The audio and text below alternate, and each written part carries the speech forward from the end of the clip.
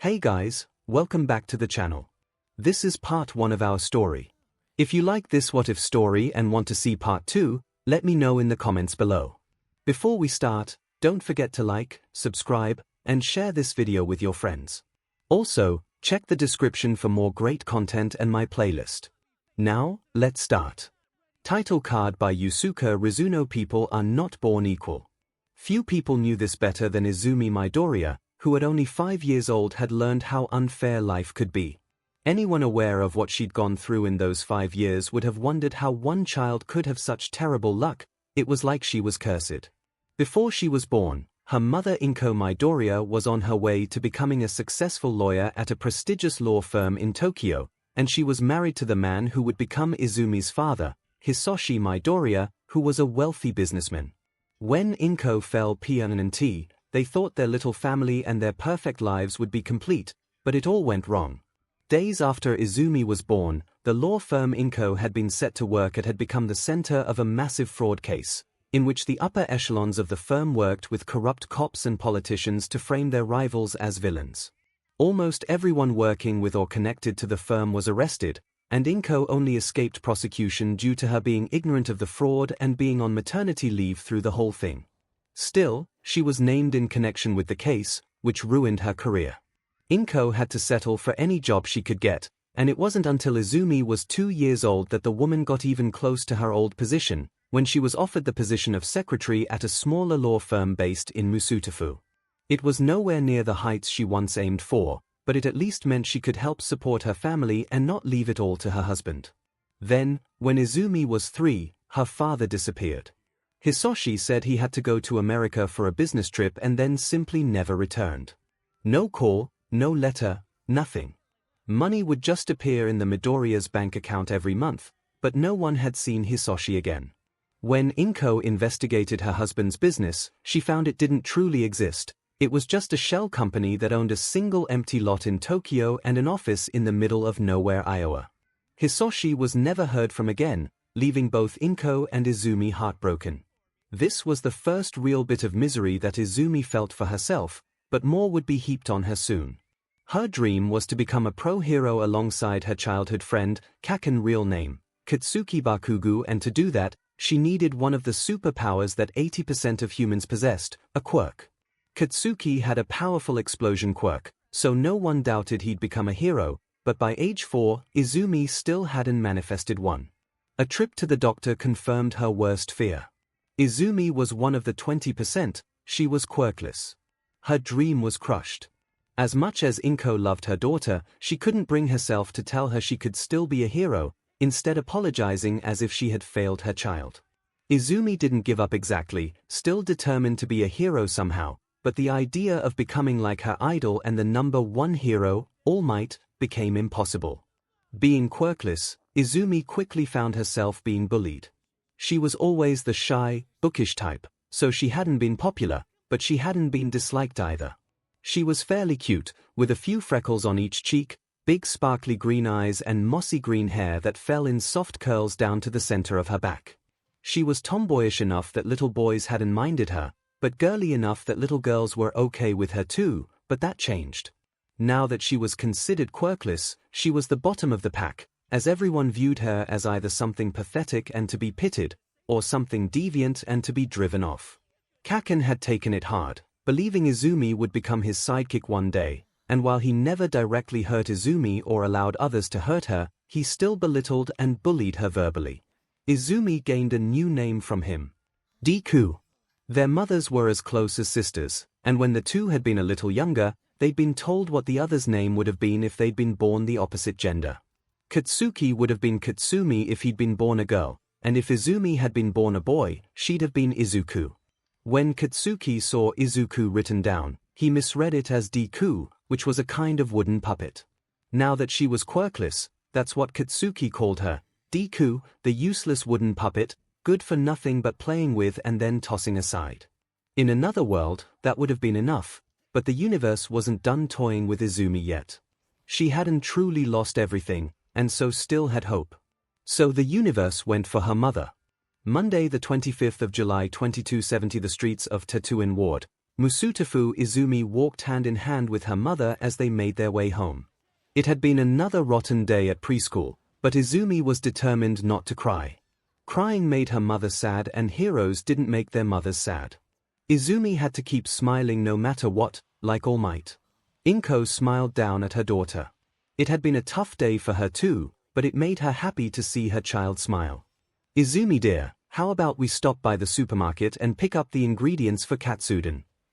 Izumi looked up at her mother with sparkling eyes, a little drool slipping out from the corner of her mouth. Really? We can have it? Izumi exclaimed excitedly. Katsudon was her favorite food. Yes, really. Can you be a good girl and help mommy pick out the ingredients? 𝐭𝐴 asked with a smile. The little girl nodded her head enthusiastically. I want to help make it too. 𝐭𝐴 giggled at her enthusiastic daughter. Okay then. Let's go, she said, leading Izumi by the hand to the supermarket. Things were looking up. The Midoriyas headed for the supermarket, but just as they turned the corner a block away from the store, they found the way blocked by a large crowd of people, as well as police and ambulances. Oh my, what's happened? 𝐭𝐴 asked, approaching the crowd. A villain attack. Izumi thought aloud, a little afraid. An elementary school boy at the back of the crowd turned to look at them. It was the Reaper. They got a couple of ladies from the coffee shop over there, the boy said, pointing to the ambulances. 𝐭𝐴 gasped and Izumi gulped. Fearfully. The Reaper was a mysterious villain whose quirk could steal a person's soul, leaving them comatose. Dozens of people had suddenly collapsed into comas over the last year, and there was never any evidence pointing to who was committing the crime, leading to the theory about the Reaper's quirk stealing souls. The victims were all still alive, but no one knew how to wake them up, as physically there was nothing wrong with them. The only connecting thread between the victims was that they were all women between the ages of 16 and 40, and were generally considered appealing. 𝐭𝐴 frowned. I'm sorry, Izumi, but it looks like we'll have to have katsudon another day. We can't get to the store through all this. Izumi nodded sadly. She was disappointed, but she was more sad about the people who'd been attacked.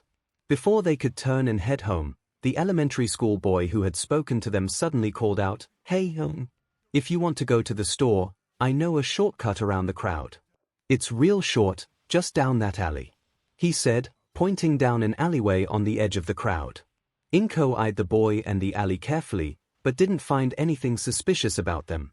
The boy was fairly normal looking, his eyes and hair were both brown, and he was wearing a light green hoodie and dark green shorts.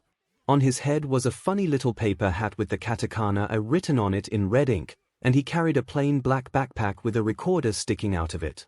As for the alley, it wasn't particularly dark or shady looking, so 𝐭𝐴 just shrugged. That's very nice of you, young man. Please lead the way. 𝐭𝐴 smiled. The boy grinned happily, revealing his teeth.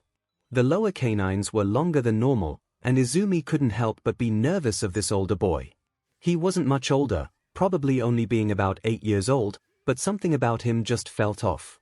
As she and her mother followed the boy down the alley, she would soon learn how right she was. They walked a few feet into the alley, turning a corner and then walking a little more, then turning another corner, right into a dead end. Kihihi, sorry lady, but your soul is mine, the boy suddenly said, turning around with a manic grin. 𝐭𝐴's eyes widened as she pulled Izumi behind her, protecting the girl with her body as the boy began to breath out a thick cloud of black smoke. The smoke engulfed him, and when it disappeared, the boy was no longer human. Instead, he became a strange ape-like creature with green hair all over its body, a pale yellow horn sticking straight up from the top of its head, and long, thin limbs. It wore a dark green waistcoat with a red dot on each of its pointed shoulders and long light green sleeves. The rest of its body was naked, but genderless, and its face was covered by a slip of paper with the katakana written on it in red ink, just like the boy's paper hat. The backpack was gone, but the recorder was now a long yellow flute. Green IMP. As soon as the transformation was complete, Izumi felt a fresh wave of terror, as well as an odd sense of familiarity. She was sure she hadn't seen this creature before, but it felt like she had. 𝐭𝐴 wasn't interested in sticking around to see what would happen next, and instead picked up Izumi and made a run for it. Before she could turn the first corner out of the dead end, 2 more of the same green creature appeared in front of her. 𝐒𝐻, no escape. You look tasty. We'll take your soul with the others. The first creature, the one that had been disguised as an elementary schooler, walked menacingly towards them. 𝐒𝐻. Sorry babe, but we've got orders to steal the souls from pretty women, especially if they are young and strong. You could see me, which means you've got a lot of spiritual power. I couldn't let a tasty snack like you run away. 𝐒𝐭 gasped, you're the Reaper. 𝐒𝐻. Me and all my demon buddies. We've got to get fresh souls for the Amaterasu. Izumi's eyes widened. Demons. Was that why no one had seen the Reaper? Because you needed a lot of spiritual power. She and Mommy could see them though, and that made them prey to these monsters. 𝐒𝐭 was trying to be brave for the sake of her child, but she had no real combat abilities and her quirk wasn't strong enough to pull the demon's flutes away, leaving her with nothing to fight them with. The demon was a bit smaller than the average human, but 𝐒𝐭 was also a small lady, so she'd be unlikely to overpower one demon successfully, let alone 3 of them. The demon that had lured them into the trap pulled the yellow flute from its back and brought it to its mouth, lifting the paper tag just enough to reveal it still had larger lower canines. Since you're strong enough to see us, I'll give you a nice prize and tell you my name. I'm 𝐒𝐿 the Green Imp. 𝐒𝐿 suddenly blew on the end of his flute, causing it to extend rapidly and pierce into 𝐒𝐭's chest. The woman gasped from shock, and Izumi screamed, watching the flute impale her mother through the heart. The green imps behind them began cheering and dancing, while 𝐒𝐿 retracted his flute. As the bamboo left 𝐒�'s body, it took a small white glowing orb with it, and 𝐒� fell to the floor like a puppet with its strings cut. Izumi began to cry and knelt beside her mother, shaking her and trying to make her wake up. 𝐒� didn't have a wound, the flute had passed through her flesh to suck up her soul, like it was some kind of straw, but now that she had lost her soul, 𝐒� was left comatose, just like all the other victims. Mommy! Mommy, wake up! Please wake up! Izumi sobbed, shaking her mother and trying to copy the CPR she'd seen on TV. She did chest compressions and mouth-to-mouth, but her mother's body was physically fine, her heart was beating and she was breathing, she just couldn't wake up. This soul is pretty small actually. Not much more spiritual power than normal. 𝐒𝐿 complained, plucking 𝐒𝐿's soul from the end of his flute and examining it. Still, it's pure white, and that lady's a real looker. Amaterasu should still be happy with it. Izumi looked over at the imp, her eyes reddened by her crying. Give it back, give mommy her soul back, she screamed, getting to her feet and charging the imp. 𝐒𝐿 shrieked like a monkey and jumped out of the way, making Izumi stumble and fall with a yelp. 𝐬, this girl's got a lot of spiritual power too, one of the other imps laughed. Let's take her soul to the Amaterasu, the other added. Izumi whimpered, but she was still determined and tried to get to her feet so she could get her mommy's soul back. Unfortunately, 𝐒𝐿 stamped his ape-like foot down on her back, making Izumi cry out in pain as she was pushed hard into the ground. Nah, this brat's too young. Amaterasu wants souls from pretty women, not little girls. She's kinda cute though, maybe he wouldn't mind if I snack on it myself. 𝐒𝐿 said menacingly, poking Izumi's face with his flute and using it to wipe the hair from her face. Izumi shuddered. Was this her fate? To fail to save her mother and then be eaten by this monster? Was she truly cursed? One of the other green imps shook his head vehemently. No way. If you eat a soul, Amaterasu will find out and eat you. We're not allowed. Yeah, only the boss demons are allowed to eat souls whenever they want. We gotta wait till the Amaterasu gives us some, the third imp said. 𝐒𝐿 tutted. Teat, fine, this little morsel isn't worth getting eaten over. We'll come back for her when she's all grown up. If she looks like her mommy, she'll be pretty, he said, taking his foot off Izumi's back. Seeing her chance, Izumi rolled onto her back and kicked upward with both feet, hitting 𝐒𝐿 hard in the PP. Apparently, despite being genderless in appearance, the imp really was a male, as he promptly shrieked and fell to his knees, dropping his flute and 𝐒�'s soul. Izumi immediately scrambled onto her hands and knees, trying to get the soul before one of the other imps, but the demons were too fast. One grabbed 𝐒�'s soul and stowed it inside his clothes, while the other jumped on Izumi, slamming her hard face down into the ground of the alley and pressing her shoulders to the floor, leaving her unable to move as she screamed and kicked. The imp that picked up 𝐭𝐲's soul grabbed her legs and held them down too, leaving the 4-year-old face down on the floor and unable to do more than wriggle in vain. "Little brat. I may be an imp and a demon, but I'm still a man, damn it." 𝐒𝐿 snarled as he recovered. He grabbed his flute, as well as one of his cohorts, then walked to Izumi's side. "Kids like you get harsh punishments. How about a little caning to teach you some manners?" he declared, extending the dual-wielded flutes until they were the length of the bamboo sticks used to tie plants to. Izumi cried out, but she could do nothing to break free from the imps or stop 𝐒𝐿, so she was forced to lay there weeping and screaming as the evil creature lashed her over and over again with the bamboo flutes. He struck hard from the back of her neck to the back of her ankles, taking delight in her pain.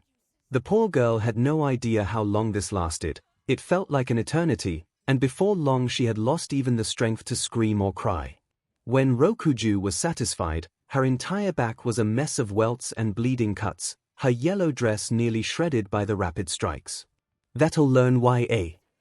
𝐒𝐿 laughed mockingly as he and his fellow imps ran off, leaving Izumi bleeding on the floor beside her now soulless and comatose mother. With what little strength Izumi had left, she dragged herself over to her mother's body and put her face in the woman's hand, trying to get whatever comfort she could before finally blacking out. Izumi awoke the next day in hospital. Apparently, her screams during the caning had been heard and someone had managed to find her and her mother after the imps had fled. People were shocked to learn 𝐭𝐻 was another victim of the Reaper, but even more so when they saw the brutality inflicted on her daughter. Kaken and his parents, Mitsuki and Masaru Bakugo, had come to see her in the hospital and were devastated by what had happened. With the Bakugas there to comfort her, Izumi was able to give her account of what happened. The policeman taking her statement was doubtful, but in the age of quirks, just about anything was possible, so he didn't dismiss her account. Izumi's account led to the Reaper being connected to the new villain 𝐒𝐿 the Green Imp, and copies of her drawing of him were put on wanted posters and on the news. No one believed the spiritual power angle though, and believed that the villain could somehow hide himself from his victims, create monsters, and steal people's vitality. For Izumi though, it didn't matter. She wanted to go find 𝐒𝐿 and get her mother's soul back, but Katsuki bluntly reminded her that she was quirkless, and thus useless, and that she'd gotten beaten by the imps because of that fact. Mitsuki had been furious with her son for being so callous, but that didn't change the boy's mind. After a few days, Izumi was fully recovered and allowed to leave the hospital as most of the cane wounds healed over perfectly, though a few had been deeper and left her with scars on her back. Since 𝐭𝐻 was comatose in the hospital, Izumi had no home to go to and was offered a place at the Bakugas, but as they weren't actual relatives, Izumi was instead taken to an official foster home until the Bakugas could complete the necessary paperwork to become foster parents themselves. Foster care was a new challenge for Izumi, but it taught her two important lessons. First, her mother had been a better person than most for not treating her badly because of her lack of a quirk. Second, there were a lot of cruel people in the world. The first foster home she was placed in treated her well physically, but were cold towards her. They were stricter with Izumi than the other kids in their care, and showed her no warmth, but they didn't hurt her and they kept her fed and clean, so Izumi felt she couldn't complain. Izumi was a good girl, and did her best to obey their every command, especially as they hadn't asked to take her in. She did all the chores and didn't whine about the other kids bullying, which at least made the adults tolerate her. Izumi remained in that house for 3 months, while the Bakugas arranged to become her foster parents, only for their petition to fail. The government didn't tell them the exact reason why they'd been rejected, only that their family had failed at the final interview stage. When the petition failed, they had to wait 6 months to apply again, and Izumi learned why her first foster home had kept her for so long. They were expecting to hand her off to the Bakugas. Once they realized it would be another 9 months before the Bakugas could take Izumi 6 months to wait to try again and then another 3 months of paperwork and interviews, they demanded she be sent to another home. 3 months is more than long enough. Don't send us any more quirkless kids. The husband had yelled as Izumi was led, crying, into the social worker's car. It got worse from there. People treated the quirkless like they had some sort of incurable disease. They were to be pitied or disgusted by, nothing else.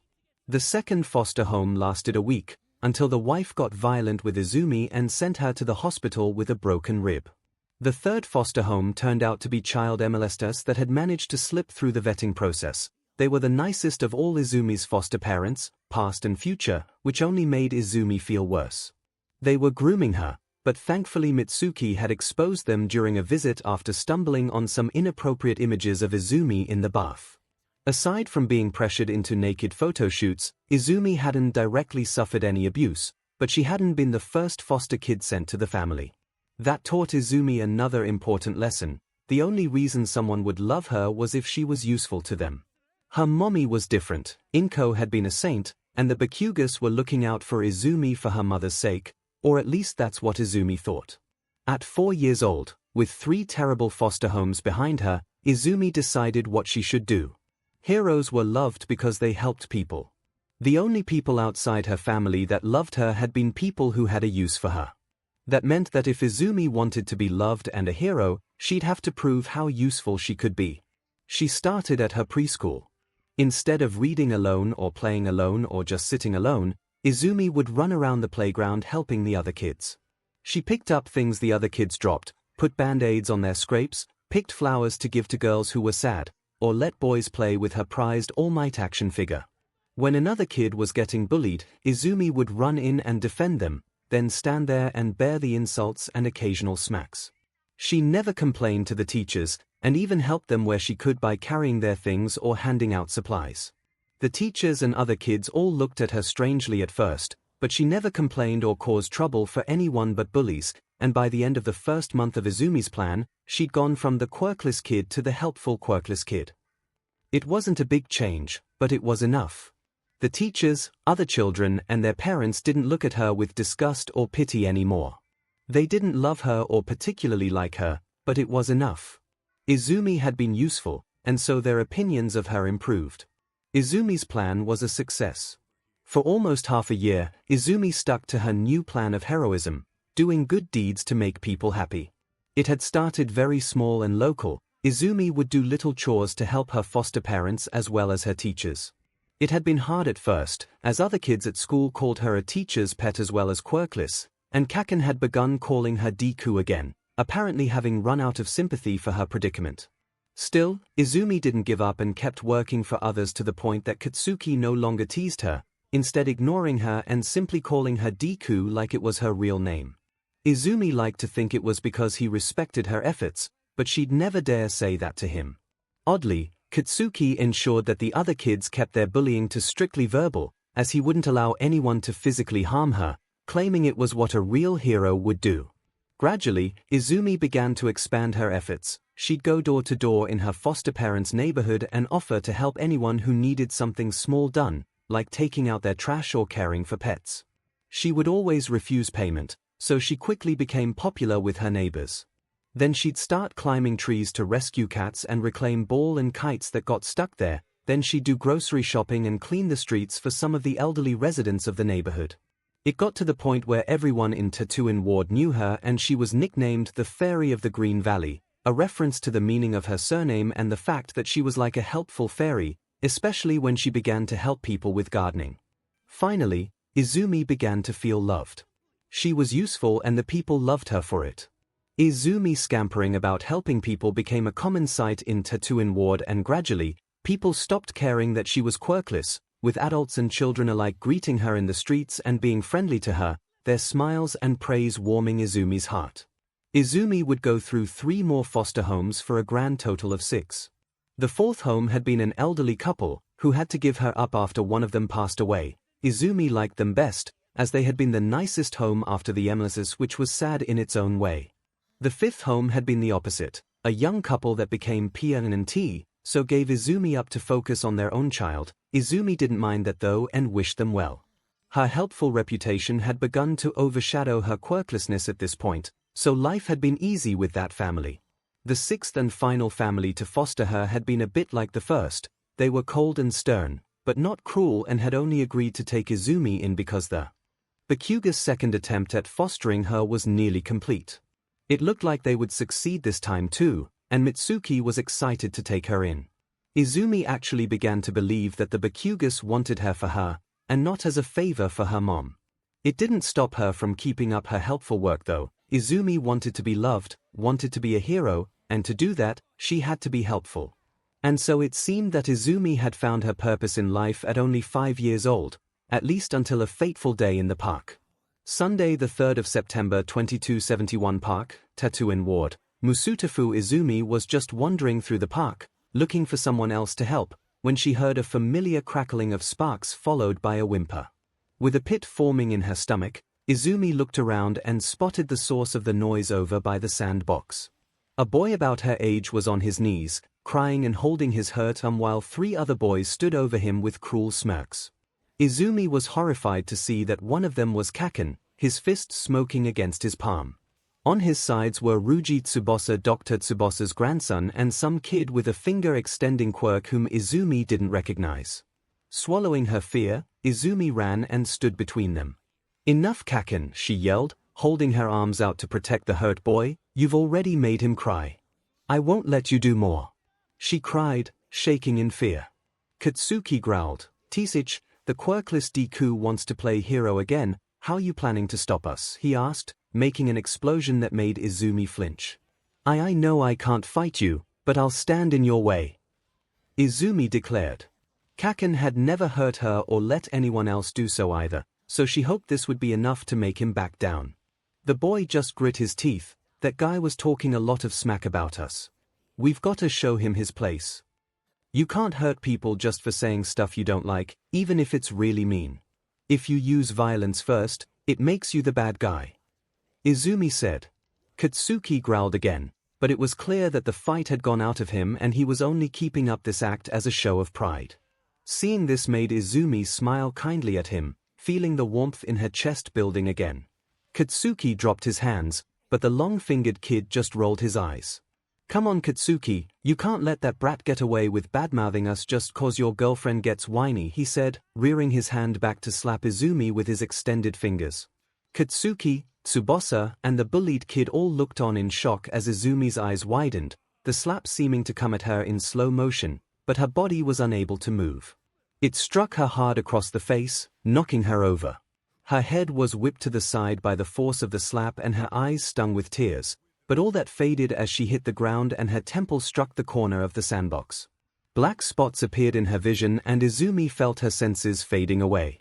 The last thing she saw was the horrified face of Katsuki and the BLD on the corner of the sandbox. Then there was nothing at all. Izumi floated in a void of endless blackness, unable to see, hear, smell or feel. There was nothing around her but darkness.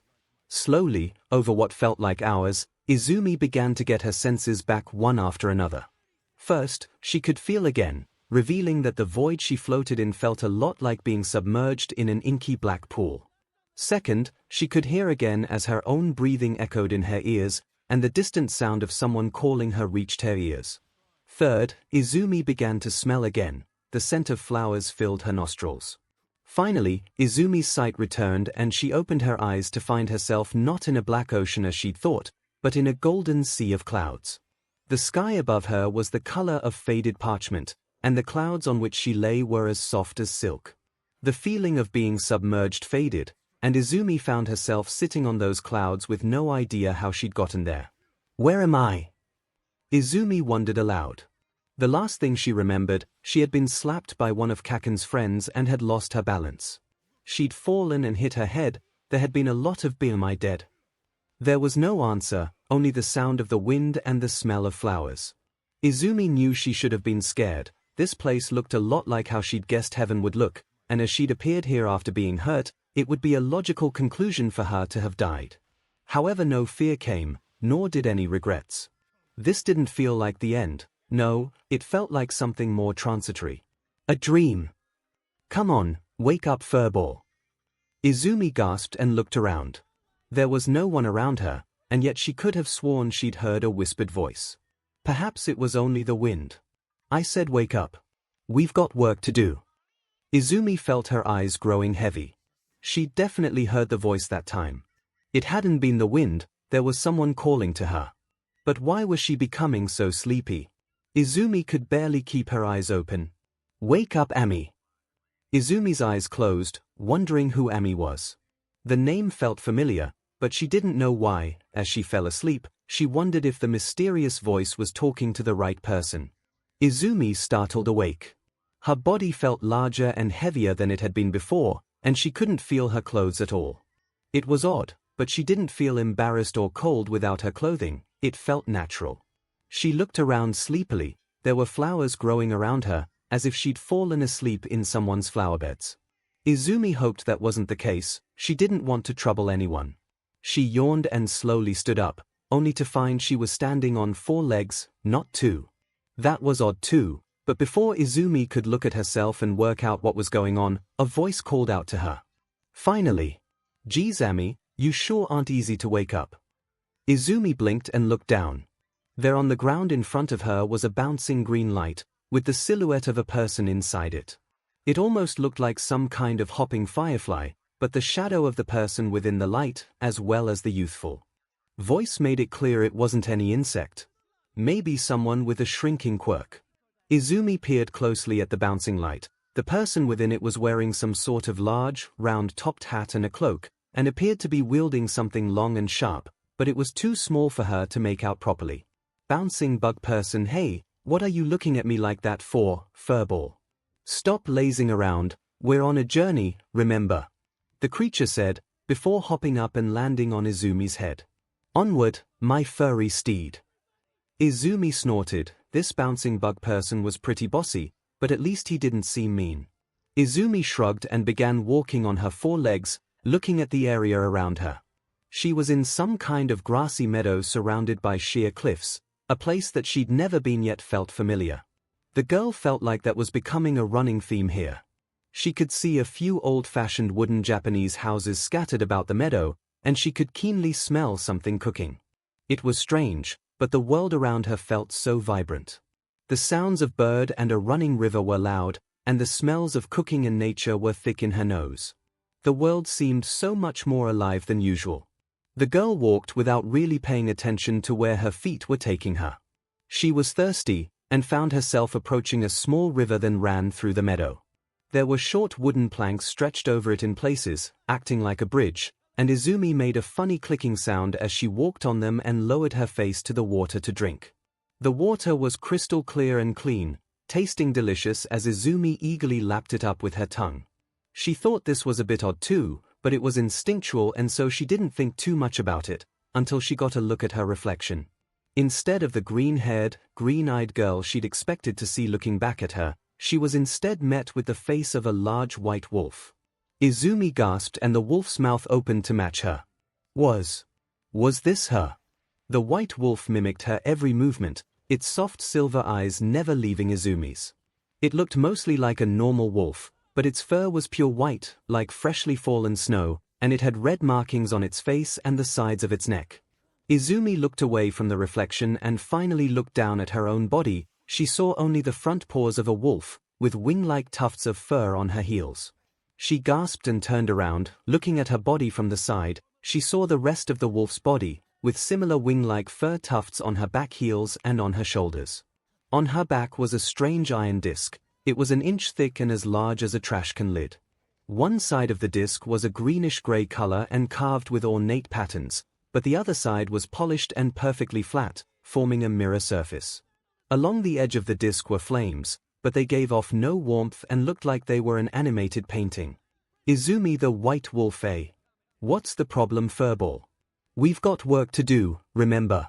The bouncing bugman said, hopping on Izumi's, the wolf's head. Izumi tried to speak, only for a wolf-like whimper to come from her throat.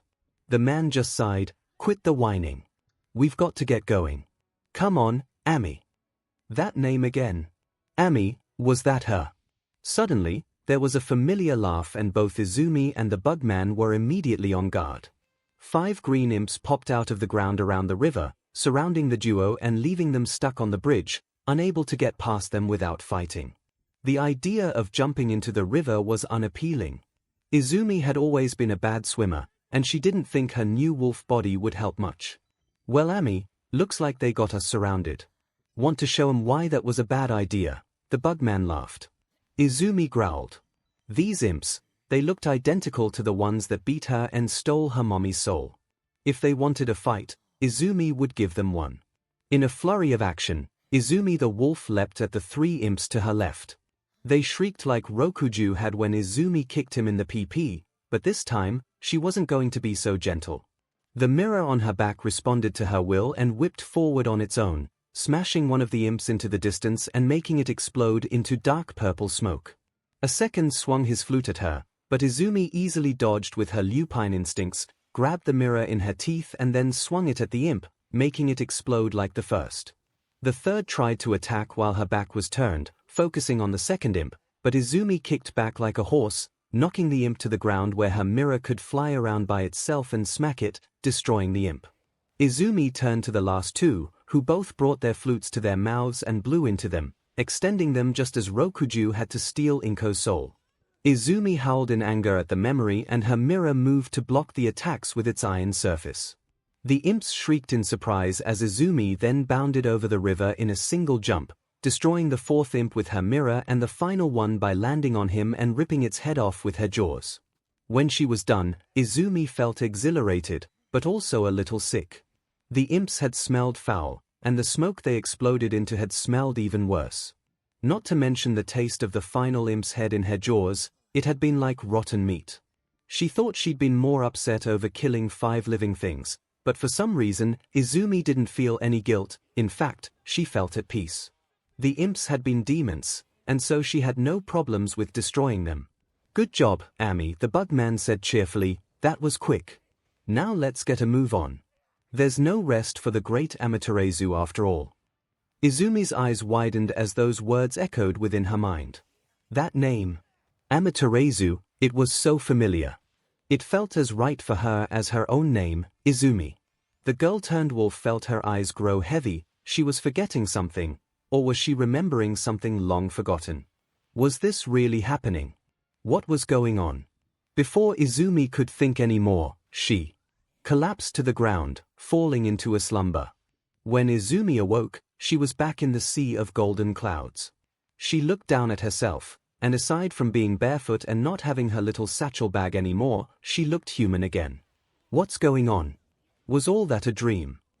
Izumi asked, speaking to no one. That funny bug man, fighting those imps, the wolf I turned into, why did it all feel so familiar? Izumi knew she had experienced it. It hadn't been a dream, she was sure it had really happened. But how? Or perhaps more importantly, when? Izumi didn't know, but she was sure the answer was somewhere in this sea of clouds. Getting to her feet, Izumi began to explore. The clouds looked like they went on forever, but Izumi was sure that they had to end. Somewhere. She just needed to persevere. Izumi was good at that. She'd stopped people bullying and abusing her by persevering and being helpful, to the point that they even loved her now, so she wasn't going to be beaten by a sea of clouds. After what felt like hours, Izumi saw something floating in the air directly in front of her. She focused her eyes on the object and then gasped as she saw what it was. It was the mirror. The one she'd used to fight with in her strange dream. Izumi ran over to it, watching the painted flames burning along its edge. It floated in the air at head height, so Izumi was able to easily see into the reflective surface. As with the river in her dream, it was a wolf that stared back at her, mimicking her movements, but as Izumi looked down at herself, she saw she was still human. Cautiously, Izumi reached out her small hand and touched the mirror's surface, watching as the wolf in the reflection raised its paw to do the same. The moment they touched, the mirror began to glow a blinding white, forcing Izumi to back off and cover her eyes. When the light faded, Izumi rubbed the spots from her eyes and looked up to see that the mirror was still present, only now it was on the back of the white wolf that Izumi had turned into in her dream. The wolf, looking like it had jumped straight out of the reflection, watched Izumi carefully, then began to circle her. Izumi didn't move, instead just watching as the wolf walked around her, eyeing her and taking small sniffs. Suddenly, the wolf stopped in front of her and growled, before pouncing at her, teeth bared. Izumi shrieked in fear and surprise, and just barely managed to roll out of the way. The wolf landed easily and swung its mirror at Izumi, managing to hit her in the side as she stood up from her roll. Izumi braced herself for pain, only to instead experience a surge of voices in her head. The voice of the man that diagnosed her as quirkless, Dr. Tsubasa, sorry, you should give it up. She won't manifest a quirk. The voice of her mother, I'm sorry, Izumi. I'm so sorry. The voice of Kaken, you messed everything up. We were supposed to be heroes together, but you can't be a hero without a quirk. The voice of the doctors at the hospital, I'm sorry, Miss Midoriya. Your mother is alive, but she won't wake up. No one who's been attacked by the Reaper has woken up. The voice of her first foster father, a quirkless brat. TCH, why do they only ever send the broken and deformed kids to us? Izumi gasped as she regained her senses. The wolf was circling her again, growling softly, but Izumi was too focused on what she'd experienced. Those had all been things said to her in the past, memories of moments that had hurt her. The moment she'd learned she would never have a quirk, the moment her mother failed to believe in her dream, the moment Kaken tossed her aside, the moment Izumi realized she was alone, and the moment she learned that no one wanted a quirkless child. The wolf attacked again, this time headbutting Izumi to the ground when she was too distracted to dodge. It winded her, but didn't really hurt, and it left her open for another strike with the mirror. It hit her in the shoulder and more remembered words filled her ears. The voice of Mitsuki Bakugo, I'm so sorry, Izumi. Social services declined our petition to become your foster parents. They said we failed in the final interviews. It us, but it'll be a few more months before we can try again. Hold out, okay. The voice of her social worker, this kid is seriously cursed. Dad ditches her, mom's attacked by the Reaper, she's left whipped in an alley and the only people who want her fail the interviews. Plus she's quirkless, who's gonna want a kid like her? The voice of her second foster mother, the one who'd broken Izumi's rib while beating her, get away from me. You quirkless freaks are like Neanderthals. I don't want you in my house. Just go and die. The voice of her third foster mother, one of the child emissaries, come on, Izumi, we love you more when you don't wear clothes. You want to be a good girl, right? Good girls need to do what makes people happy. Just pose for the camera, dear, we'll love you so much when we're done. Her own voice, Mommy loved me, but no one else wants to. I want people to like me, to think I'm a hero. I have to be more helpful. If I do what they want, then they'll care about me. If I'm good enough, then maybe I can be a hero after all. Izumi gasped, no. That was wrong. She got back to her feet, and found the wolf was circling her again. Who are you? She shouted, are you Ami? The wolf snarled and leapt at her again, this time pinning her to the floor.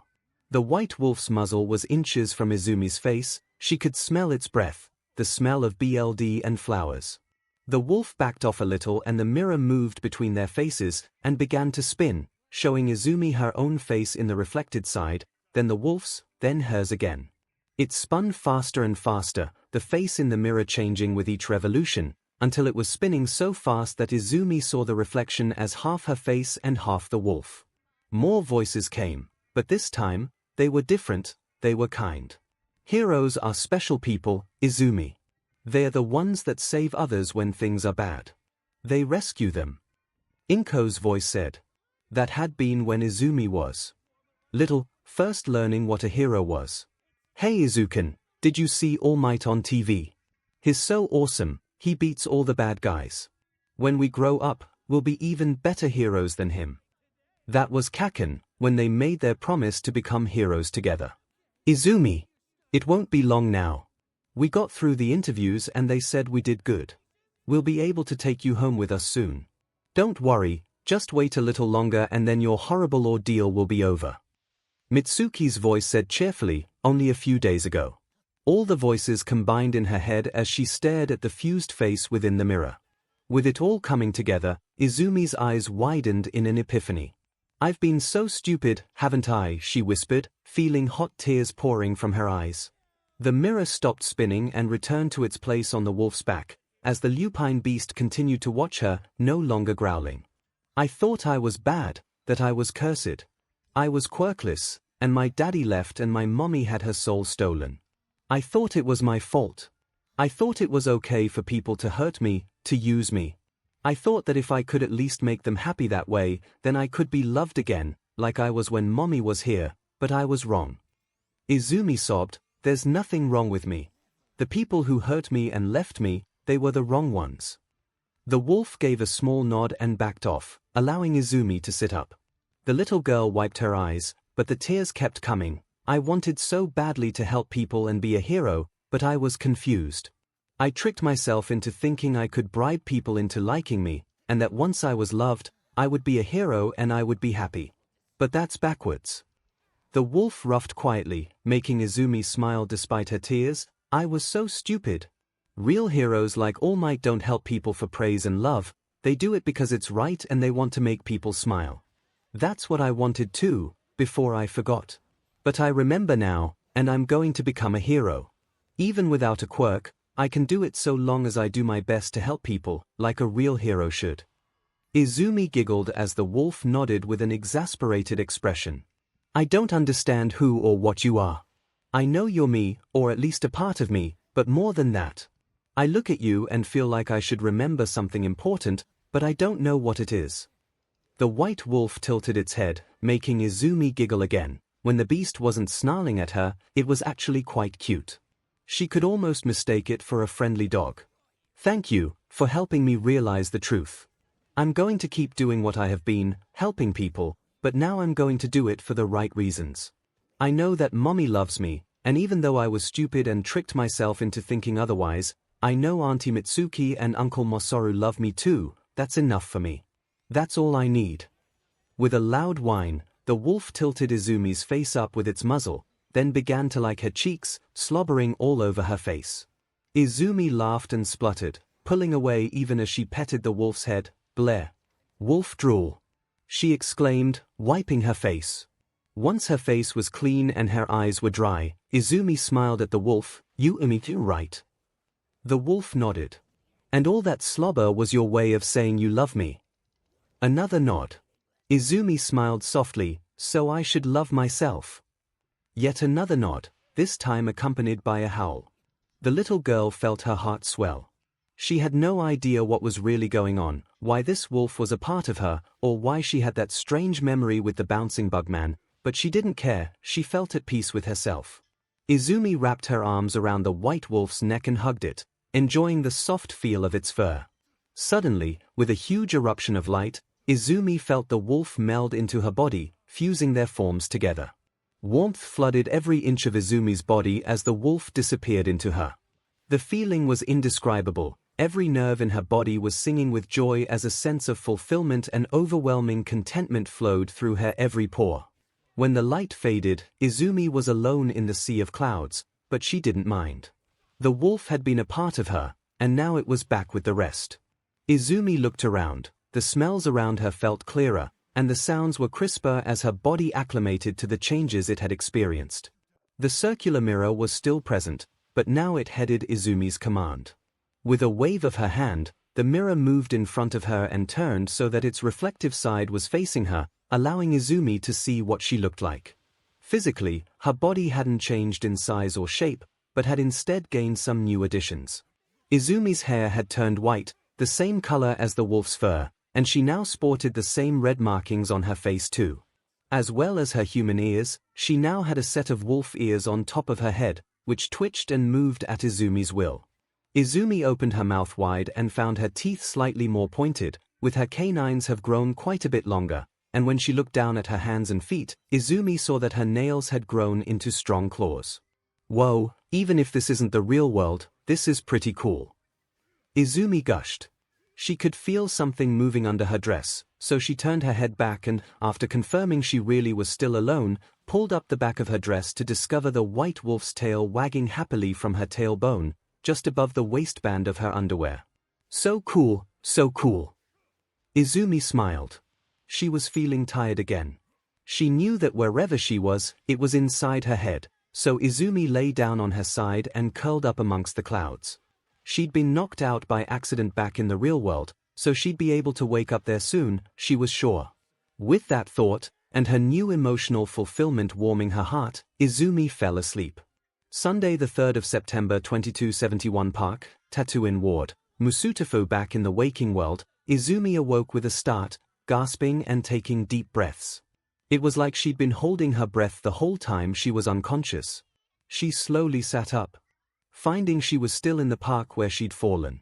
Izumi blinked, confused as to what was going on. Hadn't she been unconscious for a while?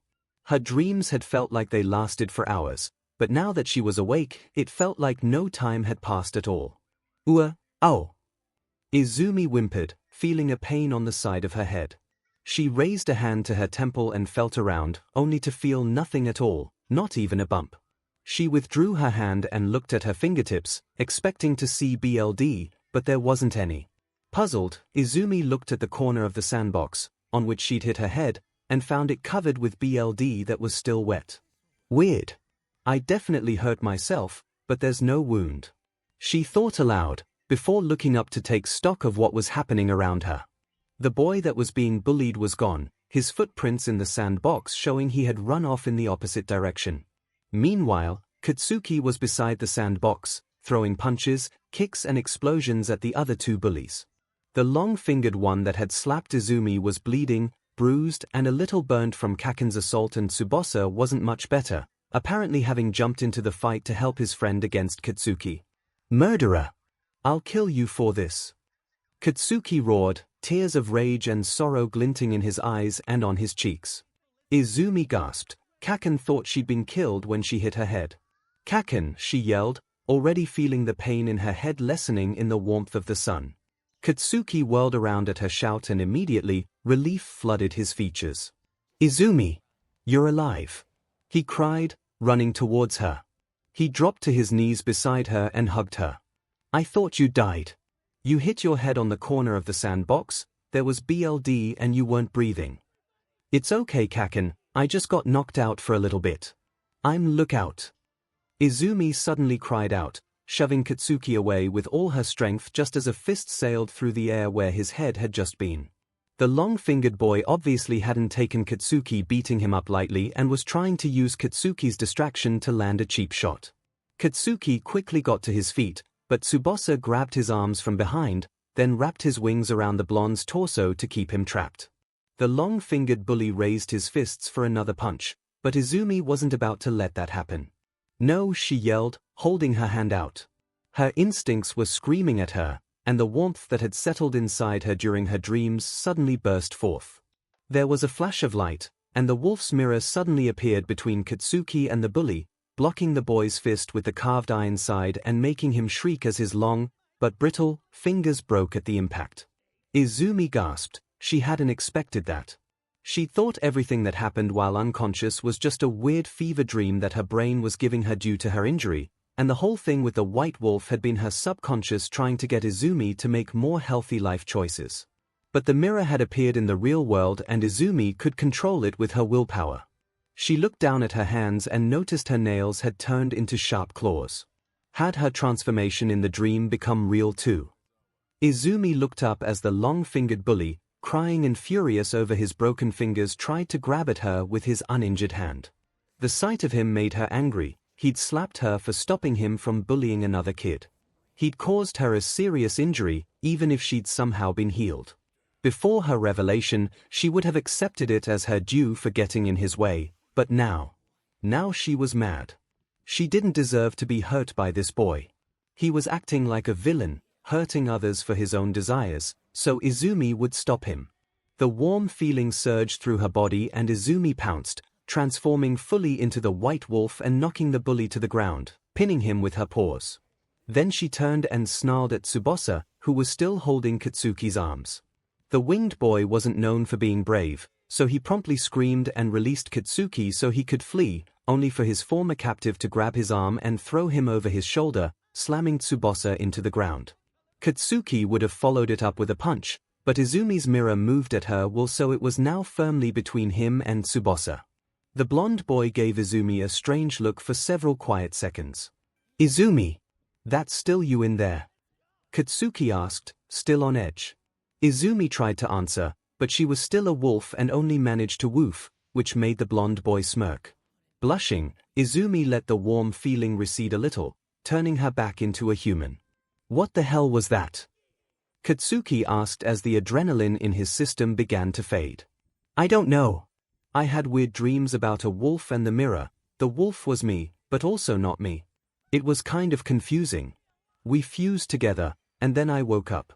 I don't know how, but when I woke up, my wound was gone and I had this warm feeling inside me, and when I think about it I can move that mirror and turn into a wolf. Izumi said, doing her best to explain. That's weird, you look really different. Katsuki said, pointing to Izumi's face. Confused, the girl willed her mirror to float in front of her so she could see her reflection, and to her surprise, Katsuki was right. Her body was the same as it had been in her dream after fusing with the white wolf. She thought that might be the case when she saw her claws, but now she saw the white hair, red markings, and wolf ears, which confirmed her theory. That weird red makeup was on your wolf form's face too. I don't get how the mirror fits in, but who cares? You've got a quirk. Katsuki declared, actually smiling at her for the first time in over a year. Izumi gasped. Katsuki was right.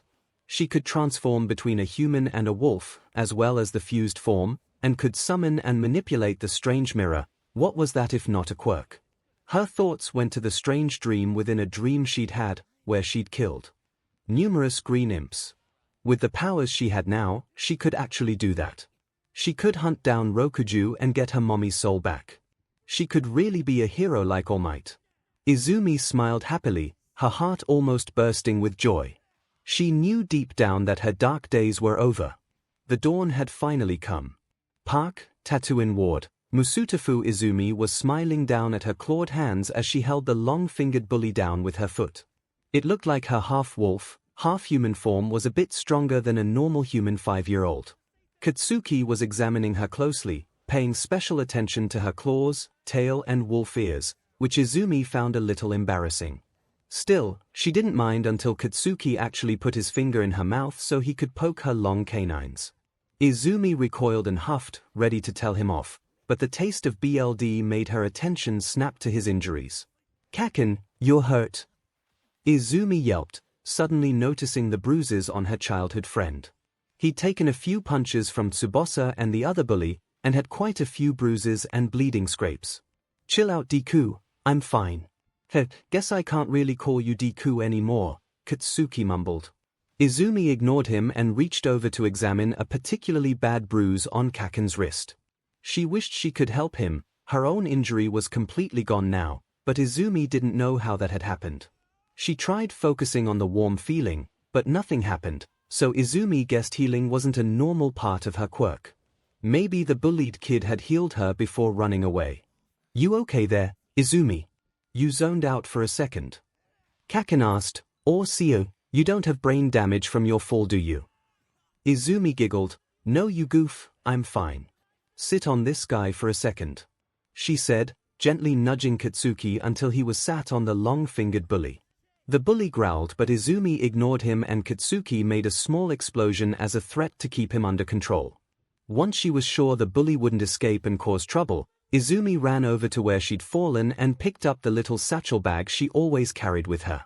It was a simple white satchel that Mitsuki had bought her for her 5th birthday, and Izumi had subsequently filled with first aid supplies. "Do you carry a whole freaking hospital in that thing?" Katsuki smirked. Izumi rolled her eyes and began pulling out band-aids, bandages and antiseptic cream before going to work on Katsuki's injuries.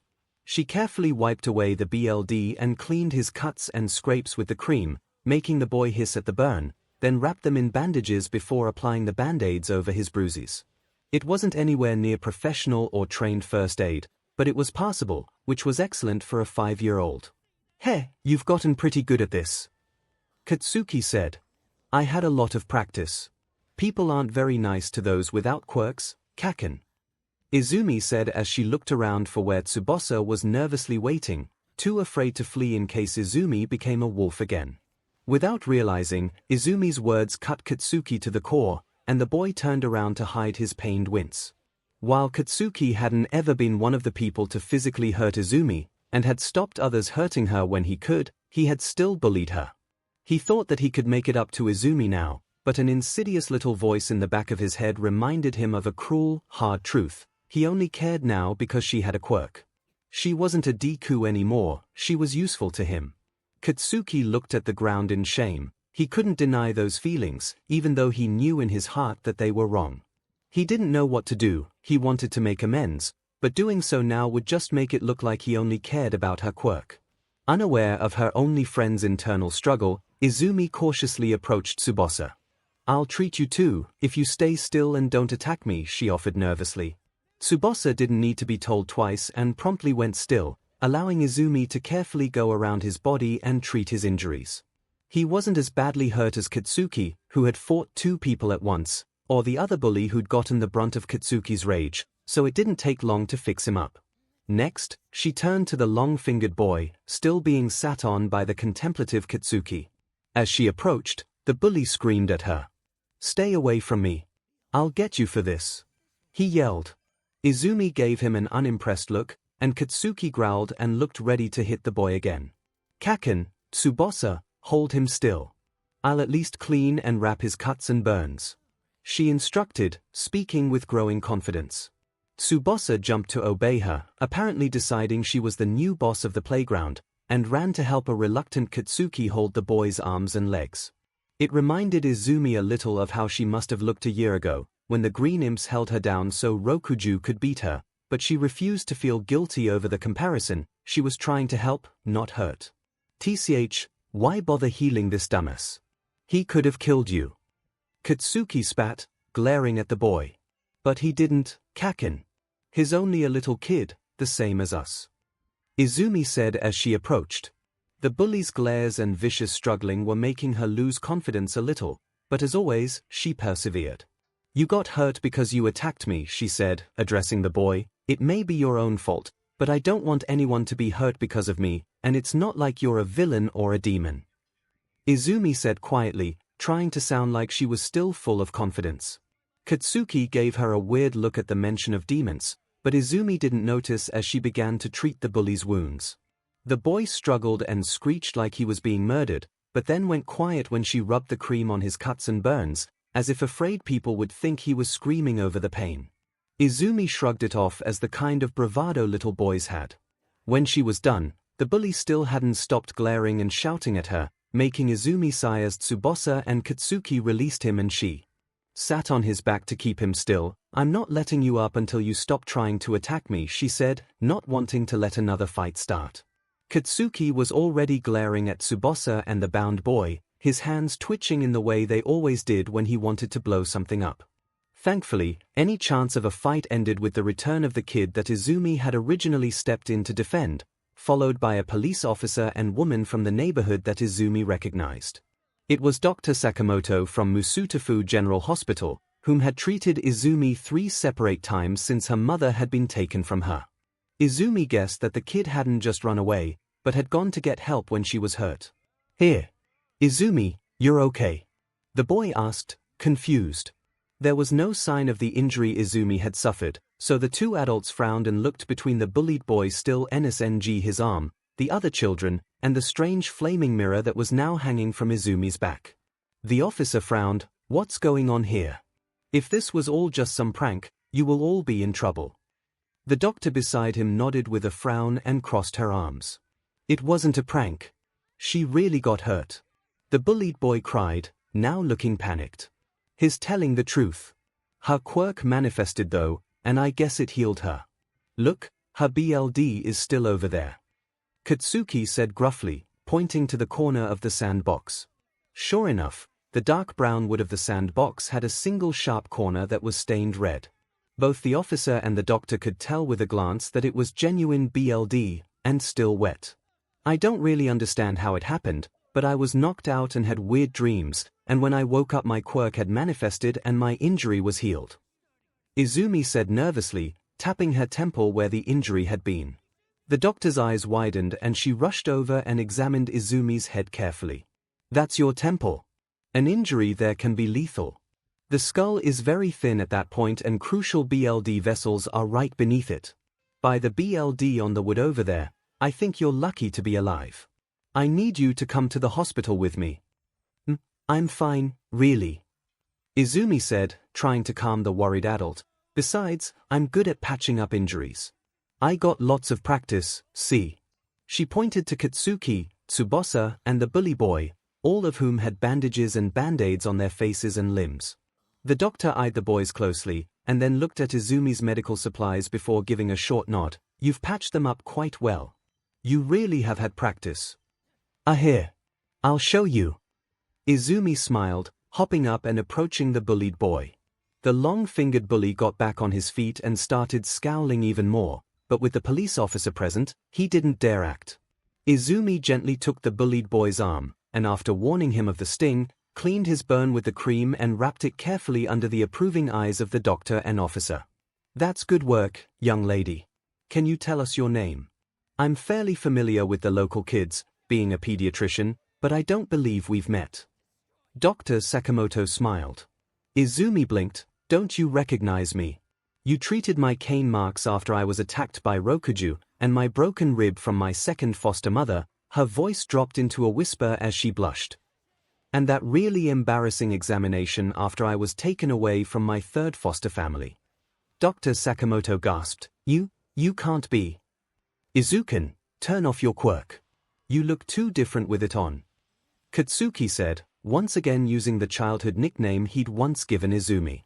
Izumi beamed at him, unknowingly making him feel guilty again. Listening to his advice, Izumi allowed the warm feeling in her body to compress itself back into her heart, turning her back to her fully human form. With her wolf ears gone along with the red facial markings, as well as mirror disappearing and her hair returning to the usual mossy color, the adults gasped, only now recognizing her. "Wait, Izumi Midoriya. I didn't realize it was you. I still owe you for helping my mom clean out her attic last month," the police officer exclaimed. Izumi smiled tiredly. "Oh, you're Officer Tashigi. Your mom brags about you a lot." "I'm sorry, I don't need the hospital, I just overused my quirk and got tired." Her skin had paled enough that she wasn't very convincing when she said she was fine.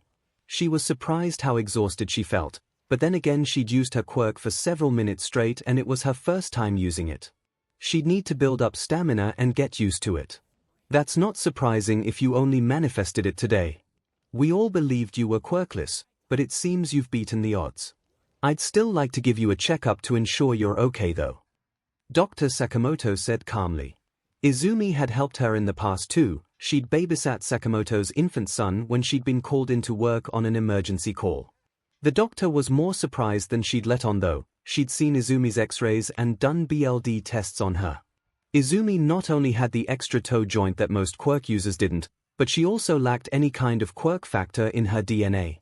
Strictly speaking, it was possible for a sudden mutation to cause a quirk factor to appear. It had happened before when children were in stressful situations, but it was very rare. Officer Tashigi nodded in agreement. "I think that would be a good idea, Izumi.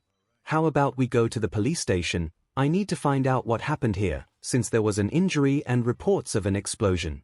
We have a full medic station there. It's no hospital, but it'll do for a checkup." The bullied boy and Tsubasa looked frightened at this, while Katsuki just scowled and crossed his arms petulantly. The long-fingered bully just glared at Izumi furiously. Dr. Sakamoto nodded her approval and without asking for Izumi's input, the two adults began herding the 5 children to the Tetsuin precinct. Tetsuin was a relatively small residential area of Musutafu, mostly apartment buildings with a few streets of detached houses and some small shops scattered about. The local police station was nestled between Izumi's old apartment building, where she'd lived with her mommy, and the street that housed Izumi's preschool school, so it was only a short walk from the park. The few officers that staffed the station looked up at the odd group, but a few hand signals from Tashigi had them nodding and getting on with their jobs. Each of the 4 boys were then sat at a different officer's desk and told to sit still while Tashigi led Sakamoto and Izumi to the medic station, which was really just a small office filled with medical supplies and a single bed. The examination hadn't taken long. Sakamoto mostly made Izumi wiggle her fingers and toes and move different body parts to show she hadn't lost any feeling, then asked her questions and made her look at different things to test her memory and senses. Once the doctor was convinced that Izumi wasn't hurt and hadn't suffered any brain damage from her injury, the little girl was given a juice box and some cookies to help her regain her strength while Tashigi called everyone's parents and guardians, and Sakamoto double-checked Izumi's work on the boy's injuries. It took half an hour, but Izumi's color had returned to normal and she no longer felt as exhausted. In that time, she had learned that the bullied boy was named Hayabusa and the long-fingered bully was named Oshigaki, though she hadn't learned their first names. Once she was let out of the medic station, it was only a matter of minutes before the first of the parents arrived and soon, they were all there. Oshigaki's mother, both of Tsubosa's parents, Hayabusa's mother, Mitsuki Bakugo and Mrs. Uchida, Izumi's current foster mother, were all invited into a side room and briefed on what Officer Tashigi had learned from the boys, before all 5 children were called in and faced with their parents. Mrs. Uchida looked at Izumi carefully, noting she was the only child without injuries. The Uchidas didn't think of Izumi as a troublemaker exactly, as they had gotten her after she'd been given the Fairy of the Green Valley moniker, but they still disliked how often she was at least involved in troubling situations, given her propensity for helping people. Izumi, I see you're well. I'm not happy about being called here, this could reflect badly on our family. The woman said sternly. Izumi flushed and looked down, I'm sorry. Hey, lay off the poor girl. Mitsuki growled, you should be more concerned about her feelings and less about your reputation. Mrs. Uchida sniffed disdainfully, she is in my care and I will speak to her as I see fit. Now what on earth happened to have us called here? She said, turning back to the police. Mitsuki growled, I hate to agree with this old bat, but I'd like to know that too. Katsuki, did you drag Izumi into one of your dumb fights? Mitsuki yelled, pulling on Katsuki's ear. The other boys' parents were responding similarly, all clearly worried and fairly upset that their kids had been taken to the police station. If you would, I'd like to let the kids tell you what happened themselves. Tashigi said sternly. He had already questioned them all while Izumi was recovering, so he knew everything except the bits only Izumi could tell. Izumi herself didn't know how the whole thing started or what happened when she was knocked out. As it turns out, the whole thing had started with a stupid squabble between Tsubasa and Oshigaki. Oshigaki called Tsubasa fat and the winged boy tried to redirect the other boys' teasing by pointing at Hayabusa, who was playing in the sandbox by himself, and calling him a loser for having no one to play with. Oshigaki had taken the bait and teased him too while Katsuki hadn't been interested until Hayabusa had responded to the taunts by calling all 3 of the other boys dirty villains. Katsuki had been incensed and marched over to confront Hayabusa, who had brandished his small play shovel in fear of the explosive boy. Katsuki had smacked it away with an explosion, causing Hayabusa's hurt arm. Tsubasa and Oshigaki had begun approaching and preparing to beat up Hayabusa, though Katsuki insisted he wasn't going to go further unless the boy fought back. That had been when Izumi interfered. After she was knocked out and Katsuki thought she was dead, Hayabusa ran for help and the furious Katsuki began beating Oshigaki for causing her injury. Tsubasa had tried to help Oshigaki, only to be drawn into Katsuki's rage. Then Izumi awoke and the rest was history. The parents were all terribly upset. A little girl had almost died because of a stupid squabble. Oshigaki's mother was especially mortified and promptly screamed at her son for starting the whole thing, hitting another child and then acting so ungrateful when the girl he'd hit had tried to help him. Tsubosa's parents were equally angry and both boys found themselves being grounded for a month. Hayabusa didn't get in any trouble, though his mother did give him a gentle warning about being more careful with his words. Mitsuki smacked her son upside the head and forced him to apologize to Hayabusa for using his quirk on him, then Izumi for insulting her. Katsuki accepted his own 2 weeks of grounding without complaint, actually looking ashamed of his actions.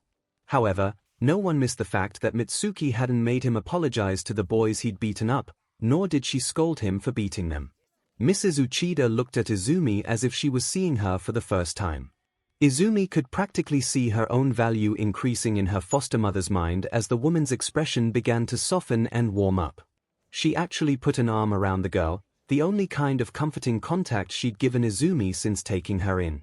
The dregs of Izumi's self-deprecation made her want to beam with joy that she was finally being recognized by the woman, but she knew the truth. Mrs. Uchida valued her more highly now because of her quirk, not because she'd helped people. Izumi hated it, which made her feel ungrateful, which in turn made her even more conflicted. Izumi may have had an epiphany, but she still struggled with a year of self-conditioning. Once the parents had calmed down a bit, Officer Tashigi addressed them all, Since all those involved were 5 years old, no formal action will be taken. However, Bakugo, Oshigaki, and Tsubasa all use their quirks in a fight, an action that is illegal. In the future, this type of action will lead to formal warnings, fines, community service, and even time in juvenile hall, with prison replacing it once you reach the age of majority. Using quirks for violence without a hero license is a serious crime. Your young ages are the only things saving you here. Izumi, you used your own quirk offensively too, however since it was in self-defense, you aren't in trouble, just ensure you learn from the boy's bad example. I do have to commend you on treating the boy's injuries though, even when 2 of them fought you. Izumi smiled bashfully. The fact she was being praised for an action unrelated to her quirk made her feel a lot happier. I trust you will discipline your children appropriately. Mrs. Uchida said, looking coldly at Mitsuki and the other boy's parents. Izumi may well have been killed if it weren't for her quirk manifesting when it did. I understand a blow to the temple can be extremely dangerous, and Izumi lost a lot of BLD, she said, turning to Dr. Sakamoto for confirmation. Mrs. Uchida is correct. Based on the amount of BLD Izumi lost, and the length of time she was unconscious, I'd say it was nothing short of a miracle she survived. To be honest, I have no idea how she managed to survive. Her quirk seems to allow her to transform into a white wolf as well as summon and control some kind of mirror, but more than that I have no clue. It doesn't have any known healing effects. Dr. Sakamoto explained. We'll be sure to impress upon our sons what the consequences of their actions could have been. Tsubasa's mother said. She and Oshigaki's mother looked both ashamed of their sons and angry with Mrs. Uchida's superior attitude. The Uchidas weren't well liked in Tatooine, only being tolerated for their fostering of Musutafu's children in need. Hey Izuken, didn't you say a ton of weird stuff about dreams? Katsuki said, wondering if those dreams held the key to Izumi's miraculous healing. He hadn't said anything to the cops or parents, but he could have sworn Izumi hadn't been breathing when she was supposedly knocked out. It was part of the reason he'd gone so wild in attacking Tsubasa and Oshigaki. Everyone turned to Izumi, who nodded. Yeah, it was kind of weird. Did any of you get dreams when your quirks appeared? They all shook their heads, confirming to Izumi that it wasn't normal. The girl began to recount her dream in the Sea of Clouds, and then her dream within a dream in which she was in a field with the bouncing bugman. She only left out the emotional parts. If only Auntie Mitsuki and Kaken had been there, she might have told them, but she didn't want to bare her heart to what was essentially strangers and acquaintances. When she was done, they were all watching her strangely. I've never heard of such a strange dream. It may be related to your mental state, but I'm afraid I don't know. Dr. Sakamoto said, a finger on her chin. She turned to Mrs. Uchida. I recommend taking her to see a child psychiatrist. They might be able to shine a light on it. Mrs. Uchida nodded. Neither she nor Izumi said it, but Izumi was already seeing a psychiatrist on a weekly basis due to her being an abuse victim. They could ask them about the dreams on the next visit. With nothing else to say about the incident, Tsubasa's and Oshigaki's parents pushed their sons forward and made them thank Izumi properly, as well as apologize to her and Hayabusa for their actions. Tsubasa seemed genuinely regretful. Oshigaki didn't. All 4 boys were sent home shortly after with their parents. Mitsuki promised to visit soon as she dragged Katsuki away, the boy clearly not happy to be leaving Izumi. He only stopped his struggling when Izumi promised to meet up with him tomorrow after school. Once they were gone, Dr. Sakamoto insisted that Mrs. Uchida take Izumi to the hospital if she had even the slightest inkling that her foster daughter wasn't completely okay before taking her leave. Mrs. Uchida thanked Officer Tashigi for his help and the man responded with a fond farewell. Mrs. Uchida, little Izumi has helped almost everyone living in Tatooine, and I have a feeling that with her new abilities, she'll be doing it a lot more. We're happy to help her in return. Just a heads up though, Izumi. Tashigi said, kneeling so he was on the same eye level as Izumi, quirk usage is forbidden without a license if it is for violence or causes a disturbance. So long as you ask people's permission before using it and stay away from fights and criminals, you won't get in trouble. He winked at her. He then looked to the girl's foster mother. I was able to see her quirk in action for a bit, so I'll fill out the registry paperwork. Izumi will have her quirk fully registered within a couple of hours. Mrs. Uchida and Izumi bowed politely to the officer as they left, Izumi smiling proudly while Mrs. Uchida continued to regard Izumi with an appraising look. "You've had a full day, haven't you? I'll make your favorite for dinner, as a celebration for getting your quirk." The woman smiled down at her foster daughter as they walked home. Izumi smiled shyly at her, trying to hide the feelings welling up inside her. Izumi had finally gotten what she'd always wanted: recognition, love, and a quirk, but coming on the back of her revelation, it felt hollow. Kaken had stopped calling her Deku, which Izumi was glad about, but she wished he'd done that before she'd gotten a quirk. Officer Tashigi had been the one to make her feel happiest, by praising her efforts outside her quirk, and pointing out how Izumi had helped everyone she could even without one. As she walked home with Mrs. Uchida, actually having her hand held by the woman for the first time, Izumi began to seriously think about what she wanted to do. She still wanted to help people, even if it wasn't to get their approval anymore. She still wanted to become a hero, which would likely be easier now that she had a pretty good quirk. She would have liked to have managed to become one without it, but she wasn't about to look a gift horse in the mouth. She thought hard, and came to her answer. "I'm going to be a hero. I'm going to keep helping people. I'm going to reach the number one, just like All Might did, and when I do, I'm going to change the world. I'll show everyone that people without quirks are just as important as those with them. I'll point to the things I did this year and say, hey, I did that before getting my quirk, and I was only 5. If I could do that, so can anyone. That'll show everyone. All Might's the symbol of peace. I'll be the symbol of hope," she thought, smiling to herself. Her heart and mind were clear, and her path was set. Izumi knew what she had to do. That night, Mrs. Uchida told her husband and all the other foster kids what had happened, and instantly, Izumi had gone from the bottom of the pack, the runt of the litter, to the top dog or top wolf. Her quirk was stronger than the other kids, and all bullying stopped. Mr. Uchida actually had the gall to suddenly act all proud and supportive of her, and as they ate katsudon for dinner it wasn't as good as her mommy's, but Izumi still loved it. Izumi heard them whispering to each other that maybe they shouldn't give Izumi up to the Bakugas like they had planned. Izumi wanted to be sick. She hadn't disliked the Uchidas before, but she did now. She gets a quirk and all of a sudden, she's worth keeping. No way would Izumi go along with that. She'd be sure to tell her social worker that she wanted to go with Auntie Mitsuki. However, such a conversation would never occur, as on that same evening, not long after Izumi had her evening bath and was getting ready for bed, there was a knock at the door. Izumi, having grown used to being helpful and unwilling to break that trend, dutifully answered it. "Hello, Uchida residents." Izumi greeted, opening the door. She gasped as she found herself faced with her social worker, accompanied by 2 burly men in suits and sunglasses despite it being night time, and a woman in her late 50s with slicked back grey hair and wearing a business suit. The social worker smiled nervously. "Good evening, Izumi. Would you be a dear and fetch the Uchidas?" Izumi nodded and obediently ran and got them.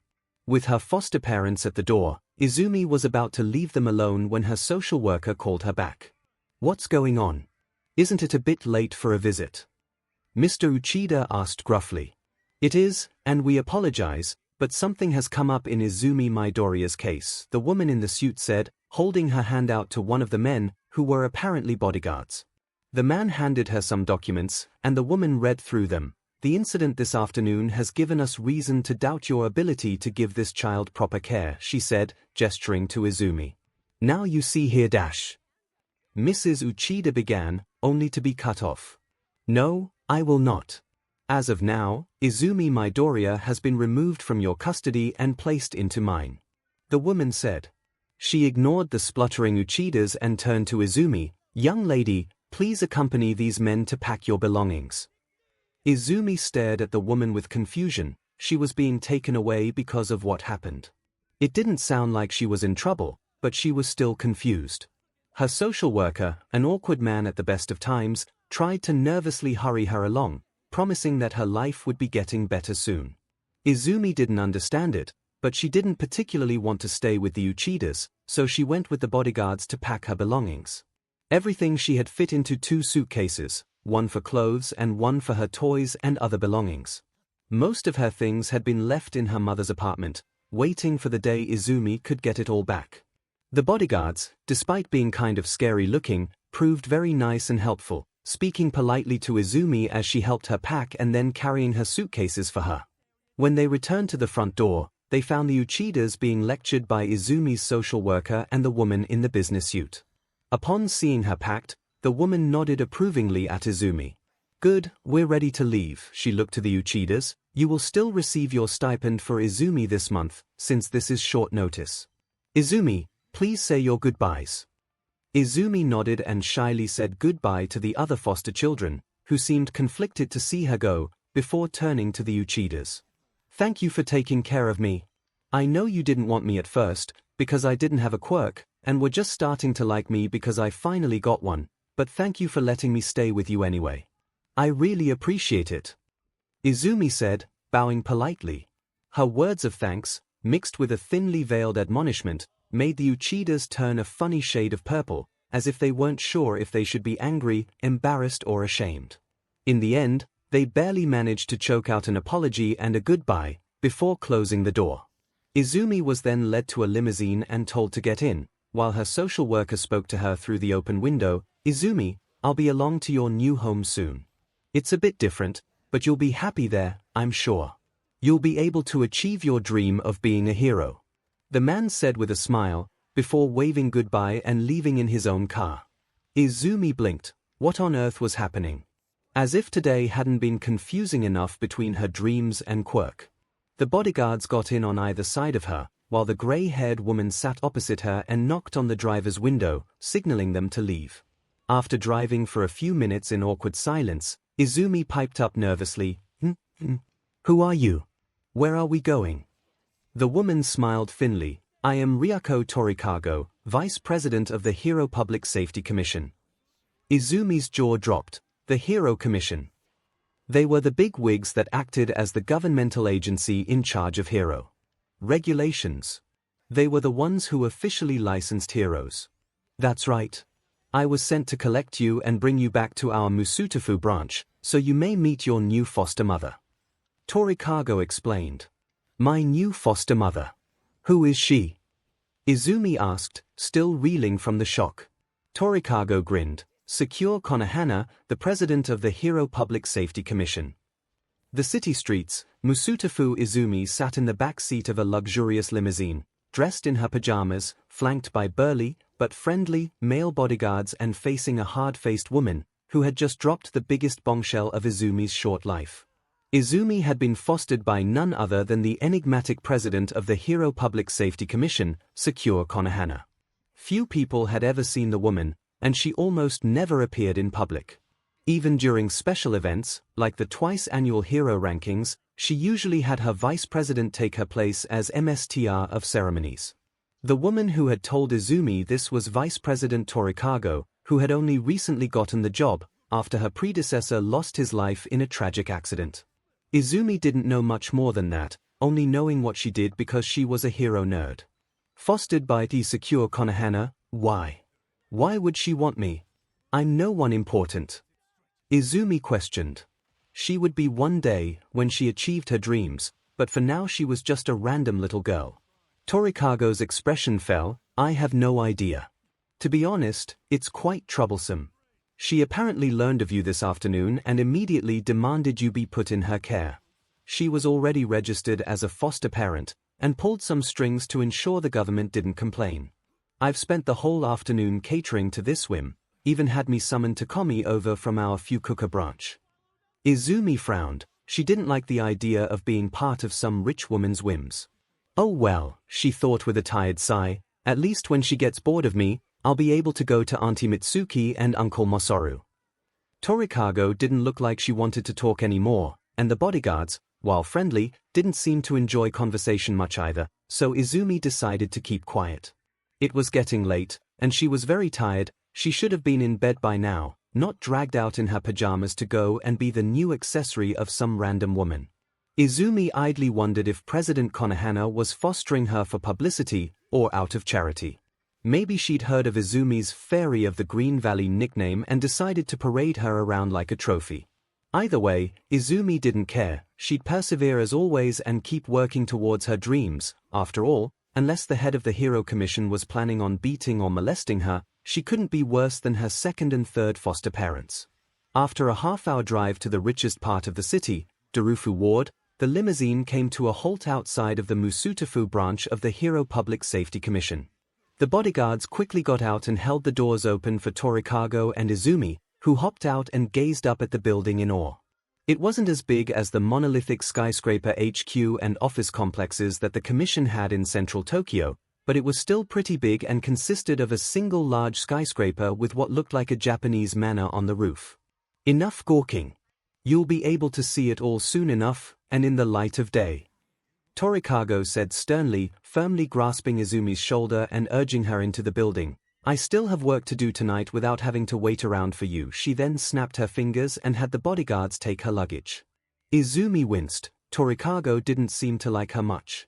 The little girl allowed herself to be guided into the lobby of the building, which was quite grandly decorated and had a sculpture of Endeavor in the center. Izumi thought that made sense. Endeavor lived in Darufu Ward and was definitely the biggest hero in the area, what with him being the number 2 hero in Japan, only surpassed by All Might. As Izumi stared, starstruck, at the sculpture and the few local heroes milling about who had business as the commission branch, a nervous young man hurried over to Torikago and began speaking quietly to her. Torikago growled, "Of all the foolish. DMN that woman." The vice president groaned tiredly and began rubbing her temples in frustration. Izumi, against her better judgment, approached cautiously. Is everything okay?" Torikago whipped around to face her, making the girl flinch, before calming down a bit. "It seems that our esteemed president finally realized that as a 5-year-old, you should be asleep at this hour and decided to postpone your meeting until after breakfast tomorrow. Why she couldn't have realized that earlier so we could have avoided this late-night escapade and picked you up tomorrow instead, I will never know, but I have never been able to understand that woman." She sighed. Turning back to the young aide who'd given her the message, Torikago asked, "Has Takemi arrived yet?" "Yes, his flight from Fukuoka landed a short time ago. He has already been shown to his rooms and retired for the evening." The aide answered nervously. Torikago nodded. "Good, I shall speak with him in the morning. I leave Miss Midoriya in your care," she said, before turning on her heel and marching off without even a word of farewell.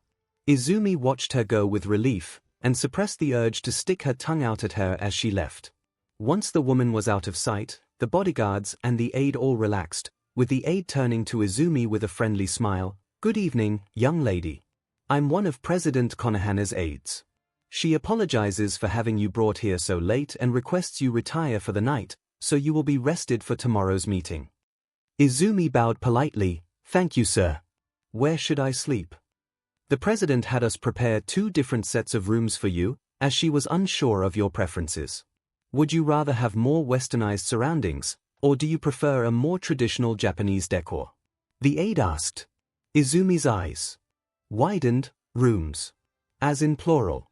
That was new. She'd been sharing her room with other foster kids pretty much since her mother's soul was taken, as all but the MLSTR couple had other kids to look after, and even with those MLSs, she'd had to share their room, though thankfully not their bed. She hadn't had a room to herself since the apartment. She was tempted to go with the Western rooms, as that was what she was used to, but she decided to be adventurous. "Can I stay in the Japanese room?" The aide smiled. "Of course. I'll take you right up," he said, taking her hand and leading her to the elevators. They and the bodyguards managed to squeeze into one and were taken all the way to the top floor, which in reality was the roof. When they stepped out of the elevator, Izumi found herself looking at the Japanese manor that she'd seen on the building's roof. President Konohana loves traditional Japanese decor. She has one of these manors built atop every branch of the commission. The east wing has been set aside for your use. The aide smiled, leading the shocked Izumi to the eastern part of the manor. Izumi was stunned. A whole wing of this big manor was just for her. That was insane. The manor was traditional Japanese through and through, with open walkways, paper screen doors and tatami mat floors. The areas between the individual wings of the manor were filled with traditional Japanese gardens, complete with one of those funny bamboo decorations that filled with water and then tipped over, making a hollow tone as it hit the stones around it. The entire manor was huge too, easily bigger than Izumi's preschool and her last 3 foster homes combined. The aide led her into the east wing, which was really its own building connected to the rest by a roofed walkway, and introduced her to a waiting servant. The servant was an elderly woman with a pleasant demeanor, orange eyes, a red nose, and white hair tied into a bun. She was dressed in a simple purple kimono with a pale yellow sash and matching headband. "Young lady, this is Mrs. Tsuru Kankitsu, the head of President Konohana's household servants. She'll be taking care of you." The aide smiled. Izumi bowed politely. "It's nice to meet you." Now, none of that dearie," the old woman smiled. "Call me Mrs. Citrus, or Granny Citrus if you prefer. Everyone does. My family has served Konohana for generations. We're happy to take care of her new ward," she said, taking one of Izumi's hands in her own and patting it gently. Izumi blushed and smiled. She liked this kindly old woman. Izumi never had grandparents growing up, as they had all died long before she was born, but she liked to think they'd be like Granny Citrus. Seeing that Izumi was in good hands, the friendly aide said goodnight and went on his way, leaving the elderly servant to lead Izumi and the bodyguards carrying her luggage to her room. "I'll be sure to give you the full tour tomorrow morning, but for now, you should get some sleep. This is your bedroom," Granny Citrus said, sliding open a door to reveal a fairly large room. It was bigger than the main room of Izumi's old apartment, and it was decorated with a wardrobe, dressing table, writing desk, a kotatsu, and a small table with a large flat-screen TV sat on top. It all looked brand new and freshly assembled, which became even more obvious when Izumi was shown to her futon, which had been laid out on the opposite side of the room from the door. It still had that fresh, never-been-used-before smell that futons had. At Granny Citrus' insistence, Izumi lay down straight away, allowing herself to be tucked in while the bodyguards put her suitcases off to the side. "I'll unpack those tomorrow. For now, you should get some sleep." Granny Citrus smiled. "Okay. Thank you, Granny Citrus." Izumi smiled, her eyes already drooping. It had been a long and crazy day, being knocked out by Oshigaki, learning to care for herself, coming to a new conclusion about heroism, getting a quirk and now being fostered by the president of the Hero Commission. Way too much had happened, and as Izumi nestled into her fresh new futon, she couldn't help but feel exhausted. She was asleep before Granny Citrus could even shut off the light. That night, Izumi found herself having another strange dream. In it, she remembered standing very still at the base of a large cherry tree atop a hill, staring unblinking at the little village below, until a woman in pink appeared and gave her her flaming mirror, which made Izumi feel reinvigorated and allowed her to move again. Izumi remembered turning to thank the woman in pink, but found that she couldn't see her properly. The darkness of the dream concealed the woman, but Izumi could still hear her voice, distorted but audible. "Ah! Such divine white light! Such beauty and grace! The only one capable of such a wondrous spectacle is none other than our mother and the origin of all that is, Amaterasu." The moment that name left the woman's lips, Izumi woke up. It was the same name as before, the one that the bugman had called her, Amaterasu. Izumi knew that name. It was the name of the Shinto sun goddess, but she had no idea why people were calling her that in her dreams, unless the things she was experiencing were someone else's memories. It took a few moments for Izumi to realize where she was. In the chaos of the previous day, and all her weird dreams, it was easy to believe that it had all been a dream, and that she'd wake up quirkless at the Uchida's home. But it hadn't all been a dream. Izumi looked around at the large bedroom she'd been given in the Japanese manner atop the Musutafu branch of the Hero Commission. It looked even grander in the light of day. Izumi looked at a small clock on the wall, which read 6:30 a.m. Izumi always had been an early riser. Her mother used to say that she rose with the sun and set with it too.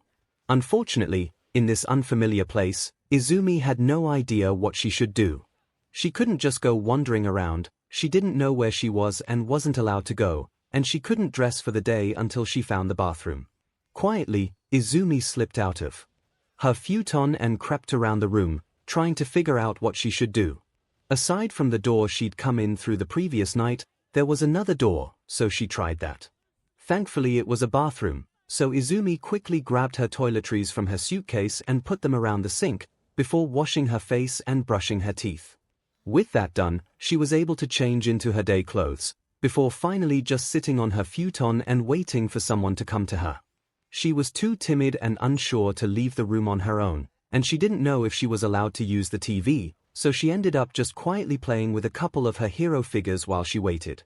She hoped she wouldn't be kept too long. She had to meet the president of the commission today, and since it was Monday, she had preschool. At 7 a.m., there was a quiet knock at her door. Izumi nearly jumped out of her skin, having been so engrossed in her game, but she quickly recovered and threw her toys back in her case before calling out a tentative, "Come in." The door slid open and Granny Citrus came in, smiling at her. "Oh my, you're prepared for the day already. Did you sleep well, dear?" "Yes, Granny Citrus." "Did you?" Izumi asked back. The elderly lady chuckled. "Yes, thank you. Everyone in this household tends to rise with the sun, so if it's up, we're up. Breakfast will be ready soon, but since you're already dressed, why don't I show you to the gardens until it's ready?" "I'd like that." Izumi smiled, getting to her feet. Granny Citrus was fairly short naturally, and was hunched over as she walked, so 5-year-old Izumi was about half her height as they walked along. Granny Citrus led her down the walkway to the central part of the manor, and opened a sliding door that overlooked the main garden courtyard to reveal the dining room. "This is where you'll eat. We have a guest for breakfast today, young Mr. Takomi. He's just over there if you want to say hello," the woman said, pointing out across the gardens. Over by a small pond was a boy, no older than 11, with tan blonde hair and bright red bird wings sprouting from his back. He was staring at the koi fish swimming around, and at Granny Citrus' urging, Izumi shyly went over to introduce herself. "Hello," she said, getting his attention. The boy turned to face her with a small smirk, apparently having heard her coming. "Hey, so you're the new kid. Wonder why they snagged you," he said, giving her a lazy smile. The boy's eyes were golden and hawk-like, with thin triangular black marks that pointed from the edges of his eyes to the bridge of his nose. His tan blonde hair was wild and windswept, and his expression was friendly, but tired-looking. He wore a plain white open-collared t-shirt, black shorts and some black boots, and around his neck were a pair of headphones connected to some aviator's goggles. Izumi examined him carefully, intrigued especially by his red wings.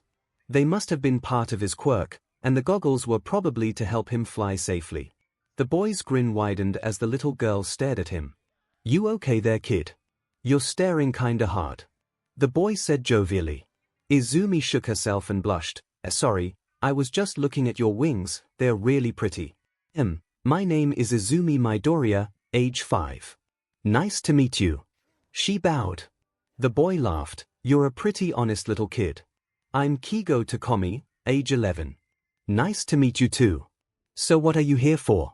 he asked. Izumi shrugged. "I don't know. Vice President Torikago came and took me away from my foster parents last night, saying they didn't do a good enough job. Apparently President Konohana wants me and is my new foster mom." 𝐒𝐲𝐽 whistled. "Got the top lady's approval here. You must be something special. What's your quirk?" "Mine is fierce wings. Lets me fly with these wings and manipulate the feathers to do different things. I don't know what it's called, I only got it yesterday. Everyone thought I was quirkless, but then some stuff happened and it manifested. I'll show you," Izumi said, activating her power. She first transformed into her half-wolf form and showed 𝐒𝐲𝐽 her mirror, then transformed fully into the white wolf. 𝐒𝐲𝐽 looked fairly impressed, and patted her head, making the wolf Izumi lean into the touch. Now she knew why some animals liked getting scratched behind the ears. It felt wonderful. Unbeknownst to Izumi, 𝐒𝐲𝐽 was slightly confused by her transformations. For some reason, they looked oddly familiar to him. He knew he hadn't seen them before. He was sure he'd remember a big white wolf with red facial markings, but that just left him more confused when it felt like he had. Izumi turned back into her full human form with a blush. "Being a wolf takes getting used to, but it's fun too," she said. "I can imagine. I'd show you my quirk, but I'm probably going to be worked to the bone again later, and I don't really want to waste energy before breakfast," 𝐒𝐲𝐽 said, his smile never leaving his face despite the sadness in his tone. Izumi guessed 𝐒𝐲𝐽's life hadn't been any happier than hers. "𝐒𝐲𝐽, why are you here?" Are you a relative of someone in the commission? Izumi asked. Nope, the boy said, turning back to look at the koi again. I'm a pet project of Torikago's. A little bird she can teach tricks to. That sounds awful. Izumi exclaimed. Could be worse.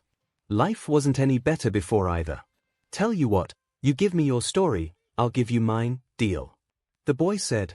Izumi nodded, that seemed fair to her. As the two children watched the koi swimming in the pond and waited to be called for breakfast, Izumi told 𝐭𝐲 her story, everything from her father's disappearance to the attack on her mother, to her life with the foster homes leading up to getting her quirk. The only part she left out were her third foster home. She just said they abused her, but didn't elaborate, and her decisions regarding heroism, both before and after her epiphany. 𝐭𝐲 listened politely, and when she was done, he patted her on the back. You've had it rough, Izumi. I kind of feel bad for making a fuss about my own situation. 𝐭𝐲 said.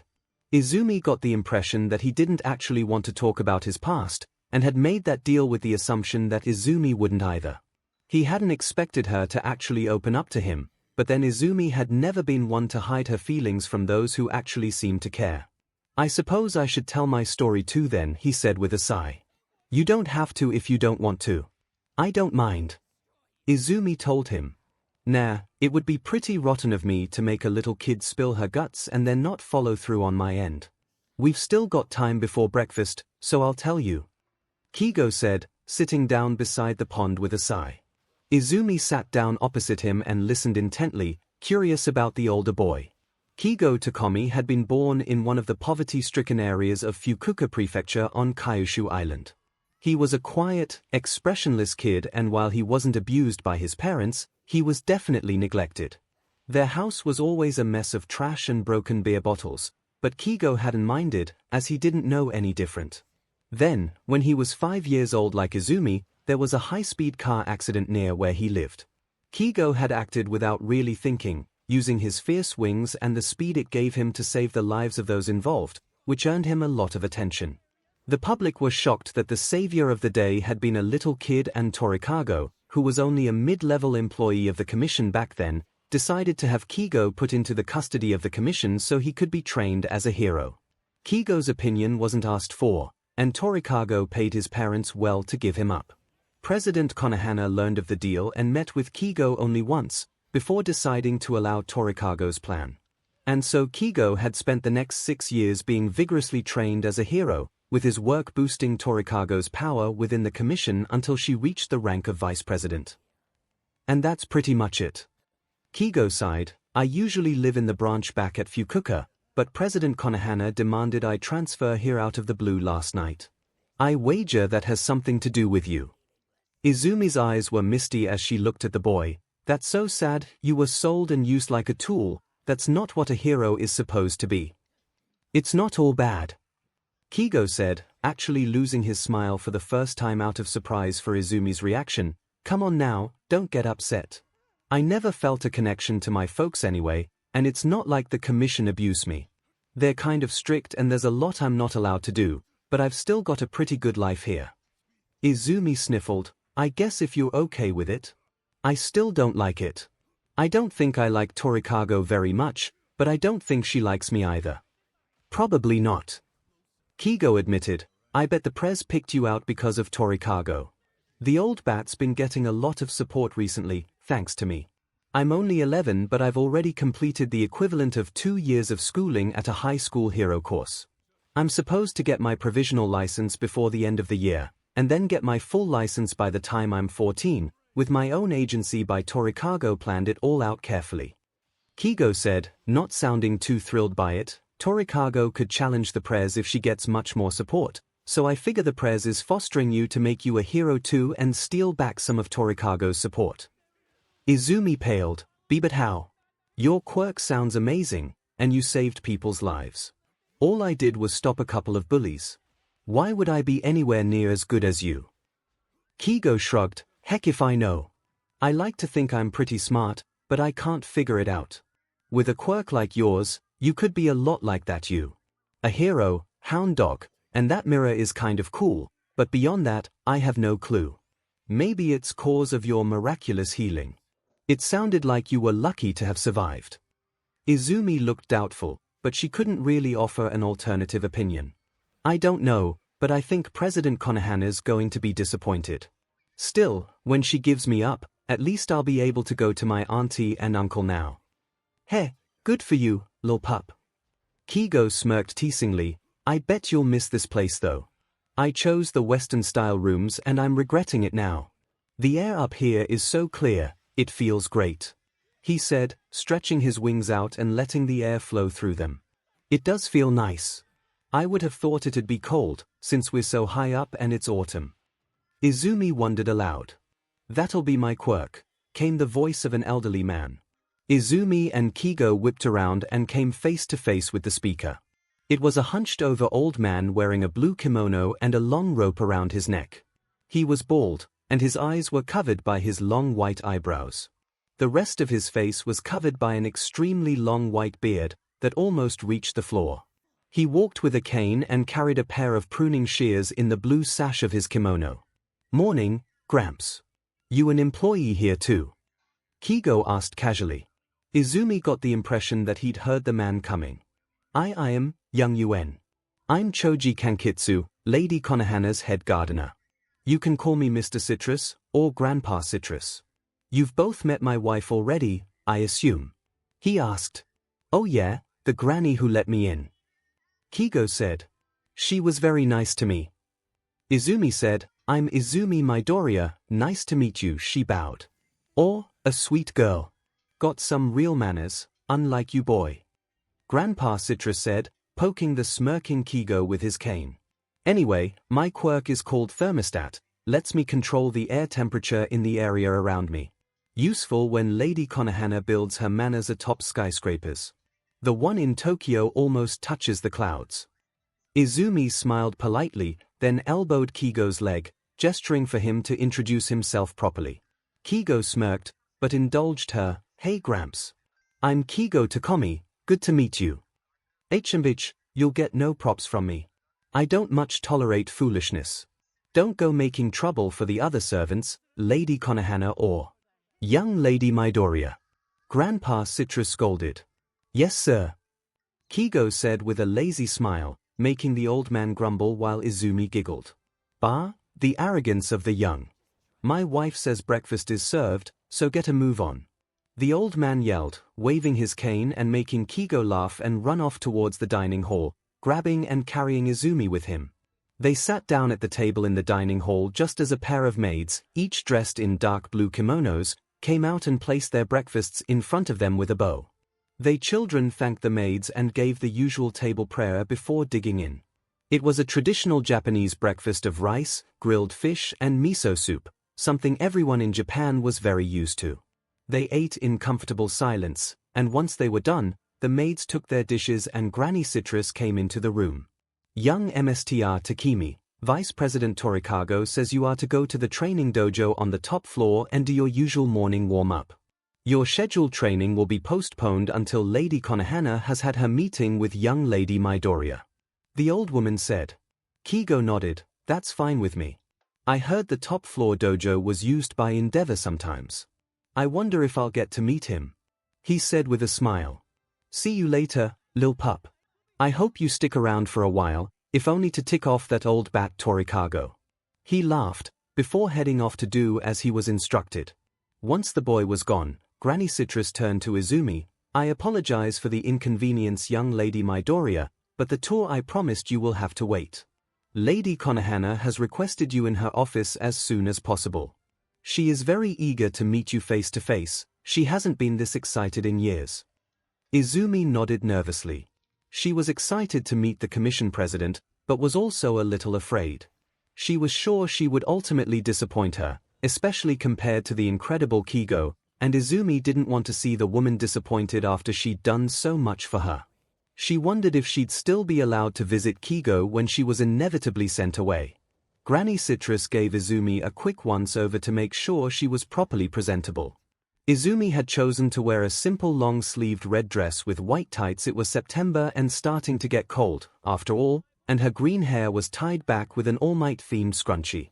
Izumi thought she looked okay, and Granny Citrus beamed and said she was adorable. With her appearance passing inspection, Izumi was shown to the elevator, where one of the bodyguards from yesterday was waiting to take her to President Konohana's office.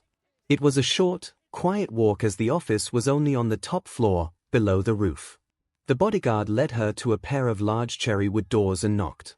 "Come in," said a feminine voice, and the bodyguard responded by opening the doors and then politely gesturing for Izumi to enter.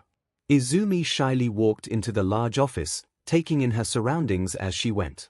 The office was fairly normal for what she'd expect from a major company president. It was spacious with expensive wooden cabinets along the side walls and a massive floor-to-ceiling window that made up the entire back wall. A pair of black leather couches were facing each other in the middle of the room, with a glass coffee table between them, and at the back of the room was a large cherry wood desk with a leather chair behind it. Sitting in the chair was the most appealing woman that Izumi had ever seen. The woman would put most supermodels to shame, and Izumi couldn't help but blush and stare as this woman looked up from her paperwork and laid eyes on her. This was President Secure Konohana, the woman that had decided to foster Izumi. Calling her radiant would be an understatement. Her face looked like it had been sculpted from the purest white marble by the world's finest artisan. She had ebony black hair tied into a spiral bun atop her head by a green ribbon, except for two long, full bangs that framed her appealing face. Her eyes were warm and pink, with green pupils, and she wore no makeup other than some blush to put color in her snow-white cheeks. Her outfit was a cherry blossom pink business suit with a skirt, and it hugged the woman's slender curves to the point that even 5-year-old Izumi blushed as she looked at her. President Konohana's eyes scanned Izumi for a moment, then turned to the bodyguard. "Thank you. You may leave us," she said kindly, her voice almost musical. It carried a near ethereal tone that made Izumi want to beg for her to keep speaking. The bodyguard bowed and left, closing the door and leaving Izumi alone with the president. The woman immediately got to her feet and practically glided across the floor to stand before Izumi, then knelt so they were on a similar eye level. She looked into Izumi's eyes, and the biggest, happiest smile Izumi had ever seen bloomed on her face. "Hello there, young lady. I'm glad to finally meet you. I'm sorry if my actions caused you any worries," Konohana said gently. Izumi smiled shyly. "It's okay, it's no trouble. I'm glad to meet you too. I'm Izumi Midoriya." She bowed. Konohana laughed, a sound that brought joy to Izumi's heart. "You are a sweet girl, a real peach. My name is Secure Konohana, but please call me Secure. So few people use my given name anymore, it would mean a lot if you would." "All right, Lady Secure," Izumi stuttered. Secure smiled brightly and petted Izumi's head. "Thank you. Now I'm sure you're terribly confused by all this, and I promise to tell you everything. First though, I would like you to do me a favor. Would you use your power for me?" Secure asked. "You mean my quirk?" Izumi asked. "If that is what you want to call it." That was an oddly phrased answer, but Izumi was too enraptured by the woman to question it. She obediently activated her quirk and transformed into her half-wolf state. The moment her hair turned white and the markings and mirror appeared, Secure's eyes lit up like stars. "Wonderful. It truly is you. Oh, you have no idea how happy I am to see you," Secure cried happily, hugging Izumi to her ample chest. "Why, you know me?" Izumi squeaked out, trying to pull her face away from Secure's bosom without seeming rude. Secure released her and gently stroked Izumi's cheek. "Oh my dear, you have no idea. I will explain, but first." She stood up and stepped back a bit. "You showed me yours, allow me to show you mine."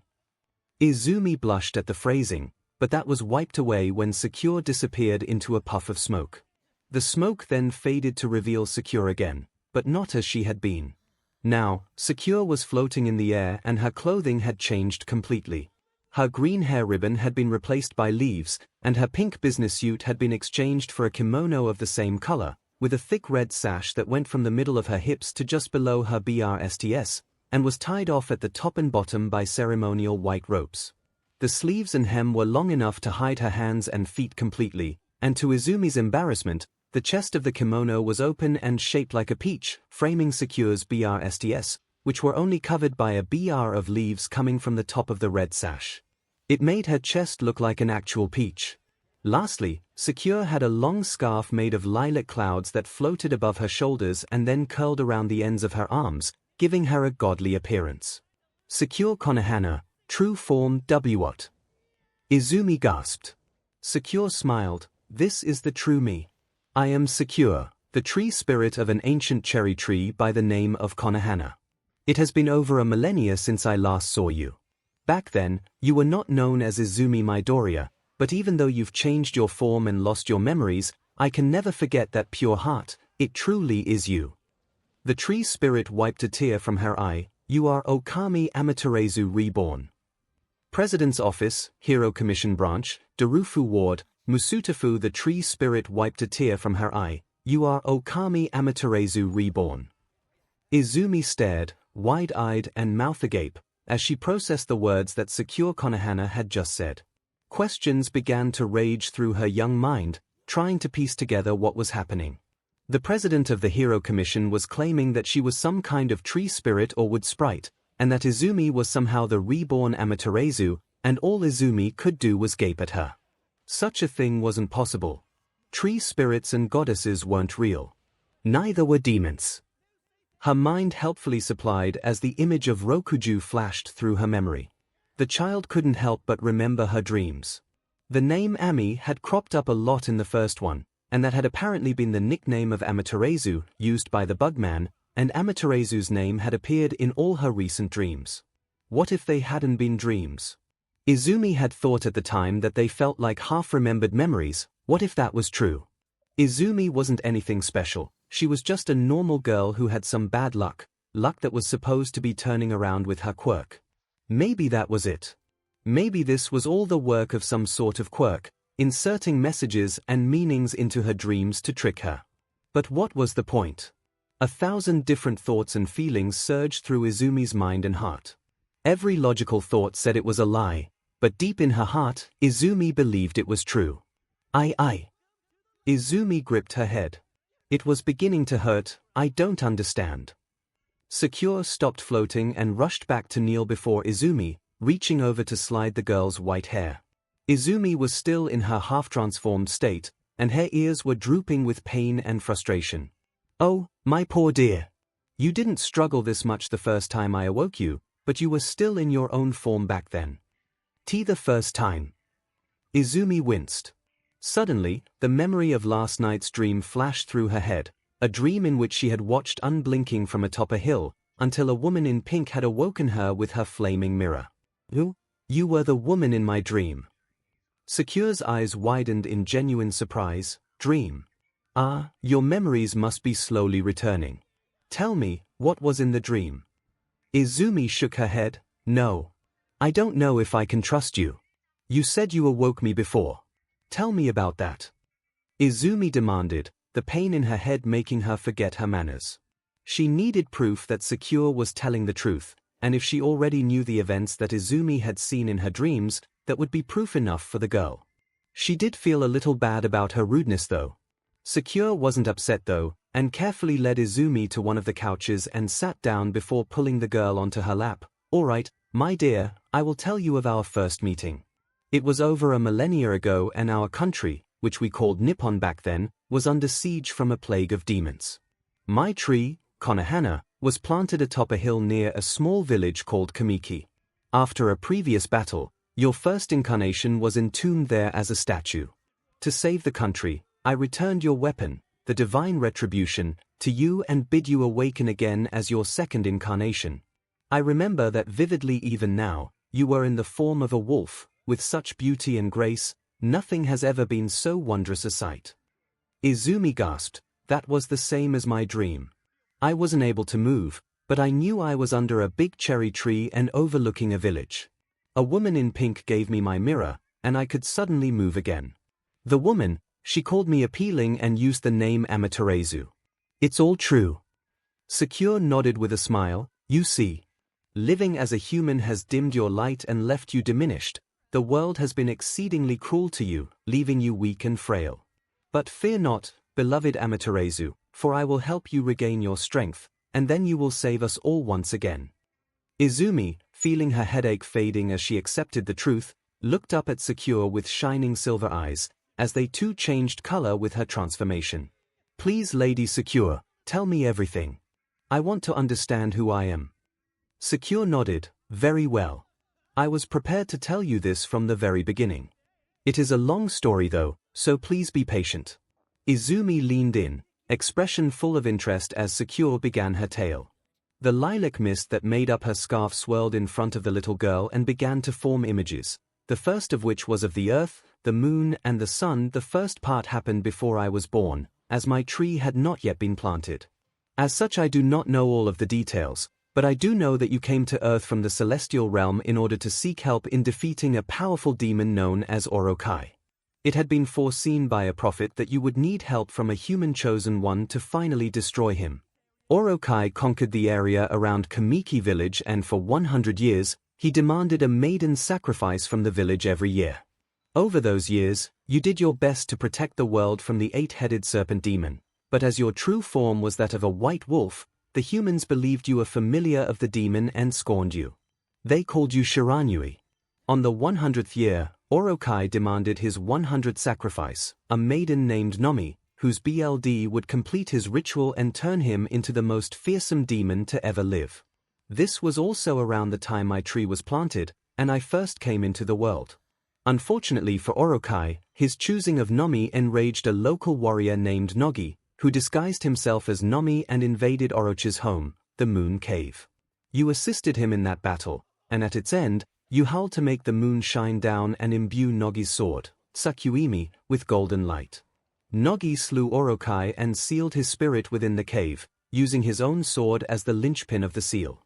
Unfortunately, your physical body was deeply wounded, poisoned by 𝐻𝐿𝐽, and perished. Nogi and the humans, now knowing your true value, enshrined your body at the base of my tree until such a time that you would awaken again. After all, you cannot truly kill a god. Izumi watched enraptured as the images in the mist moved to follow 𝐒𝐿's story.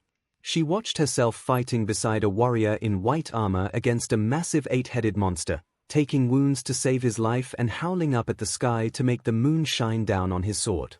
100 years after 𝐻𝐿𝐽's defeat, a descendant of Nogi by the name of Susanoo made a foolish mistake and accidentally freed 𝐻𝐿𝐽 from the seal, allowing him to regain his physical form and begin conquering the region yet again. I, fearing the plague of darkness, returned your mirror to you so you would awaken. Unfortunately, you awoke in a weakened state, poisoned by the incredible darkness in the world and without the aid of the 12 brush gods that served you. In a repeat of history, you worked with Susanoo and a funny little bug by the name of Isun to slay 𝐻𝐿𝐽, this time managing to kill the demon completely before he could regain his power. However, in doing so you learned that Nippon had been divided up by other demon generals like 𝐻𝐿𝐽, so you set off on a journey with Isun to defeat them, spreading my divine saplings across the country as you went. You found your imprisoned brush gods, defeated the demon generals and restored peace to the land of Nippon. You eventually even managed to find the ruler of all demons, the origin of darkness, Yami, and slew him in battle. With your powers restored, you returned to the celestial realm, ending your second incarnation's activities in our world. Wow! I can't believe I was ever able to do stuff like that. I think there must be a huge difference between the me who was Amaterasu and the me who is Izumi. The little girl said, amazed, "What happened next?" 𝐒𝐿 smiled. Next, the mortal realm began to move on. Eventually, your story and the stories of your allies faded into myth and legend, being warped into the Shinto beliefs. Nippon became known across the world as Japan and the humans flourished. I grew so powerful that even though my original tree, Konohana, was cut down by industrious humans, I was able to survive and thrive through the years. Every cherry blossom tree across the world is now a part of me, descended from the original Konohana. I'm so strong now that I can even maintain a human form and walk among them. Things with humans were always chaotic, but when they started developing supernatural powers in the form of quirks, a whole new age of chaos began. When heroes and villains cropped up, I predicted that soon you would return to the world to restore order, so I created the Hero Public Safety Commission to groom Japan's heroes into an army that could stand against the tide of evil. Even now, the upper echelons of the commission are descendants of those that served you in the past. Then, about 6 years ago, something catastrophic happened without the humans even noticing. What happened? Izumi asked. The demons began reviving. An evil force of unknown origin was able to revive Yami and his demon generals and now controls them. It has them sending out lesser demons across Japan to gather souls from humans to empower them. With no other choice, you knew you had to come back to Earth, so you boarded the Ark of Yamato, on which you originally returned to the celestial realm, and sailed it back here, only to be attacked on the journey. The Ark was destroyed and your original body was lost to the void between realms. The brush gods were kidnapped and corrupted, turned into the servants of the great evil, while you were forced to abandon your physical form and reincarnate on Earth, taking the form of a human. The process has stripped you of almost all your power, as well as most of your memories. Secure finished. Izumi slumped against Secure, watching these events being played out by the mist in front of her, until it finally receded back into Secure's scarf. So that's what happened. I'm some kind of god. I know it's hard to believe, seeing as how you've been raised human, but it is the truth. I've known about your existence for 5 years, but I didn't know exactly who you'd been reborn as. Then, yesterday afternoon, your quirk was registered and one of my agents in the registry office alerted me. I had only planned on arranging to meet you, but upon learning of your situation, I decided to foster you. That way, I can protect and train you until you've regained your old power and are ready to destroy the evil. I hope you don't think me presumptuous, making these decisions for you despite being beneath you in rank. Secure said, bowing her head politely. And no. If anything, I want to thank you. Now I understand. Izumi smiled and stood up, feeling a new sense of purpose and drive. I am Izumi Midoriya, but I'm also Amaterasu Reborn. Both those parts are important. I'm going to get stronger, regain all my old powers and be a hero. My dream has always been to be a hero, and now I have an even better idea of how to do it. I spent this whole last year thinking I was cursed or worthless, but now I know there's something important that only I can do. So thank you, Lady Secure. I promise I'll make you proud. Izumi declared. Secure smiled happily at the girl. Excellent. Oh, there is so much to be done. I need to announce you to the others who know the truth, and I need to prepare your tutors and trainers. You'll need a celestial envoy as an assistant, and you still need the tour. You're going to be very busy, my lady. First and foremost, you have 2 choices to make. Izumi tilted her head. Choices? What choices? The first is simple, your name. To the world at large, you will remain Izumi Midoriya, as we cannot reveal the truth to just anyone. Only the spiritually strong can even see spirits and demons. If most people walked into this room now, they'd see only you, as I can't be seen in this form, only my human disguise. All of your forms can be seen, since you are half human, but the same can't be said for the rest of us.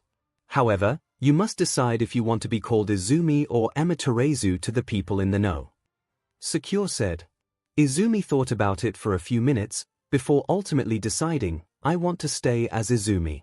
I only have 2 memories of my life as Ami, so it would be confusing to suddenly change it. Secure nodded, understandable. We'll need to work out what to do about that though. As a god, part of your power comes from the belief and praise of mortals, and that praise won't be as effective if it isn't given to your true name, and your true name can't really be changed. Oh. I know. When I become a hero, my hero name can be Amaterasu. That way, people who praise me for my hero work will empower me. I'll be the Okami hero, Amaterasu. Izumi declared, puffing her chest up proudly. She'd not put a lot of thought into her eventual hero name, mostly just coming up with variations of All Might. Calling herself Amaterasu as a hero would allow her to use both her human and god names. Secure clapped, an excellent choice. I approve. With a name like that, we'll be able to once again make people across Japan offer their thanks to you. Now, the second issue is more complicated. How should we treat you? Izumi blinked. How should you treat me? I don't get it. My lady, to me and the others who are informed of the truth, you are a goddess. But to the humans, you are a little girl. Do you wish for us to treat you with the reverence your station deserves? Or would you rather be treated like the child you currently are? Should you choose the former, you will become the real head of the hero commission, and thus the person in charge of the entire Japanese hero industry. You could decide who can become a hero, and even alter the rankings if you wanted. We technically have government oversight, but it wouldn't be hard for us to circumvent that. I don't want that. Izumi shook her head vehemently. I'm still getting my head wrapped around this whole goddess thing. Until I grow up and prove I deserve it, treat me like just a normal child.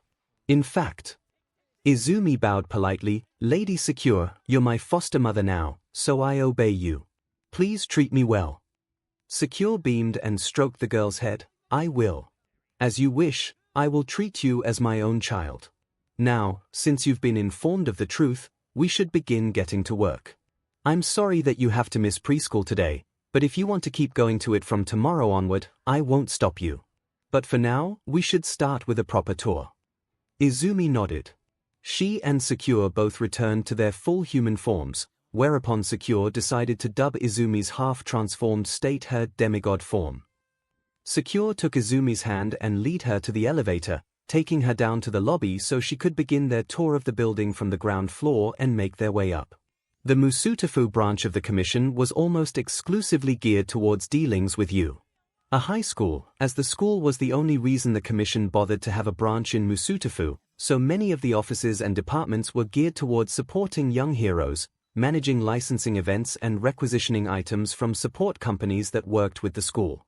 The upper floors were for dealing with the local heroes. The office used by those working with Endeavor's agency took up a floor by itself, and the very top floor consisted of a training dojo, Secure's and Torikago's local offices and the penthouse apartment that Kigo was currently staying in. The rooftop was, of course, Secure's manor. All commission branches are modeled this way. Japan became very westernized after that awful war, and while I enjoy these foreign cultures, I often long for a taste of home. Secure explained, once they reached the rooftop manor. It's really cool. You usually live in Tokyo, right? Izumi asked. That's right, but that won't be possible now. I would prefer to take you with me to live in our Tokyo HQ, but I understand you have people you care about here, the Bakugas I believe they were called. Secure said. Izumi gasped, oh no. I forgot all about them. I told Kaken I'd talk to him after school today, and Auntie Mitsuki and Uncle Masaru were supposed to foster me soon. Secure sighed sadly, I'm sorry, but I cannot allow that. Demons are still lurking in Musutafu. I can't risk letting you live anywhere but here until the threat is over or you're strong enough to defeat them. You can probably handle the likes of Rokuju now, but green imps are extremely low-class demons. If I wasn't afraid of isolating you from your friends, I would insist you be homeschooled. However, I have no problems with the Bakugas coming to visit whenever you like. In fact, you may invite them to live here in the manor, if it pleases you. You'd let me just bring people into your house to stay? Izumi asked, shocked. Secure laughed musically. My lady, the manor is yours. I build them atop every branch because it reminds me of home, but I mostly use them as a cover to keep people thinking I'm human. I've had to tell everyone that I'm Secure the 7th, and every woman in my family carries the name, otherwise they'd peg that I was immortal. As a spirit, I do not eat or sleep, just like the gods. Really? I eat and sleep, but I guess I'm half human. Then again, in my first dream of Ami, I was being woken up by the bouncing bug, Isen. Izumi blushed. Now that she knew Isen's name and that he had been her companion once, she felt a little bad about calling him a bug. Secure didn't seem to mind though. You always did enjoy sleeping. In your past life, you'd often fall asleep in the middle of conversations if you got bored. And you certainly ate a lot, especially the cherry cakes one of the villagers made. You didn't need to do those things, but you could if you chose. It might be different now that you're part human, but I'm not in a hurry to test that. Me neither. Izumi smiled. From there, they continued the tour by exploring the manor. It was easier to see in the light of day and consisted of 3 wings, west, south and east, connected to a large central building. The east wing was solely Izumi's area and had her bedroom, a private workout area, a study, a small library, a private dining area, a lounge and a pair of large rooms without set purposes, which Secure suggested Izumi use as a playroom and a hobby room. The west wing was entirely guest rooms, each with their own bathroom and small lounge. The south wing was the servants' quarters and also housed the kitchen and storerooms. The large central building housed the more public dining room, a fairly huge dojo and a meeting room, but most of the building was unused. Maybe 𝐒𝐲 could stay here too. He seemed to like it when he visited this morning. Izumi mused as she looked in one of the empty rooms. He did. That's good to hear. I wasn't too sure about letting Torikago take him in, but once I learned of the conditions he lived in back in Fukuoka, I approved her sponsoring him. I had him transferred here to be your friend, and to help with your training. There's another reason too, but I'll explain it to you both at the same time. Now that the tour is out of the way, you should meet the rest of my, and by extension your household. 𝐤𝐻 said.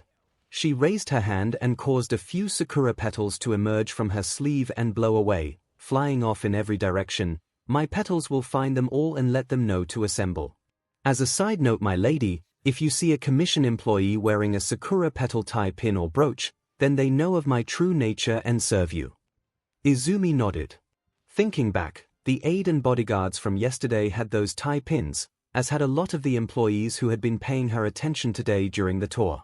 𝐤𝐻 led her into the meeting room in the central part of the manor, and sat her down on a seat cushion at the head of the long low table, before taking the seat to her right.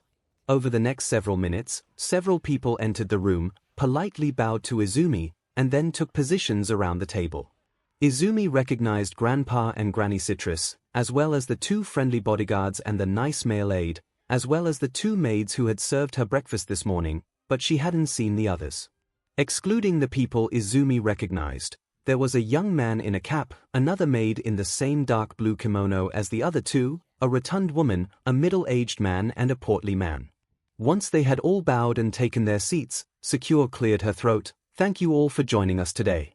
As you all know, we have finally found Okami Amaterasu's human incarnation, Izumi Midoriya. I have informed her of her past and she has graciously agreed to train and work with us to end the plague of evil that threatens to consume our world. Granny Citrus smiled warmly. It is wonderful to have you with us, my lady. As the head servant, I pledge to serve you well. Izumi blushed and bowed politely. Thank you. I'm still getting used to all this, so please forgive me if I mess up. Oh, and please just call me Izumi. I hope we can all be friends. You see, I told you all she was a sweet girl. There was no way the great Amaterasu would reincarnate as a rotten brat. Grandpa Citrus laughed. You can put your trust in us, Lady Izumi. We all know how badly you've suffered this past year. We'll make sure you never suffer like that again. Izumi beamed, and 𝐤𝐻 raised her hand. Please, if you would introduce yourselves in turn, the tree spirit requested. The aide from yesterday was the first to introduce himself. He was wearing a normal business suit with the sakura tie pin, and his hair and eyes were both sky blue. My name is Tenji Ida, a cousin of the turbo hero, Ingenium. I didn't want to follow my family's footsteps and become a hero, but I had high spiritual strength, so Lady Konohana hired me as her personal aide. I primarily serve her, but I'll do whatever I can for you as well. Next was the bodyguards. They were twins, bald and wore sunglasses, as well as identical suits, making it nearly impossible to tell them apart. The only clear difference between them was that one had a red tie and the other had a blue one.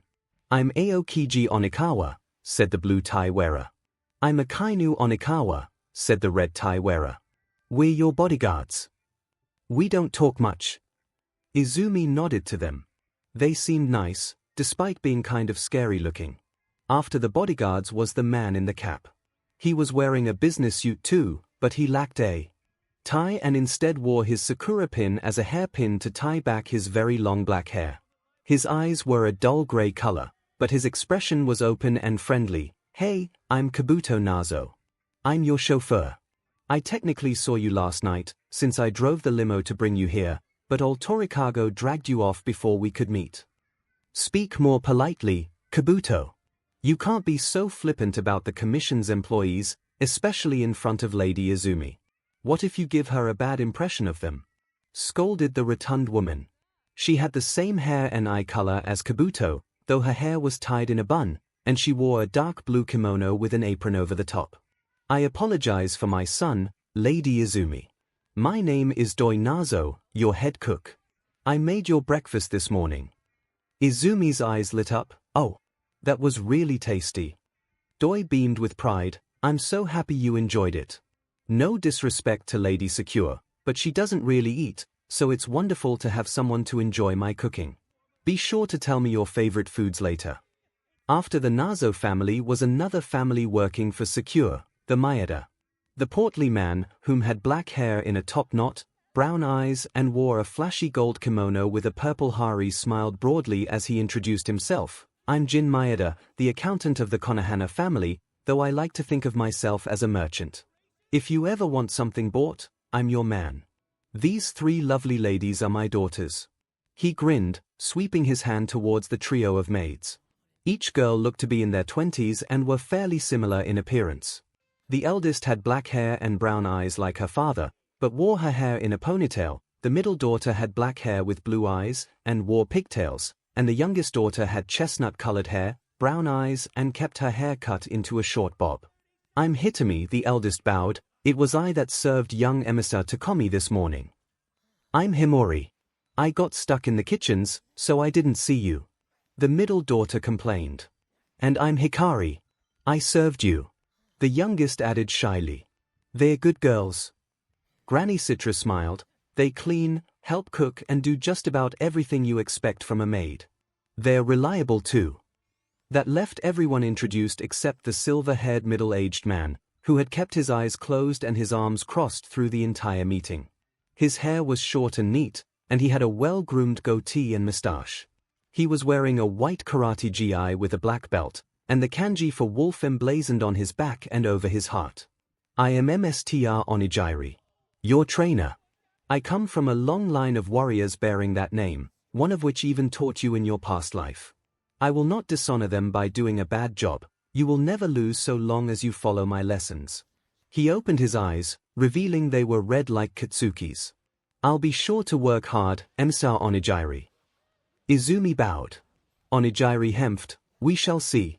Lady or not, goddess or not, I won't go easy on you. Do not expect me to spoil you, he said, before promptly reaching into the sleeve of his gi and pulling out a piece of candy and tossing it to Izumi. Izumi caught it easily, wondering with a bemused expression if Onigiri was as strict as he let on. We have one last person who will be joining our household, but she will not arrive until tonight, as she has to travel from Punktan, Hokkaido. She is Ishiko, a Poncal and celestial envoy who has trained for the last 5 years to become your guide, Lady Izumi. Her great-great-great-great-grandfather was Isen, your last incarnation celestial envoy, whose own grandfather was Ishaku, the envoy for your first incarnation. Secure explained. The green-haired girl's eyes widened excitedly. Does that mean she's a really tiny person too? Of course, she is a Poncal after all. They're a bit like a cross between a human and spirit. They're all that small and can live for hundreds of years. Now we have a few more arrangements to make to ensure everything goes well. Tenji, I want you to arrange permanent visitors' passes for the Bakugo family to allow them to come and go as they visit Lady Izumi. Jin, you are to arrange the transport of Inko Midoriya to the manor. Secure instructed. My mommy's coming here. Izumi exclaimed. Of course. We have the resources to better care for her body until her soul is returned. Plus if she's here, you can visit her as you please without leaving the manor. We should really arrange a shopping trip too. I do apologize, Lady Izumi, but as I explained earlier, I only discovered your situation yesterday, so we aren't as prepared as we'd have liked. Secure frowned, bowing her head contritely. Izumi smiled brightly. That's okay. I really appreciate what you're all doing for me. I need to work hard too. Well said. Onigiri nodded approvingly. Allow us to finish making the arrangements. In the meantime, why don't you go down to the dojo and get some exercise in with that Tokomi boy? Izumi looked to Secure for approval, and upon getting a smile and a nod, she jumped up and excused herself, before running to the elevator and taking it down one floor, to the dojo Kigo was using. She walked in just in time to watch the winged boy effortlessly destroy 12 mannequins with his crimson feathers, which flew at his command just as Izumi's mirror did. Izumi stared in awe at the display of power and control, and her wonder only magnified when she got a good look at 𝐭𝐲 and saw he was wearing a blndfld. Across the room was 𝐭𝐴𝐽, watching the display with a cold expression. The woman took note of Izumi and narrowed her eyes. "Come to watch Takomi's training?" she asked sternly. 𝐭𝐲 raised his blndfld and smirked. "Not much to see really. I've still got a long way to go before anyone here is satisfied." "But that was amazing. I've never seen someone do something like that," Izumi gushed. 𝐭𝐲 grinned at the compliment, but 𝐭𝐴𝐽 just rolled her eyes. "Takomi, wait outside for a bit. I want a word with Midoriya," the vice president ordered. Izumi paled, especially when 𝐭𝐲 looked worriedly at her before leaving the room.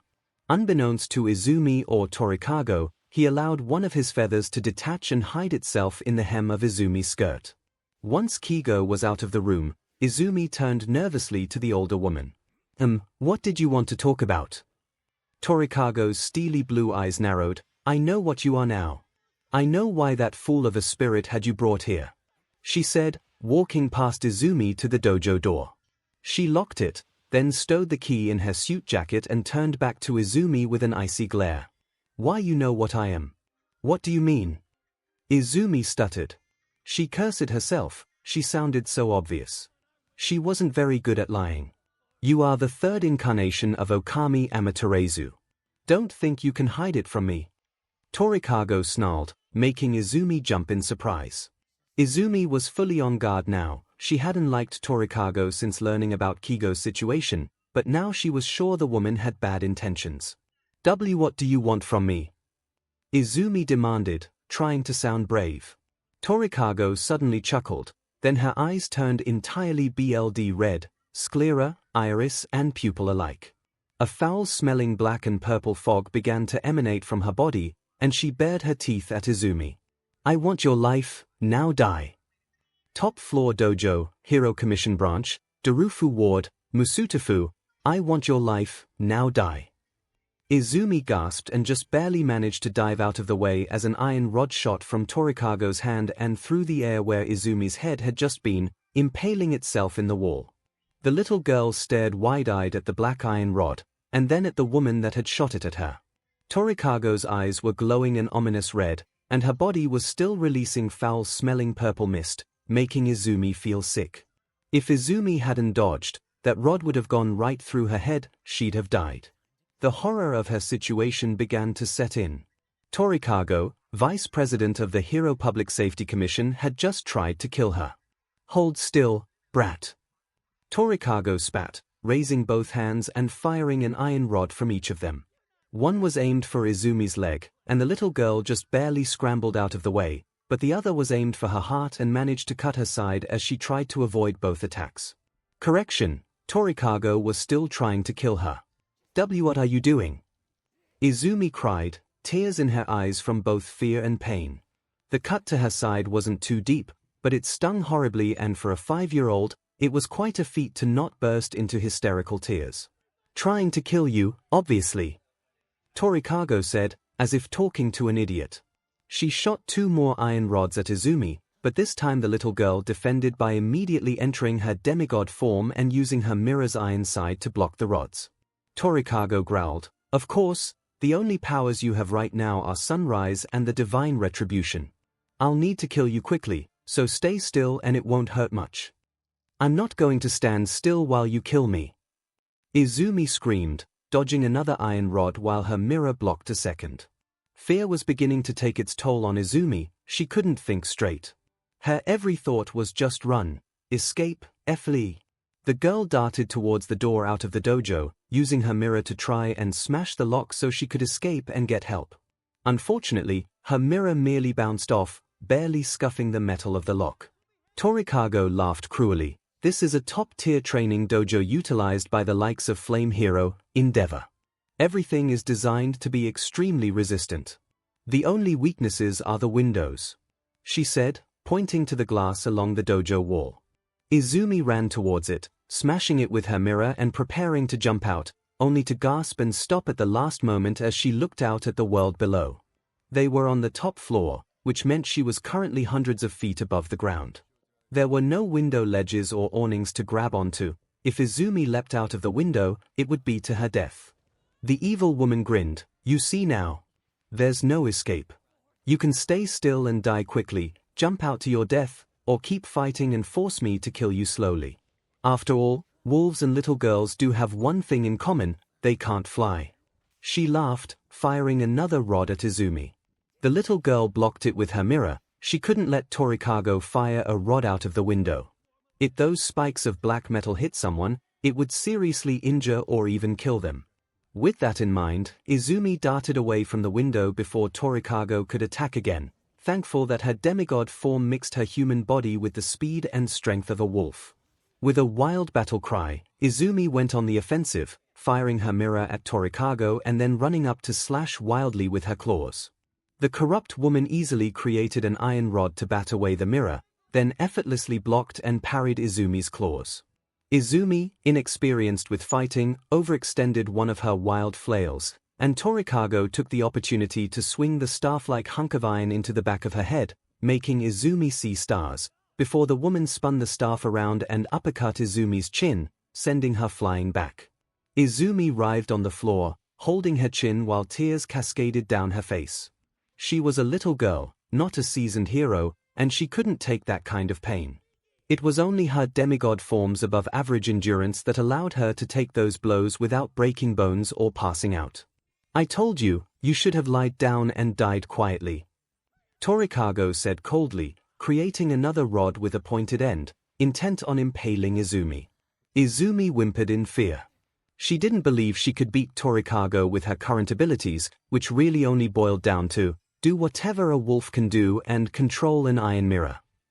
Izumi didn't know exactly what Torikago's quirk was, but it appeared to be the creation and firing of iron rods, which was strong enough to defend against her mirror and her claws. The only offensive ability Izumi had left were her fangs, but the girl doubted they would be much more effective against those iron rods. She didn't know exactly what a wolf's physical capabilities were though. Izumi was a hero nerd, not an animal nerd.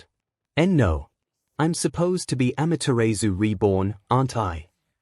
I have to be able to do more than this. Without my memories of my past life, I don't know what to do.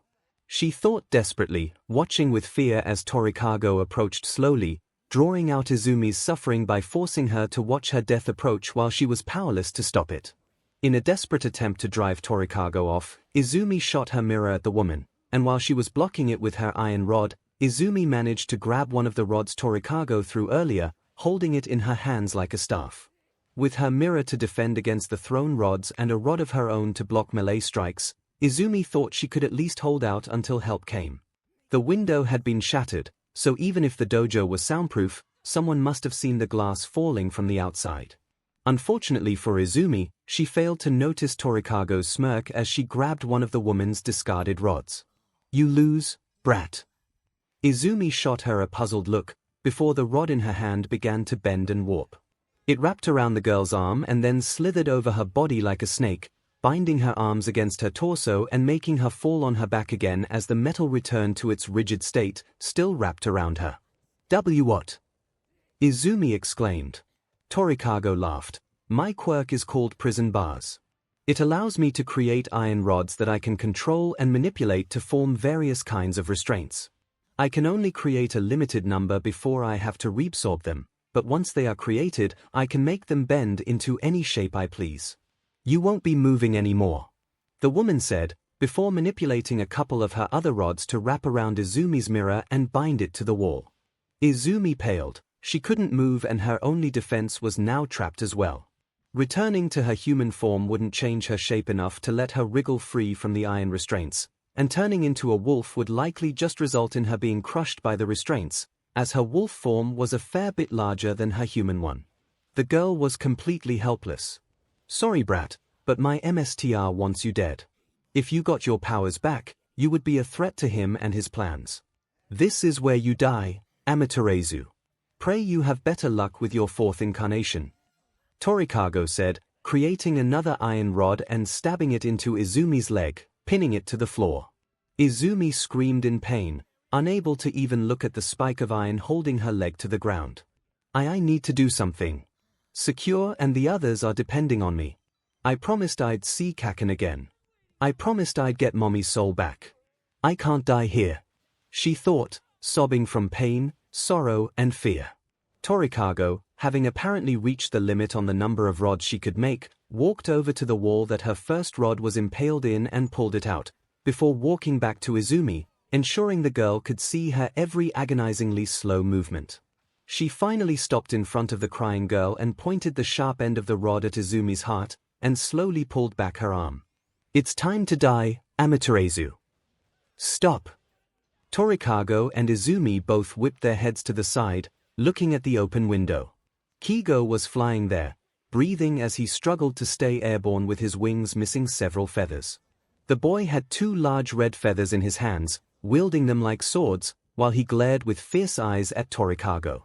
Put the spike down, Torikago. I've already warned the press and the rest of the commission. The building is in lockdown and the heroes are on their way. Now step away from Izumi. The winged boy demanded. Izumi smiled with relief. 𝐭𝐲 had come to save her, like her own guardian angel. Everything would be okay now. Torikago, however, had other ideas. She actually smirked. My job here ends with Amaterasu's death. Even if I'm caught here, it won't stop the MSDR's plans. But you're looking a bit weak, Takumi. You used up a lot of feathers in training this morning, and you barely have enough to fly. Her eyes flashed with malice. You can't save anything, little bird. In an instant, Torikago threw her iron rod at 𝐭𝐲, forcing him to parry with his feather blades, and then, before the boy could do anything, the corrupt woman ripped the spike out of Izumi's leg and plunged it into the poor girl's heart. No! 𝐭𝐲 cried, flying as best he could with his diminished wings, trying to get to Izumi. Izumi exhaled hard as the power of the stab forced all the air out of her. Pain exploded through her chest and she felt her life slipping away. Torikago was watching her with a gloating smile, but Izumi couldn't hear her words of victory, nor 𝐭𝐲's desperate pleas. The smell of her own blood faded from her nose, as did the taste of the coppery liquid crawling up her throat. The pain began to numb, and Izumi stopped being able to feel 𝐭𝐲's hands on her chest, as he tried in vain to stem the bleeding. The last thing Izumi saw was 𝐭𝐲's eyes filled with tears as the darkness forming at the edge of her vision began to creep inward, until Izumi could see nothing at all. Her breathing slowed until it stopped. Her pierced heart ceased to beat. Izumi died. A familiar blackness swallowed her, and for an unknown amount of time, Izumi floated in the void, devoid of senses, emotions, or thoughts, just as what had happened after hitting her head in the park the previous day. That thought and the sense of familiarity was the first thing that returned to Izumi, followed shortly by her senses, and finally, her emotions. As soon as those feelings returned to her, the void around her disappeared to be replaced by the sea of golden clouds in which she had merged with the wolf inside her. Izumi took note of this, but did nothing about it, instead just sitting there on the clouds as she struggled to come to terms with what had just happened. I died. I really died, she said numbly. She looked down at her hands and saw that she was fully human again, having lost the wolf features of her demigod form. As the reality of the situation began to sink in, the numbness Izumi felt gave way to despair, and tears began to cascade down her face. And no, she cried quietly, trying to get up, only to lose strength and fall to her hands and knees. No. After all that, she pounded her fist against the soft clouds beneath her. I found out who I was. She punched the clouds again. I gained the power to be a hero. Another punch. I found people who cared about me. Another punch. Who needed me. And another. And I failed. Both fists slammed the ground this time. Everything I went through was all for nothing. She slammed her head against the clouds. I'm supposed to be a reborn goddess? And I die to the first villain I fight. Izumi screamed with rage and despair, punching and headbutting the ground over and over in manic frustration. I failed Lady Secure. I failed Granny Citrus and the others. I failed Auntie Mitsuki and Uncle Masaru. I failed 𝐭𝐿. I failed Mommy. I failed the whole world. She sobbed. Her tears felt like lava as they ran down her cheeks, blurring her vision. I'm so pathetic. 𝐭𝐿 was right. I am just a useless, worthless Deku. I should never have been born. The memory of the last time she was here flashed through her mind, making her scoff through her sobs. Love myself. What's to love? I was deluding myself from the beginning. I'm just a failure. Maybe it's better that I die, maybe my next incarnation won't be such a worthless person. Izumi began to feel herself sinking further into despair as those dark thoughts took hold. The clouds around her began to turn dark and stormy, and she started to sink into them as if they were a tar pit. Suddenly, in a flash of light, her mirror appeared. Izumi looked at it dispassionately, wondering how it could appear when she was in her worthless human form, but the mirror floated down to face her, showing her her reflection. Izumi looked at herself, with her eyes red from crying and her cheeks stained with tears, feeling disgusted with herself. That wasn't a face that could smile like All Might. The image began to warp, and instead of seeing herself, or even the wolf goddess she had once been, Izumi saw the world she had just left behind. 𝐭𝐲 was fighting Torikago, with tears in his eyes, defending Izumi's little broken body with all his might. His remaining feathers were being pushed back by Torikago's assault, and it looked like he wouldn't be able to hold out much longer. He was only an 11-year-old boy, no matter how brilliant, and he was up against a woman that may well have the power of a demon backing her. He was shouting something at Torikago, but Izumi could only see through the mirror, not hear, and so his words went unheard. 𝐭𝐲, his fighting so hard. His hurt and tired, this is all my fault. His getting hurt because of me. Izumi's sobs were renewed. She hated it so much. There were few things in the world that she hated with all her heart, but the idea that people would be hurt for her sake was definitely one of the things she hated most. People had put their hope in her, their faith in her, and she'd failed them. The little girl looked down, sinking further into the clouds. Then, a voice from the distant past echoed within her mind. Bah! That furball's always spacing out like that. Ami can't get anything done without my help. Izumi's eyes widened. She knew that voice. She'd heard it when she first appeared in this sea of clouds, calling for her to wake up. It was the voice of 𝐼𝐴, the celestial envoy that had traveled with her during her past life. Can you hear me, Ami?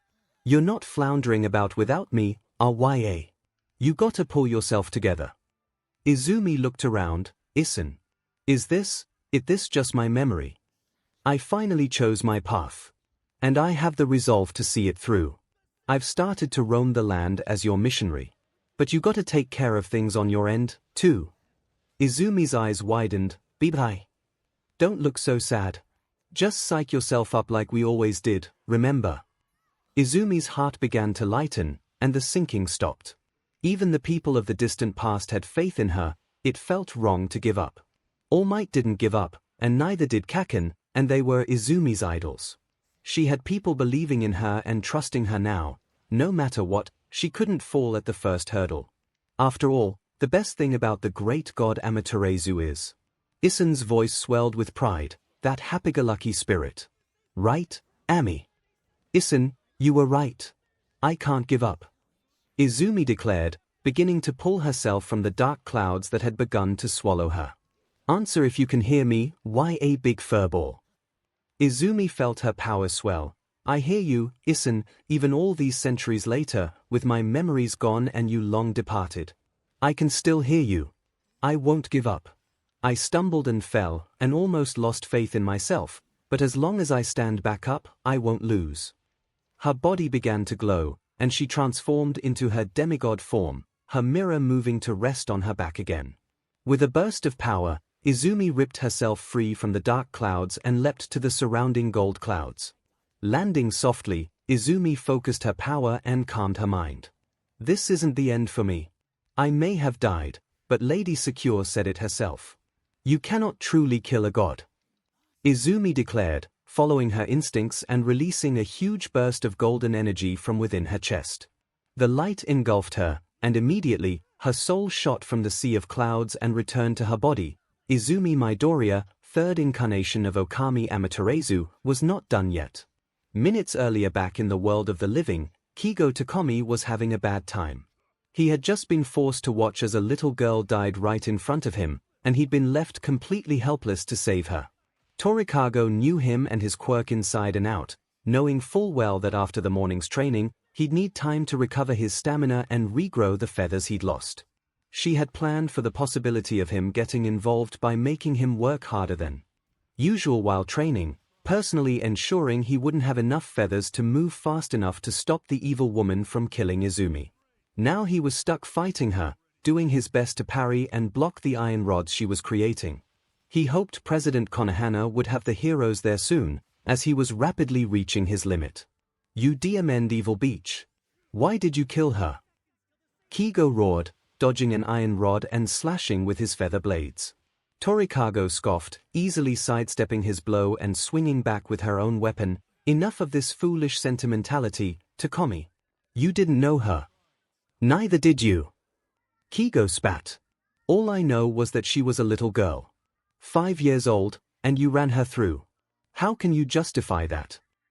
The winged boy hated getting emotionally attached to people for reasons like this. In the world of heroes and their helpers, you never knew when someone was going to die, so he liked to keep people at arm's length, treating them with casual friendliness.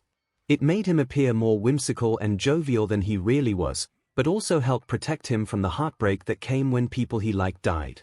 Torikago was right that 𝐒𝐫𝐲 hadn't known Izumi any better than the other people in his life, but that didn't stop him from feeling rage over the death of an innocent girl. "I can justify it easily. That girl would bring destruction to my kind. You should be thanking me, Takumi. It was her that brought about your whole miserable existence. If not for her, you may have grown up in a loving family, all happy and whole." Torikago yelled, lunging with an iron spike. "What the hell are you talking about?" 𝐒𝐫𝐲 yelled back, dodging the lunge by jumping over it. "Izumi was 5 years old. I was in your clutches before she was even born." Torikago sighed and shook her head. "Oh, if only you knew what she really was, what you really were. It matters not. Join with me, Takumi, and I will spare you life. My Master wants the Hero Commission under his command. Comply and you will receive a kingdom of your own once he has finished his work." 𝐒𝐫𝐲 growled, "Oh yeah, and how do you plan to manage that? The whole building is locked down and the heroes are coming. Everyone's going to know what you did to Izumi. There's no way you'll be allowed to walk free, and you sure as hell won't be taking over the commission." Torikago smirked. "Oh, you're still under the impression that you're talking to Ryako Torikago. That's almost cute." 𝐒𝐫𝐲 blinked. "What?" The woman clapped her hands mockingly. "Come now, did you not notice the eyes? The quirk. Since when has this sack of meat been this powerful? She could barely create 2 iron rods before, and yet here I am spitting out dozens of the things. Torikago has just been a useful puppet, a disguise that I've been using to spy on Konohana and her little commission. I've been in here, influencing this idiotic woman's mind for half a decade." 𝐒𝐫𝐲's jaw hung open. "You're controlling the real Torikago." "Of course. Well, I was mostly just influencing her and only took direct control when she resisted. Poor little Torikago struggled pretty damn hard when I skewered Amaterasu." The possessed Torikago laughed. "Why do you keep calling her that?" "Her name was Izumi." The boy yelled. He had stopped attacking, instead opting to let Torikago keep talking in order to buy time for the heroes to arrive. The possessed Torikago was too powerful and knew all of 𝐒𝐫𝐲's moves, meaning fighting her while he was at full strength would have been risky, so it was even worse with him weakened by his harsh training that morning. 𝐒𝐫𝐲 really couldn't risk prolonged combat. Instead, he tried to move a few feathers through the shadows of the room, hiding behind the iron rods Torikago had left around the place. She had absorbed most of them after killing Izumi, but a few were still present and made for good cover for his feathers. Torikago didn't seem to notice. "Like I said, you know nothing about what Izumi Midoriya really is. To be honest, I didn't know for certain until this morning when Konohana spilled the beans to the brat. Foolish woman didn't know I had her office bugged. Little Midoriya was the 3rd incarnation of the sun goddess Amaterasu." 𝐒𝐫𝐲 groaned. Great, not only was Torikago possessed, but the person possessing her was completely nuts. "Now, I think that's quite enough conversation, little bird. Give me your answer. Will you serve and be rewarded, or will you fight and die for a dead brat?" the woman demanded. "Well, I think you can guess my answer," 𝐒𝐫𝐲 said, narrowing his eyes on Torikago. At that moment, the small feathers he'd been working around the room darted at the woman, aiming to slash her in the blind spot on the back of the neck and on her center of balance. The attack was silent and fast, but 𝐒𝐭𝐴𝐺 just smirked, shot iron rods from the exact locations on her body that the feathers were aimed for, impaling them and rendering 𝐒𝐭𝐲's attack useless. 𝐒𝐭𝐴𝐺 laughed. Nice try, but I know your moves. I arranged for you to learn them after all, and have watched the recordings of every training session you've ever had. You can't pull the wool over my eyes, she declared, grabbing her most recently created rods and attacking with incredible speed.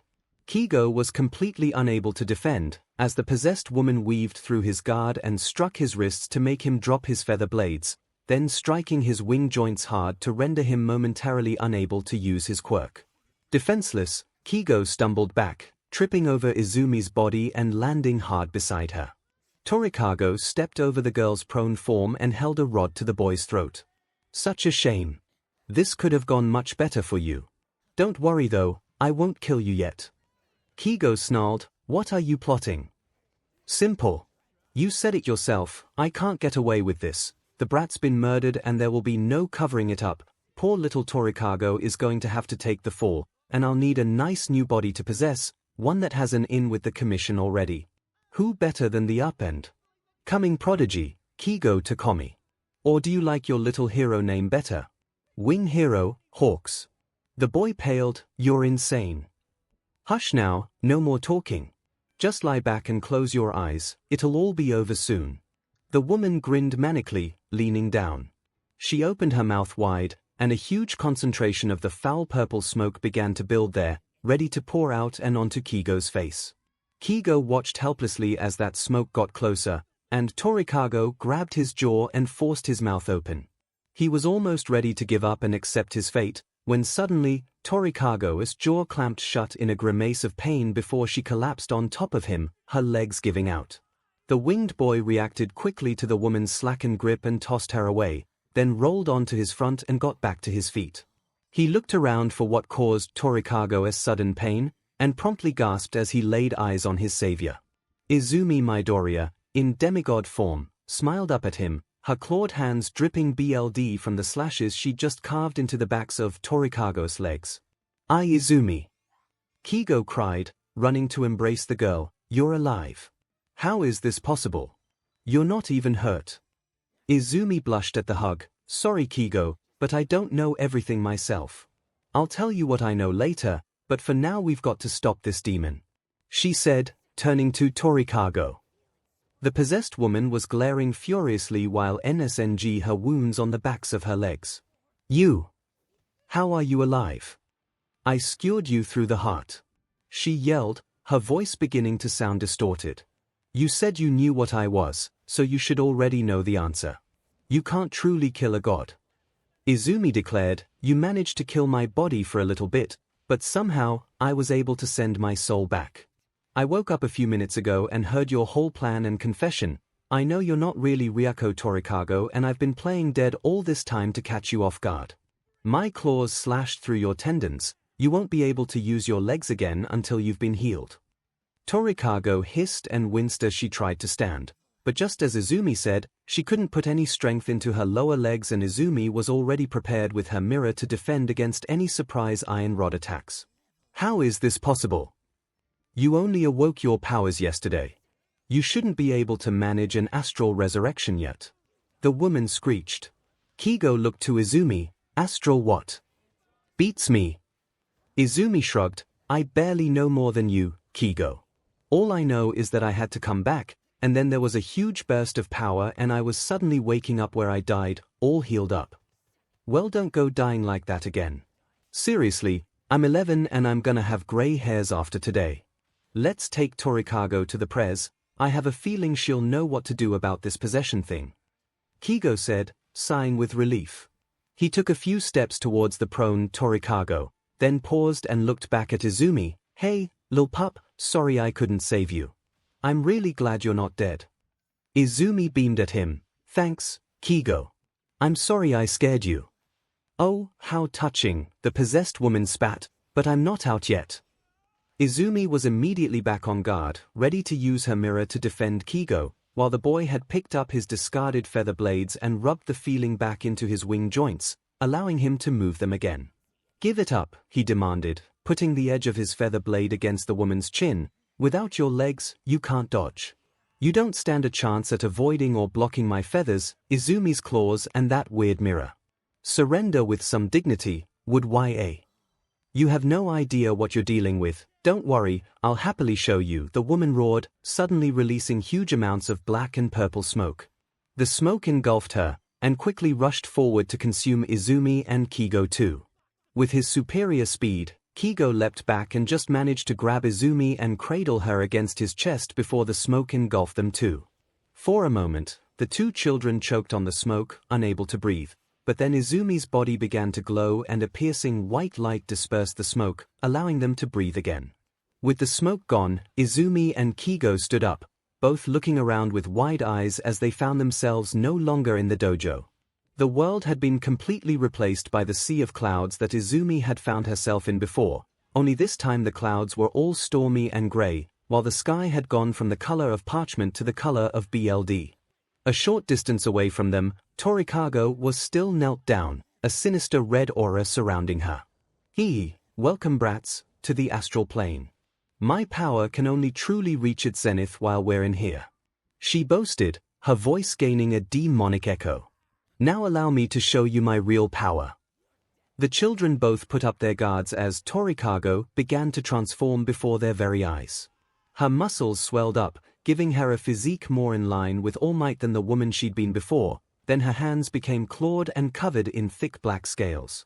Her feet burst free from her shoes, transforming into draconic feet with the same black scales as her hands, and the back of her skirt ripped open a bit to allow a thick draconic tail to slam down onto the floor. Black scales appeared on her cheeks, and her teeth sharpened themselves to a razor's edge. Her silver hair began to stand up and harden into horns, and then a massive pair of black dragon wings burst from her shoulders. When she was finished, Torikago looked like a twisted demonic dragon-human hybrid. To Izumi's shock, red markings identical to her own appeared over Torikago's face. "Who are you?" the little girl yelled. The dragon demon laughed. "You wouldn't recognize me as I am now. I was once your servant, one of the celestial brush gods, but after your fall at the hands of the emissary, I and my brethren were twisted into these new, immaculate forms. I am now an infernal brush demon.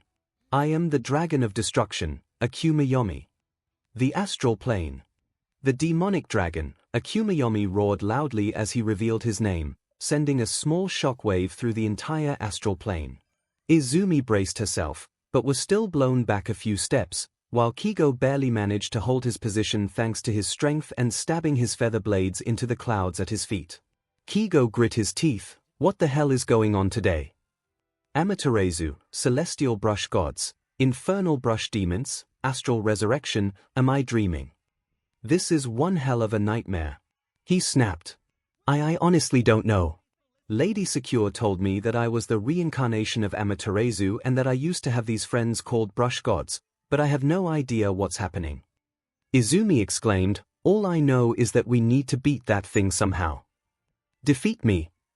The dragon of destruction. You delude yourself, puny goddess." 𝐭𝐽𝐽 laughed mockingly. The demon no longer spoke in Torikago's voice with an added demonic echo. Now he spoke in his own deep, rumbling voice. It certainly suited the form of the mutated mess that he'd forced Torikago's body into. 𝐭𝐽𝐽 suddenly took flight, circling the children from the sky and forcing them to stand back to back so as to never let the demon out of their sight. The two watched it carefully, and with a whispered word from 𝐭𝐽, both launched attacks. Izumi shot her mirror towards the dragon, aiming for the torso where the scales hadn't covered his body, while 𝐭𝐽 manipulated one of his feather blades to fly through the air and pierce one of the demon's eyes. "You will not bring me down." 𝐭𝐽𝐽 roared, flying away from the attacks. His large form made him a slow flyer, and the children's attacks followed him as both were controlled by the user's will. However, once the dragon got far enough away, Izumi's mirror did a U-turn and returned to her. My mirror came back. I guess there's a range limit. Izumi frowned as the iron disc took its place on her back. It's fine, I've got him, 𝐭𝐽 said, focusing on weaving his feather blade through the air pressure whipped up by 𝐭𝐽𝐽's flapping wings. It got close enough and then lunged for the dragon's eye, but the demonic reptile just opened his mouth and spat a glob of red liquid, which looked a lot like blood, at the feather. It hit, and the feather sank into the liquid and rapidly decayed, rotting away before the children's eyes and leaving only dust. 𝐒𝐲 gasped, "He dissolved my feather like it was nothing. Was that acid? It didn't look like it melted. What was that stuff?" Izumi frowned. "Does that thing have a different quirk from 𝐭𝐴𝐺?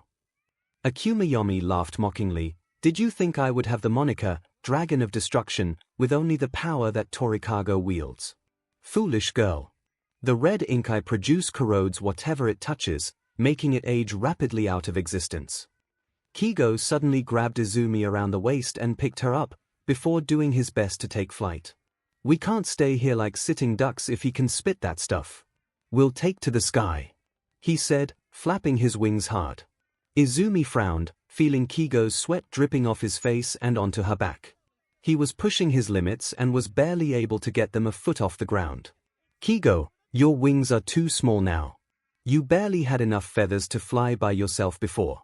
There's no way you can carry my weight with even fewer feathers. Fly away and get help. I'll try to hold him off." "I'm not leaving you to die," 𝐒𝐲 yelled. 𝐴𝐼𝐺 roared with laughter, before suddenly dive-bombing the two. 𝐒𝐲's eyes widened and he tried to fly away, but Izumi had been right. With so few feathers left, he couldn't outfly the dragon on his own, let alone while carrying Izumi's weight, though the girl was fairly light compared to what 𝐒𝐲 was used to. The dragon pulled up just inches from colliding with the two, the air pressure he produced making 𝐒𝐲 lose control and fall to the ground. Izumi hit the ground first, and 𝐒𝐲 landed on top of her, which proved to be good for Izumi, as 𝐒𝐵𝐺 spat more red ink at them. The ink splashed against 𝐒𝐲's wings, making him scream as they began to corrode. Thinking fast, the boy jettisoned the feathers that had the ink on it, letting them be corroded without damaging his body but leaving him with even fewer feathers with which to fight. He wouldn't be able to fly now. "𝐒𝐲, are you alright?" Izumi yelled, crawling out from under the wincing boy. "Yeah, managed to get the feathers off before I was injured. That ink really burns." He groaned. Izumi frowned. "𝐒𝐲, you can't fly anymore and you're almost out of feathers. Run away while I hold him off," she begged. "I told you, I'm not leaving you to die again," 𝐒𝐲 shouted. "It's okay. I came back again, remember?" Izumi argued. "Do you really have time to be fighting amongst yourselves?" 𝐴𝐼𝐺 cackled, performing another flyby ink attack. 𝐒𝐲 tackled Izumi out of the way, leaving the red ink to splash harmlessly against the stormy clouds. It looked like the ink didn't work on the clouds at least. Izumi wondered if it only worked on organic matter. 𝐒𝐼𝐺 performed a few more flyby attacks, forcing Izumi and 𝐒𝐲 to dodge, while he was cackling madly, "Foolish brats. We are in the astral planes, a place accessible only by gods and powerful demons. A human like Takumi, no matter how spiritually strong, cannot enter or leave on their own. Even if he flees, he'll never leave the planes alive. In fact, it works better for me, as I'll be able to kill you and then possess his body." Izumi growled and aimed her mirror to hit the demon as it drew close for the next attack, but 𝐒𝐵𝐺 easily raised his scaled arms and batted the attack away. The iron mirror hadn't hit as hard as Izumi wanted, and it only managed to lightly scuff the demon's jet-black scales. "Even if I die, I'll come back again and again until I beat you," Izumi declared, trying another mirror attack.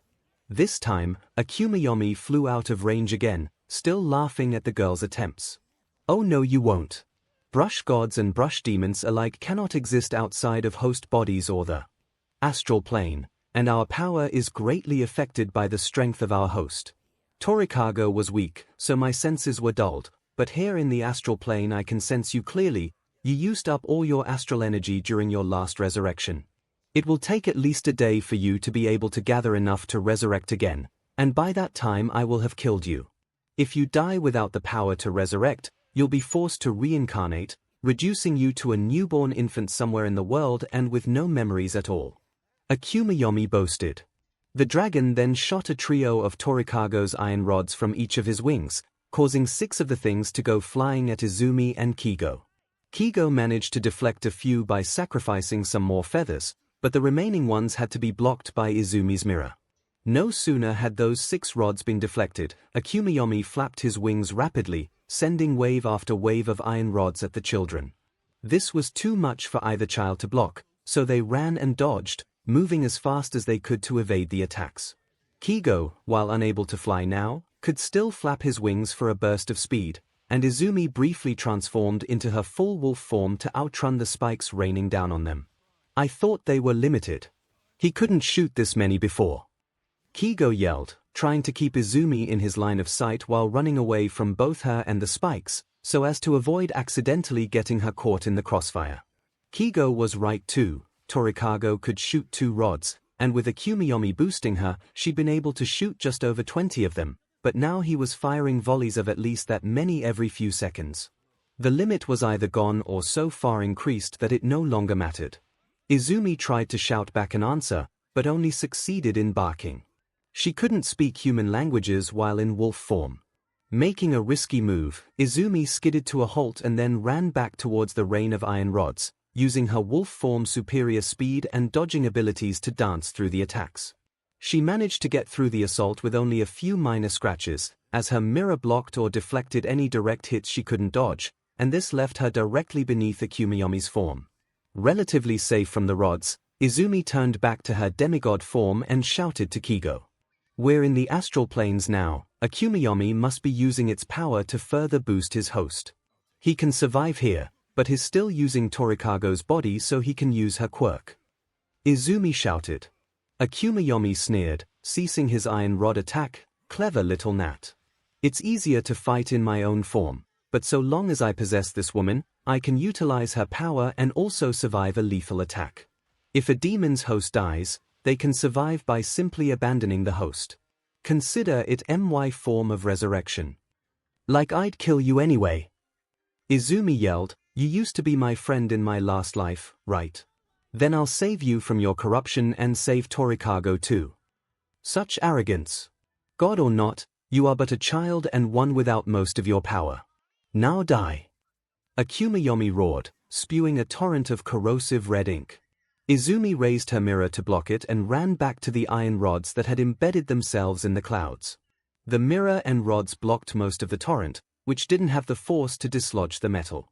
Unfortunately, Izumi had been incorrect earlier when she assumed the ink could only corrode organic matter. The iron rods rusted and turned to dust immediately upon contact with the liquid, and even Izumi's mirror began to rust, though much slower. Thankfully, 𝐒𝐭𝐲 couldn't exhale forever and needed to stop his attack, giving Izumi the chance to run back to 𝐭𝐲 before the dragon started up its attack again. Before 𝐒𝐭𝐲 could catch his breath and look up, Izumi had dragged the winged boy behind a large collection of the iron rods to stay out of sight, being mindful not to touch them in case that gave them away. "D-minute, we're running out of options." 𝐭𝐲 frowned. "That won't take many more attacks," he said, pointing at Izumi's mirror. The reflective side was completely cracked and warped with rust, and the sturdy iron side had gone from greenish-gray to a dull bronze.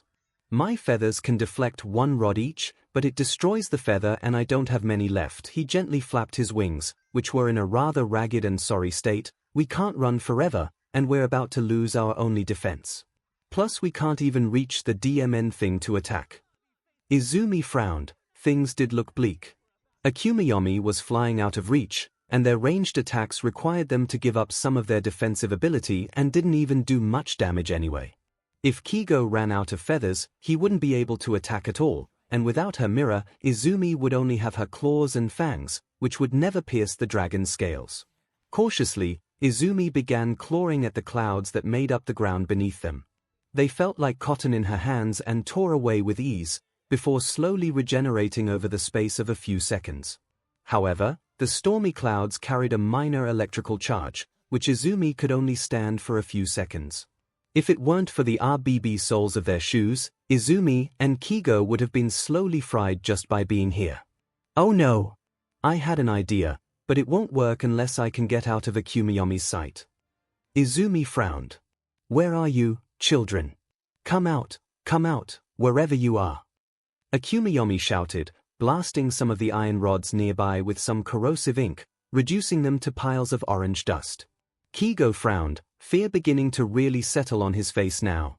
Victory seemed impossible, and if 𝐭𝐽𝐲 didn't die before Izumi, he'd be turned into a 𝐒𝐭𝐴𝐲's new host, a fate worse than death.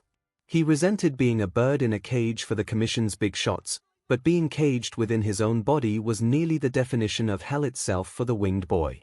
Come on, there must be some way to win. Didn't that freak mention some powers you had before? Sunrise and divine retribution. 𝐭𝐽𝐲 asked.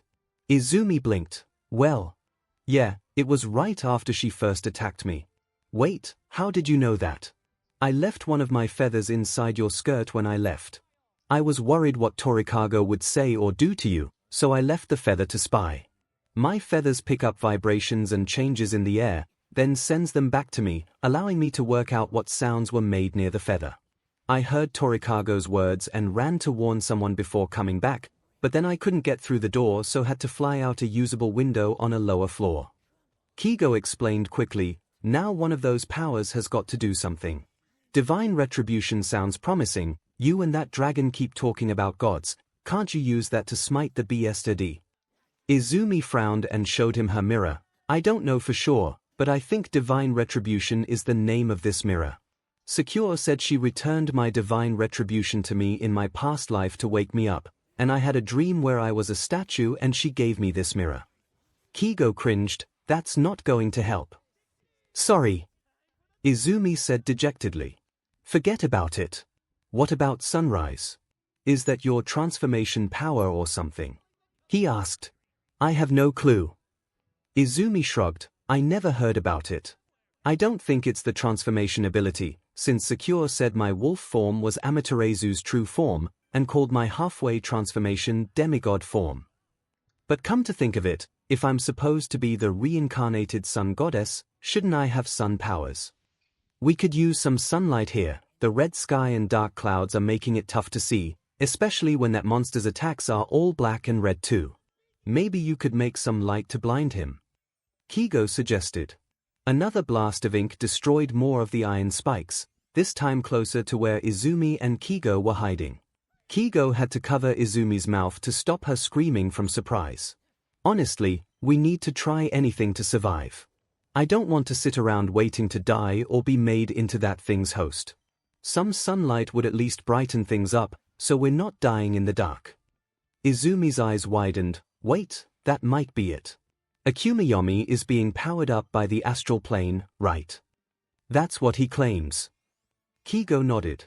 But when I was here before, it didn't look like this. The sky looked like kinda yellowy paper, and the clouds were golden. I think 𝐒𝐴𝐲's corrupting it to empower himself. Maybe if I can make some light, it will drive out the darkness and weaken him. Izumi exclaimed. That's a bit of a leap of logic, but I've got no better ideas, the boy said, looking unsure. Izumi was sure though, she tended to second-guess herself a lot, but what she just suggested made perfect sense to her, as if the instincts of her past lives were shining through. After all, her memories and knowledge from the past weren't gone, just buried in her soul. She needed to dig them up. Closing her eyes, Izumi concentrated on the feeling of warmth that had first appeared after fusing with her mental image of Amaterasu, the event that first awakened her powers. When she let the light flow through her entire body, she transformed into demigod form, and when she let it completely fill her, she turned into her original Amaterasu form. But what would happen if she let that light flow out of her body? Focusing on a single finger, Izumi let the light surge forward, filling her arm until finally, it began to leak out of her finger. Izumi opened her eyes as 𝐭𝐽𝐲 gasped. Black ink was slowly flowing from her finger, as if she was sweating the stuff from her fingertip. Ink. Like the stuff 𝐒𝐴𝐲's been puking at us. Wait, didn't he say some stuff about brush gods and brush demons? 𝐭𝐽𝐲 asked. Izumi nodded, still enraptured by the ink flowing from her finger. With only a thought, she changed the color, turning it yellow instead of black, then making it shift through all the colors of the rainbow. Brush gods. 𝐂𝐿 said I had 12 of them serving me. Ink and brush strokes. I think my abilities were based around those. I made ink, then drew things with it to use different powers. Izumi said, staring transfixed at her ink. Seriously? Izumi nodded. I think so. I can't remember, but my instincts are screaming at me. Each brush god had a technique, and I could use them too, but there was one that was just mine. If I don't have the brush gods on my side anymore, then sunrise must be the technique that was mine. So you don't know for sure and are just winging it based on instincts? 𝐒𝐻𝐽 asked, eyebrow raised. Basically. Izumi replied. Great, my kinda plan. So come on then, let's see what sunrise does. 𝐒𝐻𝐽 smirked. Izumi nodded, trying to remember more of her past. Just making ink wasn't enough, she needed to know the brush strokes she used to cast sunrise. She began calming her mind and focusing all her thoughts onto the word sunrise. Images and words began surging through her mind, almost too fast for her to register. She saw the village she had watched over, Kamiki, shrouded in an endless night. She witnessed its people turned to stone by the night's curse, and she saw herself in lupine form running with 𝐼𝐵 to the top of a hill, upon which was a platform overlooking the great Konohana tree. She saw herself stand on this platform and look skyward. A circle of gold, clearly drawn with a single brush slide of golden ink, suddenly appeared in the sky and right before Izumi's eyes. This circle filled itself in and became the sun itself, shining light down on the village and breaking the night's curse. When her memories ended, Izumi smiled confidently at 𝐒𝐻𝐽. I think I've got it. I'll turn this place back to the light and bring that dragon down. 𝐒𝐻𝐽 nodded and gave her a reassuring pat on the back. Let's do this. We'll be like heroes from legends, taking down a dragon. Izumi grinned. She liked the sound of that.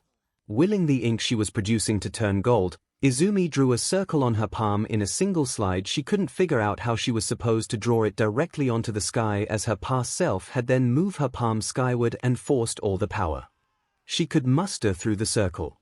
The golden ink began to glow, and the circle turned into a ball of light within Izumi's hand, then shot itself skyward. Sunrise! Izumi cried, feeling a large drop in stamina as the ball of light left her skin.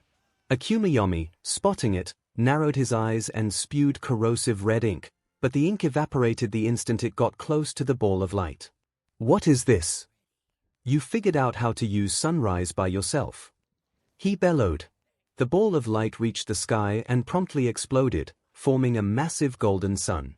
The effects were immediate, as the red sky began to recede and be replaced by the parchment-like sky Izumi was used to, and the clouds began to lighten to their usual golden hue. Seeing this, Izumi touched the clouds with her bare hands and found that not only did they no longer shock her, but she could now move through them at will, as if she could choose if they were solid or intangible. The light made Akumayomi roar in pain, and his body began to smoke. Jiga! Curse you! You're trying to wrest control of the astral plane from me. Emister, grant me the strength to force her back. He roared. With a mighty roar, Akumayomi released a wave of dark energy from his body, causing the darkness to begin pushing back against the light. Izumi and 𝐒𝐻𝐽 watched with amazement as half the astral realm remained pure and golden, while the other half returned to the corrupted state it had been. These two sides pushed against each other, until they began to twist and grind together, going from two perfect halves to a whirlpool-like swirl of gold and dark gray, with the sky becoming the same but with parchment yellow and BLD red. The sun Izumi had created floated in the dead center of this maelstrom, the eye of the storm. After a few turbulent seconds, the swirl ceased moving, though the plane remained twisted between light and dark. 𝐒𝐻𝐽, peeking out from their hiding spot, frowned. Looks like it worked, but not completely. Whoever this MSTR of his is, they are strong. Still, it looks like there's enough gold clouds for you to dig through. What's the plan? He asked. He'd have preferred to take charge himself, considering Izumi's inexperience, but she was at an advantage in this kind of situation, while he had been left weakened by the loss of his feathers. Now that he's weakened, I don't think he'll be able to make as many rods with Torikago's quirk, which means he'll stick to his ink breath. Nothing either of us can do will hurt him, so I want to see if his own ink can corrode him too. Izumi said. Not a bad plan, but if it doesn't work, we're back to square one. Besides, won't it kill him, and take Torikago down too? 𝐒𝐻𝐽 asked. I have an idea for how to win, but I need to know if his ink hurts him. Do you think you can get one of his scales with your feathers? Izumi asked. The boy nodded. Sure, but he knows my moves and will see it coming. Take one of my feathers with you and go under the clouds. If I'm not the one moving it, he might not see it coming. Just whisper to it when you're behind him, and I'll be able to hear and direct it to attack. With luck, I might just be able to chip off a scale. Izumi and 𝐭𝐲 both nodded to each other, their plan set. 𝐭𝐲 shed 2 small feathers and had them stick to Izumi's forearms as she burrowed into the clouds, opting to go just deep enough that her head was a foot beneath the top layer. She was able to easily run beneath the surface of the clouds, choosing to keep the ones below her solid while the ones around her were intangible. Being a god in an astral plane was convenient. As Izumi ran along the golden clouds, following the swirl and being careful to avoid the black clouds, 𝐭𝐲 jumped from his hiding spot behind the bars and began darting and weaving through them as fast as he could. 𝐭𝐼𝐾 noticed him immediately and began blasting with his ink. 𝐭𝐲 almost smirked. The dragon wasn't using Torikago's quirk at all.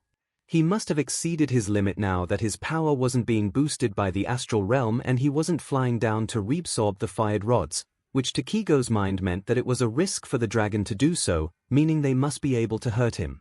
He wouldn't avoid them if they couldn't hurt him. Amaterasu has abandoned you, little bird. Accept your fate as my new vessel, and get revenge against her. 𝐭𝐼𝐾 demanded. 𝐭𝐲 just ignored him and kept moving, luring the dragon's attention away from where Izumi was hiding. Izumi popped her head above the clouds from time to time, just to ensure she was still going in the right direction. She was primarily using her demigod form's enhanced sense of smell to navigate closer, and when she popped up and saw she was directly beneath the distracted 𝐭𝐼𝐾, she whispered now to one of the feathers she'd been given. With near lightning speed, the crimson feather shot upward and sliced at 𝐭𝐼𝐾's tail. The dragon roared in pain as a couple of scales rained down on where Izumi was lying in wait. The wound didn't bleed, instead releasing more of that noxious gas. Izumi grinned and caught one of the scales. "Ah," she cried, holding her prize aloft. It was about the size of a playing card, and was a centimeter thick, though shockingly light. "There you are," roared the now enraged demon. He inhaled and then exhaled the largest blast of ink so far, directly at Izumi. The little girl squeaked in terror and dived out of the way, leaving the scale behind. The ink hit the scale and immediately, it began to rot away, corroding as quickly as the iron rods or 𝐭𝐲's feathers. Izumi saw this and grinned. Diving beneath the clouds again to escape 𝐭𝐼𝐾's wrath, Izumi began explaining her plan to 𝐭𝐲, while making her way towards him via his scent. 𝐭𝐲 listened to the plan through the feather remaining with Izumi, slowly beginning to think Izumi was either insane or a genius. Her entire plan was a long shot that relied on a theory of hers, that a direct usage of sunrise on the demon's body would drive out the darkness corrupting him and restore him to his original brush god form, but it wasn't guaranteed to work, and the plan Izumi had involved using up all their resources. If it worked, they'd be victorious, but if it didn't, then they'd be defenseless against a very angry dragon monster. Well, nothing ventured, nothing gained. Once Izumi was close enough to 𝐭𝐲 that his feather could return to him unnoticed, the duo began to implement Izumi's plan. Izumi performed the first step, then kept her mind focused while 𝐭𝐲 leapt out of cover and did his part. "Hey, dragon breath, try this on for size," 𝐭𝐲 yelled, firing his attack at the demon. It was a massive wad of all his remaining feathers, aimed right for 𝐭𝐼𝐾's head. The demon laughed uproariously. "This is your new trick. You think making up and using a technique I haven't seen you use before will allow you to outwit me? You are naive, little bird," he mocked, before firing a jet of corrosive ink at the wad of crimson feathers. As expected, the feathers began to immediately corrode, leaving 𝐭𝐼𝐾 to continue laughing mockingly at the seemingly futile attack. His laughter was cut short when a horrendous pain suddenly shot through his back, making him roar. Turning his head, 𝐭𝐼𝐾 looked to see what had happened, really craning his neck due to still only having Torikago's human neck and face. His eyes widened with horror at what he saw. His own corrosive ink was on his wing joints. It was eating through them, making them rot away until finally, the wings snapped off and the dragon plummeted to the ground with a roar of pain. He landed hard and rolled onto his back immediately, trying to rub the remaining ink off himself. As he writhed, he noticed the remains of his wings, and spotted a shard of a very familiar mirror slowly corroding between the scales. The demon's eyes widened as he realized what had happened. 𝐒𝐲's attack hadn't been a slapdash attempt to catch him off guard, but a way of covering the approach of Izumi's mirror. It was a divine instrument, and thus resistant though not immune to his power, as Izumi had noticed earlier when it had survived an attack that the iron rods had been corroded by.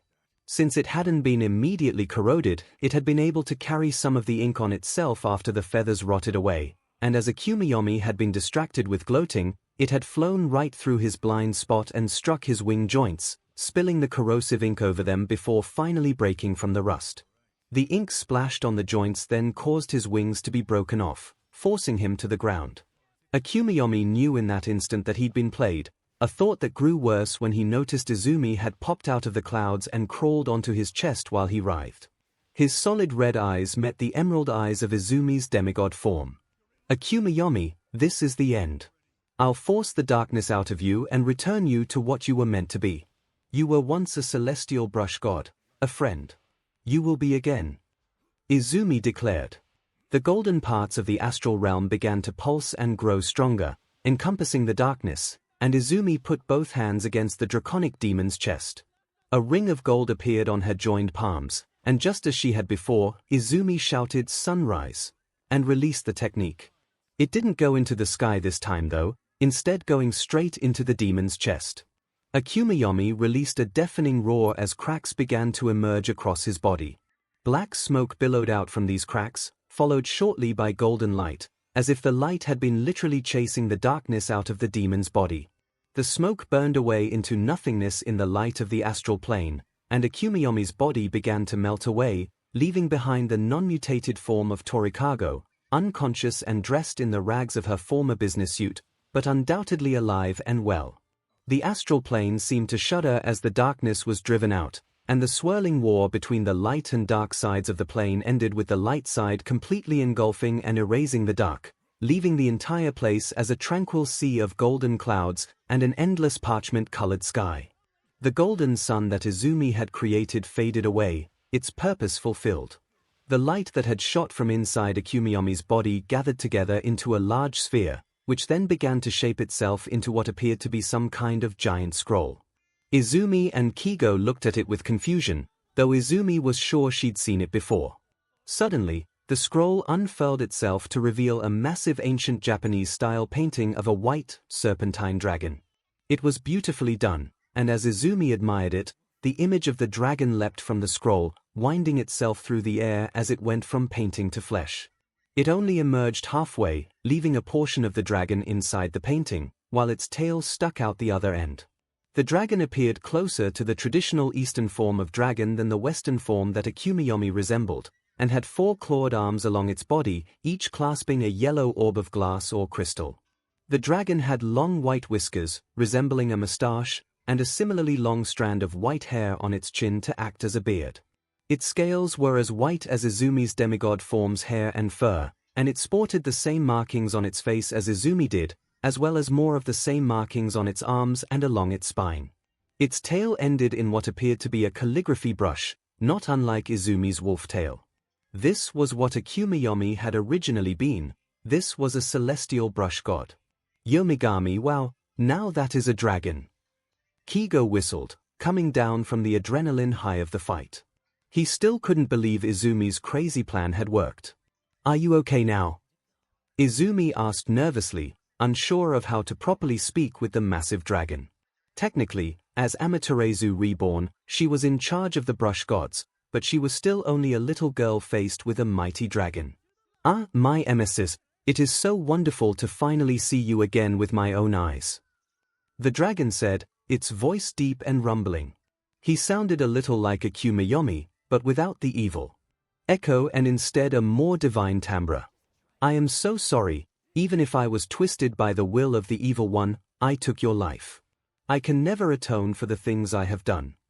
You didn't do anything. You weren't yourself, right? Can you tell us what happened? Izumi asked. Yes, of course. It was shortly after the Ark of Yamato was destroyed by the evil one. Your previous form was cast into the void between realms and forced to reincarnate, but as we spirits of the brush cannot exist outside of you or this place, we fled here to the astral plane. But before we could arrive, my brethren and I were captured by the Evil One. He used foul sorcery to twist us into infernal demons and made us his loyal pawns, scattering us about to spread his evil plans. I was made to possess Ryuko Torikago with the intention of spying on, and eventually assassinating 𝐒𝐿 the Wood Sprite. My orders were to report her actions to the Evil One, then eventually kill and replace her as leader of the Mortals Hero Commission. I was also to find heroes or others with the ability to see demons and spirits, and corrupt them to his side. That is why I bade Torikago to take in the winged boy, Takumi. 𝐒𝐲 snorted, should I feel honored that some kind of god took an interest in me? Well, it is pretty cool. Besides, you're my friend, and if I'm a god, then you're a god's friend. That's gotta be something good, right? Izumi smiled cheekily. 𝐒𝐲 chuckled and ruffled the girl's hair. Izumi turned back to the white dragon. So, I'm guessing you're not a 𝐭𝐴𝐲 anymore. I'm sorry, but I don't have many of my old memories, only a few short ones, so I don't know your name. I am Yomigami, the god of restoration and a most loyal servant to you. I bore witness to everything experienced by Ryuko Torikago and my corrupted form, so I know you are now called Izumi Midoriya. Forgive me, Mstius, but my power weakens. I must take time to recover, but please, allow me to rest within you once more and return to you the power that I govern. Yomigami asked, bowing its head. Izumi smiled softly, reaching up to pet Yomigami's head. Your ordeal is over. Take as much time as you need to rest. If I'm your Mstius, then it's my job to look after you. Please rest well, she said kindly. Yomigami nuzzled his face against Izumi's body, almost lifting the girl off her feet with his sighs and getting a quiet giggle from her. This kindness and warmth. I have missed it so. Wolf or human, god or mortal, the heart that beats within is still the same. I, Yomigami, the god of restoration, humbly return to your side, and return to you my celestial brush technique, rejuvenation. Fare thee well, daughter of the sun. With that, Yomigami's body receded into the scroll he had emerged from. The scroll then rolled itself up again and transformed into a ball of light, no bigger than Izumi's palm. Within this ball, the kanji for Yomi floated. Izumi took it gently, and following her instincts, she pressed it into her own chest, feeling it fuse into her flesh and soul. The warmth of the light joined with the warmth Izumi had gained when she first awakened as Amaterasu, and images began to flash through her mind. Izumi saw herself in her previous life, standing atop a hill beneath a starry sky. She saw herself looking up at those stars beside Isen. She saw the stars form themselves into the shape of Yomigami, and then she used the dragon's power to restore a river made of stardust.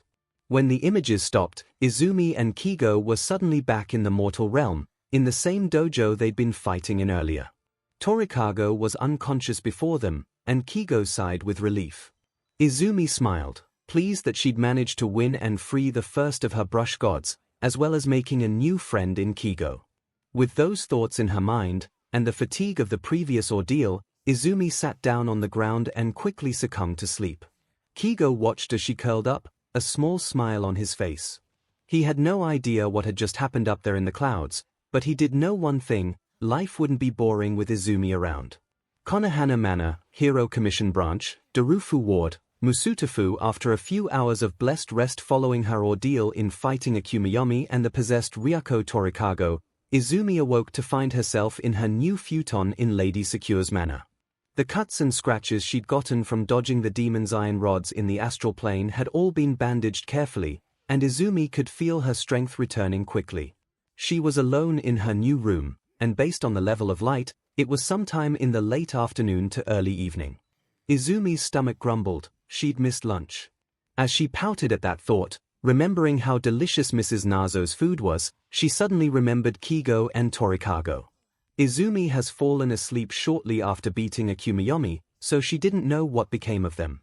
Izumi immediately hopped out of bed, noticing she'd had her clothes changed to a simple light blue sleeping yukata, and made for the door. She slid it open and immediately found one of the maids, the middle daughter Himori, waiting beside her door. Himori's eyes lit up when she saw the little girl. Young Lady Izumi. I'm so glad to see you awake and well. We were all very worried after what happened to you.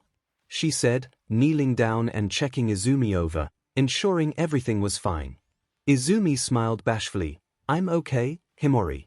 Sorry for worrying you. Please don't be sorry, Lady Izumi. We should have known better than to send you off alone while you weren't aware of your powers. The maid said.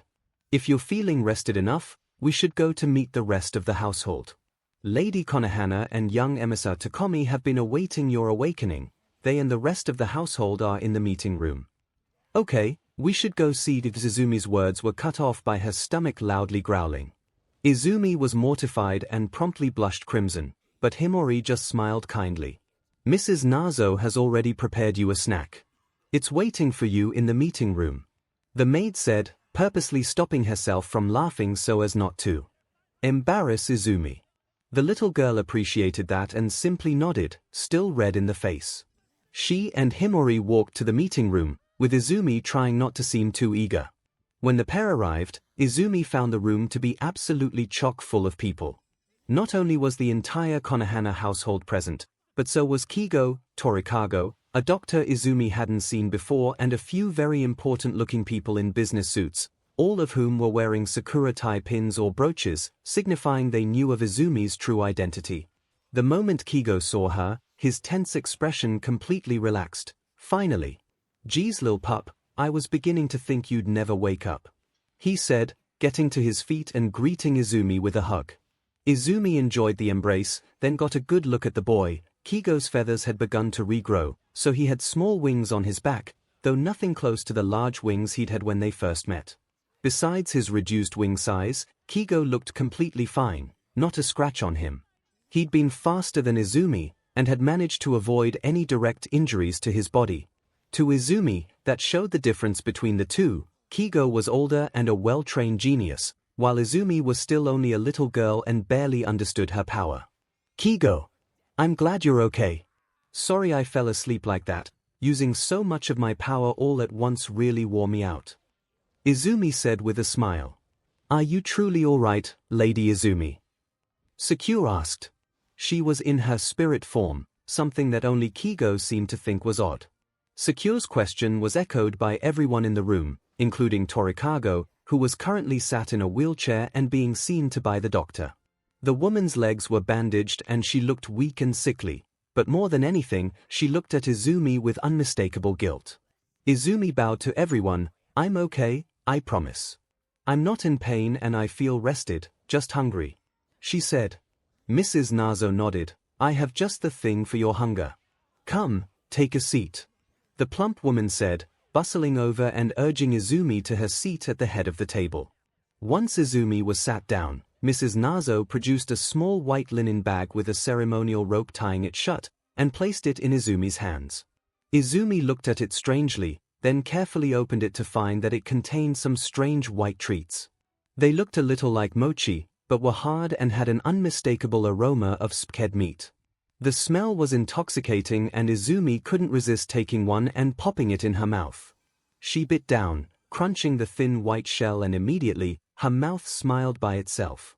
It was delicious. They were 𝐒𝐻 meat treats of the kind Izumi had never had. The outside was crunchy, the inside was chewy, and the very core melted in her mouth.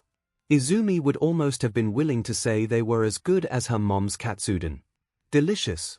These are delicious. What are they? Izumi asked, barely able to keep her manners and restrain herself from devouring the whole bag in seconds. Mrs. Nazo grinned proudly. My secret recipe. Holy bone bites. Bone? Kigo asked, looking a little green. The treats were white like bones, and did make a hell of crunch when Izumi bit into them. In her past life, Izumi's favorite snack was holy bones, the bone of a cow or pig that had died naturally after living a good life, then blessed and washed with holy water, 𝐒𝐻 with sacred herbs and tied up with a ceremonial rope. Mrs. Nazo explained, I adapted that to work better with Izumi's new human body. I used the same ingredients, but instead puree the bone marrow with some of the meat and the sacred 𝐒𝐻, then coat it in a shell made from holy water, bone meal and spun sugar. It makes for a crunchy treat that even a 5-year-old's teeth can get through. I love them. Izumi gushed. Imagine using these as a topping for katsudon. She began to drool a little. Here, try one 𝐒𝐻𝐽. Izumi said, offering one of the white bites to the winged boy. 𝐒𝐻𝐽 looked at it with some trepidation, before shrugging and eating it. It actually wasn't too bad, nowhere near as good to him as Izumi seemed to think, but not bad. Once Izumi had eaten, she felt a lot happier and more energetic. Seeing this, 𝐂𝐻𝐽 drew her attention to the important-looking people at the other end of the table. Lady Izumi, allow me to introduce you to 7 of the 13 members of the Hero Commission's Board of Executives. Myself and Vice President 𝐭𝐴ₛ make the total number of board members on your side, 9. Only 4 do not know about your true identity, as they lack the spiritual power to see spirits and demons. 𝐂𝐻𝐽 explained. The people in suits nodded politely. A woman with orange hair sat in the middle of the group and acted as their spokesperson. It is good to have you with us, Lady Izumi. As Lady 𝐂𝐻𝐽 has said, myself and my fellows here are aware of your identity. We will ensure the Hero Commission and the government do not interfere with your work against the demons. However, we should confess that unlike Lady 𝐂𝐻𝐽 and her household, we are not followers or worshippers. The woman looked a tad nervous as she continued, we believe in your work and understand how crucial you are against the demons, but we aren't comfortable with gods and demons fighting each other in our world. Humans have enough trouble with other humans. Please do not be offended, but while we will be your allies, we will not be your servants. Izumi smiled, that's okay. The spokesperson blinked, while the rest of the board members began whispering and muttering to each other, that's okay. Here. Izumi nodded. You aren't offended? The little girl shook her head, I actually prefer it. I'm kind of uncomfortable with the idea of being worshipped. If it helps, don't think of me as a god, but as a hero in training. I've always wanted to be a hero, and I'm gonna train really hard to become one. The board of executives all sighed and relaxed, slumping against each other with relief. I thought we'd be punished. Gods in legends don't tend to be the forgiving type. One of them said. Izumi and the Konohana household chuckled at that. Once the executives knew they wouldn't be punished for not worshipping Izumi, they began to treat her more casually, basically acting as if she was just a normal little girl, the way they treat a friend of their own kids or grandkids. Now that the big shots are feeling better. 𝐒𝐻𝐽 said, a bit of resentment in his voice, can I finally hear what all this is about? From the stuff I've heard from you all, what Izumi said and what that crazy demon dragon said, I figure that Izumi is the reincarnation of Amaterasu the sun goddess, who is somehow real, and is here to fight demons, which are also somehow real. 𝐂𝐻𝐽 nodded, of course. I will tell you everything I told Lady Izumi. The tree spirit retold the story she told Izumi earlier that same day, almost word for word. 𝐒𝐻𝐽 listened expressionlessly, taking in every detail that 𝐂𝐻𝐽 told him. The executives and 𝐭𝐴ₛ listened too, only knowing the short version and not the full story.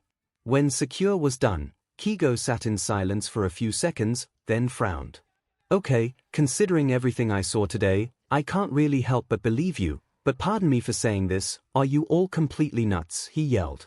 Grandpa Citrus bristled at this. Now see here, boy. You have no right to be speaking to Lady 𝐂𝐽 like that. No right. After the commission basically forced me to do whatever it wanted for the last 5 years, I think I have the right to say what I please. And what right did you all have to send a 5-year-old girl into the meat grinder of the hero world? 𝐒𝐻𝐽 looked at 𝐂𝐽 with anger. You didn't even tell her about what she could do. If Izumi wasn't so smart, she'd be dead, 𝐿 would be in prison for her murder and I'd be a puppet. You didn't explain her weird ink techniques, their relationship with the brush gods, or even that she could come back to life.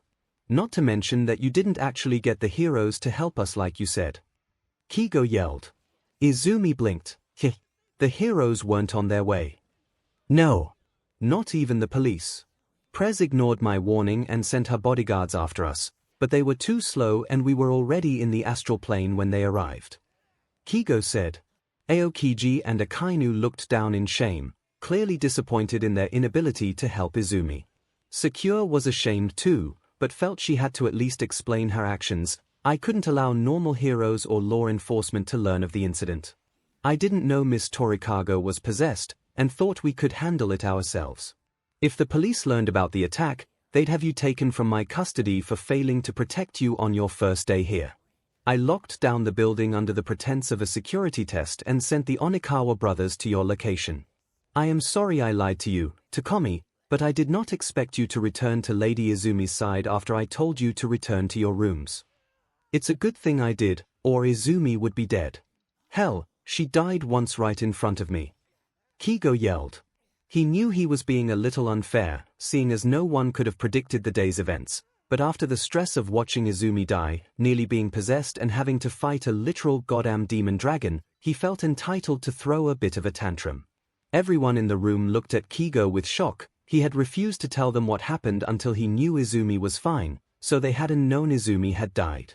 They'd not properly registered his comment about Izumi's resurrection ability at the beginning of his rant, and hadn't guessed that they'd discovered it through it actually being used. Torikago especially looked deeply upset, and was doing her best not to begin sobbing. She didn't feel like she had the right to cry after what she'd done, possessed or not. Granny Citrus was the first to regain her voice. "Dee died. Lady Izumi, you really died." Izumi frowned, not liking how upset everyone looked. "Yeah. I didn't know I could resurrect and I still don't know how it works, but I was stabbed in the heart by one of Akumiyomi's iron rods. I woke up in the astral plane and kind of had a meltdown. I was snapped out of it by some memories of things Isen said to me in my past life, and then I came back to life. My wounds were fully healed too, all these came after," she said, pointing at her bandaged injuries. "Oh my poor dear." Granny Citrus cried, hobbling over to Izumi and embracing her gently. Izumi enjoyed the hug, then smiled brightly to everyone at the table. Secure looked at Izumi with a miserable expression. "My lady. I am so sorry. I should have told you everything you could do. I was just worried about overburdening you with everything all at once. I thought we'd have time to gradually teach you all you needed to know. I never dreamed you'd be attacked before we had even started your training. It's all right, it's nobody's fault but Akumiyomi, and I defeated him and turned him back to his original brush god form, Yomigami." Izumi said, trying to smile reassuringly. "Thanks to 𝐒𝐲, I'm still alive. Akumiyomi has been purified, Yomigami's back with me and Miss Torikago is free now. Sure it was really scary, and it hurt a lot, but everything will be okay. Please, I don't want anyone to feel sad because of me." Torikago couldn't hold her silence anymore, "But after all I did." Izumi tilted her head. "I don't know what you supposedly did, but I'm sure it's nothing I can't forgive," she said, not really understanding what Torikago had done. Akumiyomi had been behind her actions. Why would she feel guilty? "How can you forgive what I've done?" the woman yelled, the beginnings of tears forming in her eyes. "I hurt you. I killed you. I killed the last vice president so I could take his position. I bought Takumi from his family like a common house pet, then murdered them so they couldn't take him back. And then I trained him as a tool. How can you look at me and say you don't know what I've done?" Izumi flinched back. But I don't understand, you were being controlled. Akumiyomi said so himself. He said that he controlled you directly most of the time, but then influenced you the rest of the time. You didn't actually do any of that stuff on your own, right?" she asked. Torikago looked at Izumi with wide, tearful eyes. "How can you say that with such certainty?" "I killed you. I shoved a spike of iron through your heart." "No, Akumiyomi did that. He was mean and bragged that you struggled really hard to stop him too." Izumi pointed out. "I did. These last 5 years have been a nightmare, watching myself do things without my control, listening to my own voice saying horrible things. When I was made to kill the old vice president, I tried so hard to stop it, but I was completely out of control. Then I was made to kill you. I wasn't in control, but I felt all of it, the heavy iron in my hand, the resistance of flesh as I pushed it in. That evil monster's constant mockery and whispering." Torikago began to rub her arms, as if suddenly feeling a deep chill. "I'm sorry you feel guilty over it. I really don't blame you though. Akumiyomi was really strong." Izumi said, trying to sound comforting. I don't feel like I deserve your forgiveness, but thank you." Torikago said, wiping a tear from her eyes. She looked to 𝐒𝐲. "Mr. Takumi, you suffered from my actions too. I am deeply sorry. I wish I could take back what I'd done. 𝐒𝐫𝐻 frowned. He was still coming to terms mentally with the knowledge his parents were dead. He felt like he should feel sad about that. But then again, they'd sold him like a commodity and he'd spent almost as much time away from them as he had with them. Try as he might, 𝐒𝐫𝐻 couldn't bring himself to feel anything but surprise. He wasn't sad about their deaths, nor was he happy. It was like hearing about the deaths of a random couple on the news. Torikago was a problem for him too. He wasn't sure he could say he suffered because of her. Life in the commission hadn't been easy, but it hadn't been bad or abusive exactly, and Izumi did have a point in that Torikago hadn't been in control of her actions, but was that enough to make 𝐒𝐫𝐻 forgive her? Tell me what happened, he demanded after some moments of thought. I want to know exactly what you did while under a Kumiyomi's control, and how you came to be possessed. Tell me it all, and I'll decide if I trust you. 𝐸 nodded. That's a good idea. Miss Torikago, we haven't involved the police yet for the reasons I mentioned before, but we will if we have to.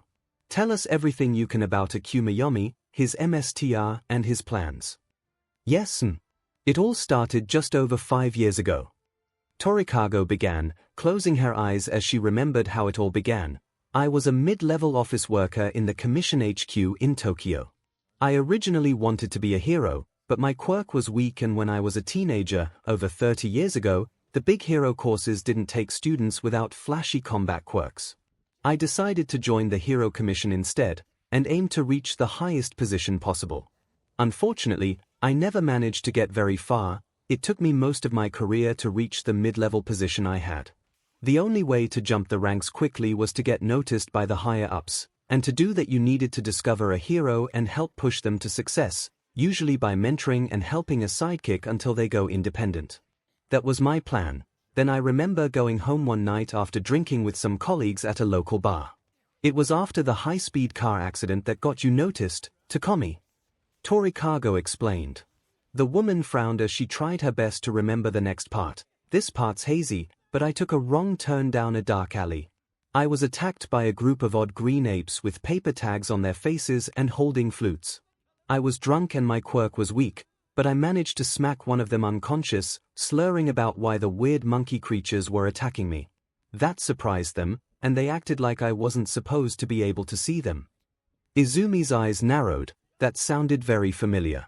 Those creatures must have been green imps intending to steal Torikago's soul, not expecting her to be able to see them. It proved Torikago had some spiritual power. Though Izumi did wonder why they targeted her, it was rude and she felt bad to think it. But Izumi wouldn't have considered Torikago to be young and pretty, which were the targets of the imps in Musutafu. Maybe the imps in Tokyo had a different criteria for their victims. Or Torikago aged really badly in the last 5 years. What happened next? 𝐸 asked. I'm not sure. I remember seeing red eyes, and then I woke up the next day in my apartment. The formerly possessed woman said. I figured it was all a dream, but when I went to work the next day, my boss said that we had a flight to Fukuoka to catch. He said that I'd called him late the previous night and told him about Takumi. I was sure I'd never heard the name before, but when I opened my mouth to deny making the call and deny knowing who Takumi was, my voice instead confirmed what he'd said. I heard my own voice say, out of my command, that Kigo Takumi had a powerful quirk and could be a great hero, and that I recommended we sponsor him to become a hero. It was terrifying, but I was completely out of control. My body said and did what it wanted without my say-so. We went to Fukuoka and met with your parents, Takumi. My boss got sick on the flight and couldn't make the meeting, so I went without him, along with a few interns. 𝐒𝐫𝐻 frowned. I remember the next part. You showed up at our house and asked me to use my quirk for a few things, then you offered to foster me. My parents refused, and you flashed some money and promised them a weekly check. You handed over some papers, they signed, and I was dragged off without a word. Torikago nodded sadly. Yes, but the thing is, I had no idea where I got the money or the papers. They were just there in my briefcase. That was when I first became aware of the thing inside my head. I didn't know what it was, but it was really insistent on taking you with us, saying you'd make a good ally for the war with the mutt. I didn't understand and tried to talk to this other presence in my head, but either it couldn't hear me or it ignored me. After I took you, I told my boss that I'd fostered you with the intent of having you trained by the commission to become an amazing hero, while the voice in my head said it would get me promoted up the ranks. That demon was clever and correct. One of the board members said, "You were a genius, 𝐻𝐿, a real prodigy." 𝐸𝐿 reputation within the commission grew massively, and even Lady Secure agreed to 𝐸𝐿's plan. I did. 𝐸𝐿 told me that you'd been abandoned by your parents, and as I knew your lineage, I didn't want to leave you to fall under the influence of the demons, though that failed. Secure said, "What lineage are you talking about? My family was nothing special, but that demon went on and on about how Izumi somehow destroyed my chance at a happy life, even though this happened before she was born." 𝐒𝐲 asked.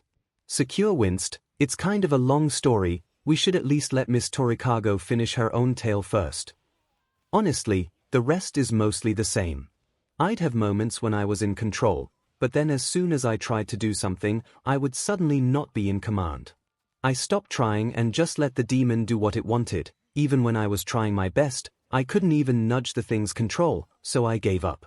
After I fostered 𝐻𝐿, I moved to Fukuoka to stay close, and was forced to watch as I attacked and killed his parents. The demon used that weird red ink of his to corrode them, making them look like they'd died weeks ago and had just not been discovered. The coroners never worked out the cause of death.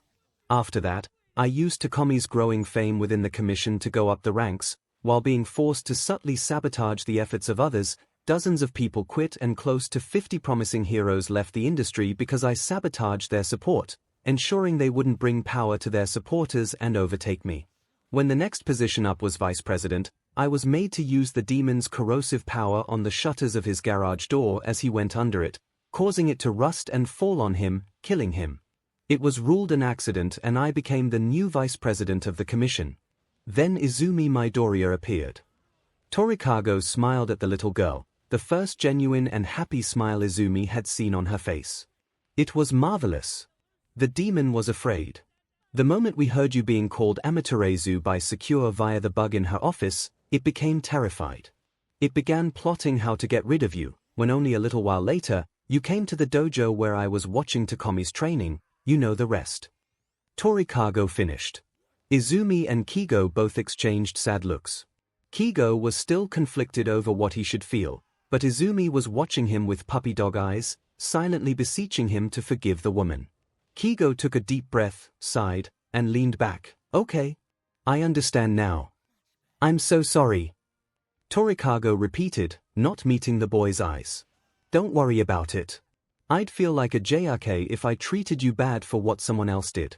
Let me live my life the way I want and I'll forgive you," he said, giving the woman one of his signature lazy smiles. 𝐸𝐿's eyes began to overflow with tears. "Oh, okay. Thank you both for forgiving me." Both children smiled at her, willing to let this dark chapter of their lives come to an end. Izumi, 𝐒𝐲, and 𝐸𝐿 had all been victims of the demon 𝐻𝐿, and there was no need for them to continue prying open old wounds. Better to let it heal. It was decided by Secure and the board members that 𝐸𝐿 wouldn't be handed over to the police. The day's events would be covered up, forgotten by all those who didn't know the truth of Amaterasu and the demons, and the tragic deaths of those harmed by 𝐻𝐿 would be mourned as best they could be. It was unfair to punish 𝐸𝐿 for things out of her control, and they couldn't punish 𝐻𝐿 either as Izumi had essentially destroyed him by returning him to his original form, so there was nothing that could be done. It was horrible for those whose lives had been affected, but having more innocent people suffer wouldn't fix things. Instead, 𝐸𝐿 would remain vice president of the commission and 𝐒𝐲's foster mother, though both positions were largely going to just involve obeying the orders from someone else, Secure in the former and 𝐒𝐲 in the latter. 𝐸𝐿 accepted this, knowing she was being given a second chance she didn't feel she deserved. She swore to do her best in both positions, and Secure would support her when it came to being 𝐒𝐲's foster mother. Once that had been decided, Izumi and 𝐒𝐲 told everyone how the fight with 𝐻𝐿 had gone. By the time they were done, it was getting on for dinner, so Mrs. Nazo and the maids excused themselves to cook while everyone else reacted to what they'd been told. "I'm impressed with your tactics. To think you were able to work out how to use sunrise by yourself, as well as how to use it to regain some control of the astral plane and purify your Megami, the two of you make a skilled team." Secure praised. Onijairi grunted, I'd give it a C grade. You both fumbled and wasted time and resources, as well as staked your lives on a single plan with no guarantee of success, but you managed to survive and win.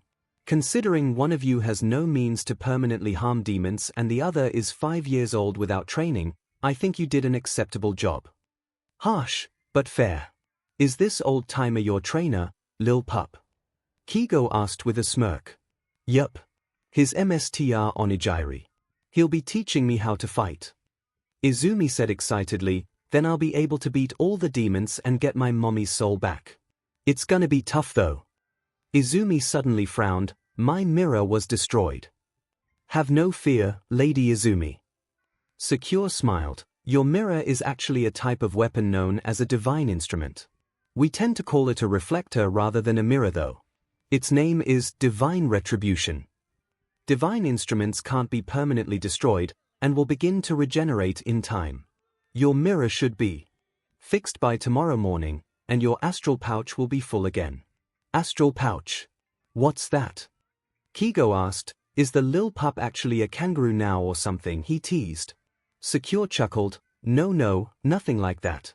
The astral pouch is a special spiritual organ that Amaterasu, and thus Izumi, possesses. It fills with astral energy, and when it's full, you can use that energy to perform an astral resurrection, returning to life after death. At the peak of your power, in your previous life, you were able to do this 4 times in 1 day. However, with your weakened state, the pouch takes a full day to fill up again, so while you can cheat death once per day, you need to wait 24 hours before doing it again. It's a good thing the tour took so long. Hey! Izumi blinked. Why would it matter that the tour took so long? Well, otherwise, you wouldn't have regained enough astral energy after your resurrection yesterday. 𝐂𝐿 said. The little girl's eyes widened. Wait, are you saying that when I hit my head in the park, I died? 𝐂𝐿 paled. Oh dear, my apologies, I thought you had already worked it out. Okay, that's scary to think about. Oshigaki actually killed me. I'm just gonna pretend I didn't know that and forget about it. Izumi said, shaking the thoughts from her head. She had quite enough to be thinking about without that cluttering her mind. Well, how about I explain why Mr. Takomi is so important? That'll take your mind off it. 𝐂𝐿 offered nervously. Yes, let's do that. I want to know what makes me so special. 𝐒𝐫𝐲 said. 𝐂𝐿 smiled and looked to Izumi. Well, it all began a short time into your second incarnation's life, when you and Isen had a run-in with the Sparrow clan. Konohana Manor, Hero Commission Branch, Darufu Ward, Musutafu. 𝐂𝐿 smiled and looked to Izumi. Well, it all began a short time into your second incarnation's life, when you and Isen had a run-in with the Sparrow clan. Sparrow clan. 𝐒𝐫𝐲 muttered, a strange wistful expression on his face. 𝐂𝐿 nodded and smiled kindly at him. Yes, Takomi. They were your ancestors. Even though you never met them, and your family likely forgot its roots, your soul still remembers the people it came from, even after over a millennia later. The Sparrow clan were a clan of anthropomorphic sparrows, most of whom were roughly the size of a human child, and they lived in the era in which Amaterasu battled the demon hordes of Yami. 𝐒𝐫𝐲 leaned in. Please, tell me more. Akumayomi said Izumi was my enemy, so there must have been some bad BLD between her last incarnation and the Sparrow clan. It was actually quite the opposite. The tree spirit said, Amaterasu ensured the safety of the clan, but even a benevolent act can create discord in those whose hearts are hard or self-serving. Amaterasu and Isen first encountered the Sparrow clan at the inn they ran within the ancient Sosa sanctuary. They needed to pass through the inn to find a warrior they had been asked to search for, but the inn was sealed by the clan head, Jamba, due to his precious daughter being kidnapped. In order to enter the sanctuary and find the warrior, Amaterasu went off to find and rescue Jamba's daughter, Chun. She found the young sparrow being held captive by demons disguised as humans, who planned to eat her. Amaterasu defeated these demons and saved Chun, earning the gratitude of the Sparrow clan. Izumi smiled brightly. I'm glad I was able to save Chun. I wish I could remember. A little sparrow girl sounds really cute. Yeah, it does. How the heck did saving a little girl result in my family's situation millennia later? 𝐒𝐫𝐲 asked, eyebrows raised. The same way things often go with royal families and ancient clans, succession. 𝐤𝐻𝐽 said with a sigh, "You see, Jamba had 2 children, Chun and her little brother, Tai. Both were good-hearted children, but Tai had been very spoiled by his father and sister, and so was somewhat weak and childish. In those days, a male heir would always inherit before a female one, so many in the Sparrow clan believed Tai would replace Jamba one day, and could be manipulated by his weakness. Those who saw this as a way to get more power supported him, but those who saw it as a way to weaken the clan supported Chun instead. Jamba even decided to let Chun become clan head after his death, so Tai could live peacefully and the Sparrow clan would remain strong. I have often wondered if Chun ended up in the clutches of those demons because of Tai's supporters, but no evidence to that effect was ever discovered. After Amaterasu saved Chun, the Sparrow Girl was believed to have the blessings of the Sun Goddess, and her supporters began making elaborate plans to honor Amaterasu for her services, up to and including becoming her vassals. Izumi frowned, not liking the sound of that, while Kigo looked like he could tell where this was going. After Jamba died, Chun became clan head as planned and had the support of Tai. Amaterasu had returned to the celestial realm by this point, so she wasn't around to stop what happened next. Tai's supporters were resentful of Chun's ascension, which violated traditional inheritance law. They were angry with Tai for not fighting for his birthright, and they despised Amaterasu for creating this situation. A coup began, with Tai's supporters now following a new sparrow by the name of 𝐿𝐼. They killed many Sparrow clan members, both Chun loyalists and those uninvolved in the fight. Chun loyalists began fighting back, claiming to be servants of Amaterasu enforcing her divine will. It became a religious war as well as a civil war. DMN. Kigo looked down. Izumi leaned over to pat his back, really hating the idea that people had gone to war in her name, especially against their own family. The spirits that occupied the same area as the Sparrow clan grew restless, fearing the bloodshed and darkness would cause demons to flock to the area again. So they gathered together and decided on what to do with the clan. I was invited, due to having a divine sapling in the area, but I didn't consider myself a resident of the region, so I decided not to get involved. 𝐤𝐻𝐽 explained, the spirits essentially formed a court and tried the leaders of each faction. It was decided that as no true sparrow would ever fight a fellow sparrow, then the members of the clan couldn't be considered true sparrows anymore, so the spirits transformed them. 𝐿𝐼 and his supporters were called kinslayers and traitors, as they had spilled Sparrow blood first. It was decided they would be cast out and left penniless as hawks, an animal known to prey on sparrows. They became the Hawk clan. Chun and her supporters were allowed to keep the wealth and property of the former Sparrow clan, but were reprimanded for fighting a war in Amaterasu's name, when the Sun Goddess would never support such a thing. Yeah, I'd never let people kill their own families, especially in my name. Izumi declared. 𝐤𝐻𝐽 nodded, indeed. As penance, they were tasked with serving you properly as vassals. The spirit that spoke on behalf of the others declared, as you have wrongfully spilled blood in the name of the Great Mother, Amaterasu, you will do penance by serving her truly and loyally as peaceful servants. Your feathers will darken as you serve in the shadows of her light, and thus you shall become as ravens. Chun and Tai accepted this, being the first to be turned into ravens. The rest of the clan followed suit and became the Raven clan. Both the Raven and Hawk clans were asked to leave the area and go their separate ways to prevent further war. They hid among the humans, using mysterious arts to disguise themselves, and soon they began to marry humans, breeding with them and eventually becoming humans themselves, though they never lost their bird-like features. When the era of quirks came about, they stopped using the arts to disguise themselves, and now those are mostly lost and forgotten. Wow, so those clans still exist today? Izumi asked. The Raven clan does. 𝐤𝐻𝐽 said, the wealth of the former Sparrow clan stayed with them and they managed to thrive. To this day, they are loyal but reclusive servants of the Sun Goddess. I have been searching for them to inform them of your rebirth, Lady Izumi, but I have had no luck so far. The Hawk clan, left penniless, almost immediately devolved into infighting. 𝐿𝐼 was killed and the Hawk clan disbanded. They settled all over the place, but never managed to find success and were often poor. The members of the clan that still remember their history believe their poverty is a curse cast by Amaterasu, and hate her to this day.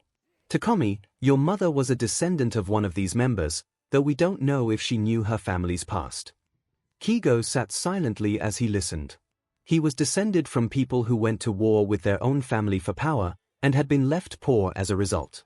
He looked at Izumi, but he couldn't feel any of the hate that his fellow clansmen supposedly had for her, nor did he feel the urge to worship her as the ravens had.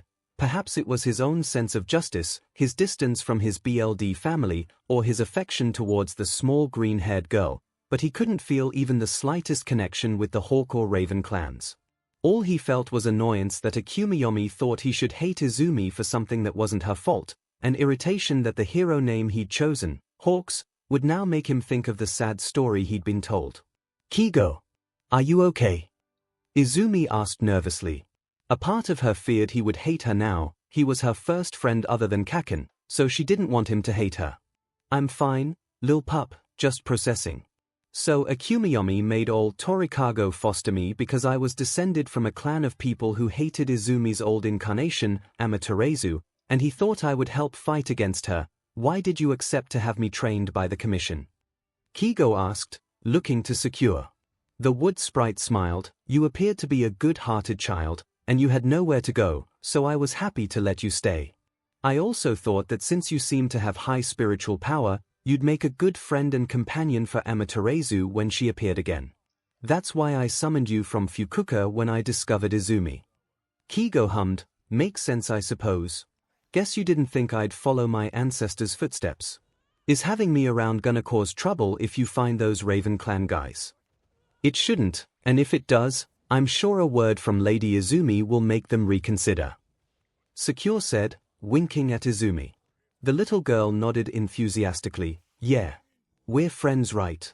I only have one other friend, so I won't let anyone bully you. 𝐒𝐲 laughed at that. Oh really? Don't get too big for your britches now, Izumi. Remember, I'm a big powerful hawk, while you're still only a little puppy. I could carry you off to my nest and eat you. He teased, poking Izumi's ribs and making her giggle. Mrs. Nazo and the maid trio arrived not long later with dinner, and everyone moved to the dining hall to eat. It was a large feast and everyone ate their fill of delicious food, letting the thoughts of the day's action and heavy conversations fade from their minds. 𝐒𝐲 felt more at ease, understanding his origins but deciding not to let them affect his future, while Izumi was glad to understand her friend a little better, and felt secure in the knowledge he liked her too. After the meal, the board members all said their goodbyes and left, asking only that 𝐶𝐞 keep them informed on anything important. That left only Izumi, 𝐒𝐲, 𝐶𝐿, 𝐶𝐞 and her household around the table, as well as the doctor who had been silently observing the whole time. At Izumi's urging, the man introduced himself as Dr. Tanaka, the personal doctor of the Konohana household. He wore a basic white shirt and black slacks, with a lab coat over the top, and his appearance was somewhat unusual. He was a tall man with vivid green skin, short black hair and brown eyes covered by rectangular wire frame glasses. Most interestingly, his right forearm was swollen to twice the size of his left and was wrapped in bandages. Dr. Tanaka, being a member of the household staff even, if he didn't live with them, had known about Izumi's true nature and had been called in to see to Izumi and Torikago's wounds in the aftermath of the battle with 𝐒𝐭𝐚𝐲. He would also be in charge of caring for 𝐒𝐭 once she was finally transferred from the hospital to the manor. After his introduction, Izumi asked, Doctor, what injuries do we have? Why is Miss Torikago in a wheelchair? Dr. Tanaka pushed his glasses up his nose. You suffered fairly minor lacerations to the sides of both arms, your left thigh, your chest, and abdomen. They weren't too deep, so they didn't require stitches. I cleaned and bandaged the cuts and you should be fully healed within a few days. Miss Torikago was more badly hurt, due to not being healed by a miraculous resurrection as you were. 𝐒𝐭𝐚𝐲's possession has left her body weak, as has the overuse of her quirk while under his control. Injury-wise, she has slashes to the backs of her legs, which will leave her wheelchair-bound until they heal so as not to exacerbate the damage to the tendons. She also has a small cut on her lower back which needed little more than a band-aid. More seriously, she had what appears to be rotten flesh over her shoulder blades, likely as a leftover from when 𝐒𝐭𝐚𝐲's wings were corroded off. I was able to remove the rotten flesh and treated the wounds, but it will likely scar. Izumi and Kigo frowned. Even when 𝐒𝐭𝐚𝐲 transformed, it had technically been Torikago's body being mutated. The cut on her lower back had likely been from Kigo's feathers chipping scales from the demon's tail. Is there anything I can do? Izumi asked. Well, technically yes. 𝐂𝐭𝐴 said, surprising the doctor. You purified your Megami, correct? He rests within you, so logically speaking, you have access to the celestial brush technique he wielded, rejuvenation. That ability allows you to repair any kind of damage. It consumes a lot of your ink, and thus your stamina, but you should be able to heal injuries with it. Any damage can be undone by rejuvenation. Really? Izumi exclaimed, hopping to her feet excitedly. If she possessed a healing technique, then that would be perfect. She could not only be a hero like All Might, who saved people and beat villains, but also a hero like Recovery Girl, who saved people that were hurt before the heroes got there. She could even support other heroes in battle, like Kigo. Yes, really? 𝐂𝐭𝐴 smiled. Miss Torikago, may I try and heal you? Izumi asked, turning to the wheelchair-bound woman. I was the one to give you those injuries, even if I didn't mean to. Can I try to fix them? Torikago nodded without a second thought. Of course, do as you please, she said. She wasn't too bothered about her own injuries, but Torikago didn't want Izumi to feel any guilt for hurting her, not unlike what Izumi felt towards her. Lady 𝐂𝐭𝐴, what's the brush slide for rejuvenation? Izumi asked. There isn't a traditional brush slide. You must simply paint the ink over the wound whilst willing rejuvenation to work. Treat the ink like a salve, but be warned, the more ink is required, the more tired you will become. 𝐂𝐭𝐴 said. Nodding in understanding, Izumi trotted over to Torikago and knelt in front of her, aiming to treat her ankles first. Izumi entered demigod form, pausing a moment to feel a little melancholic that her mirror hadn't regenerated yet, then willed her ink to coat her palm. She carefully untied Torikago's bandages, wincing a little as she saw the stitched cuts that her claws had left, then gently painted over the cuts, using her ink-coated palm like a palette while using her other hand's fingers to fill in the cuts. Torikago winced a little at the direct contact with her wounds, but before Izumi had finished inking the first cut, the parts she had inked were already being healed. Once the first cut was healed, all the ink on the woman's leg turned to white smoke and blew away, leaving behind no trace of the wound, not even a scar. The stamina drain wasn't too bad, merely feeling like Izumi had done a couple of jumping jacks, so Izumi quickly painted over the rest of the cuts, healing Torikago's legs completely. The older woman slowly stood from her wheelchair and grinned, feeling the strength in her legs. This is amazing, she gasped. Dr. Tanaka gave Torikago's legs a quick examination, finding there wasn't even a hint of damage left. It was like the injury had never been there to begin with. The only physical evidence it had happened was that the skin that had been healed over was softer than the rest. Spectacular! What I wouldn't give to have a power like that. The doctor said with an amazed smile, full regeneration without a cost for the patient, it's a dream come true. Izumi grinned proudly. Your Megami's power is awesome, right? So, can I heal your back too? She asked eagerly. Torikago nodded, then looked to Kigo. Takumi, do you mind turning around? She asked. The woman was only wearing a sleeping yukata, much like Izumi, and couldn't really expose her shoulder blades without also exposing her chest.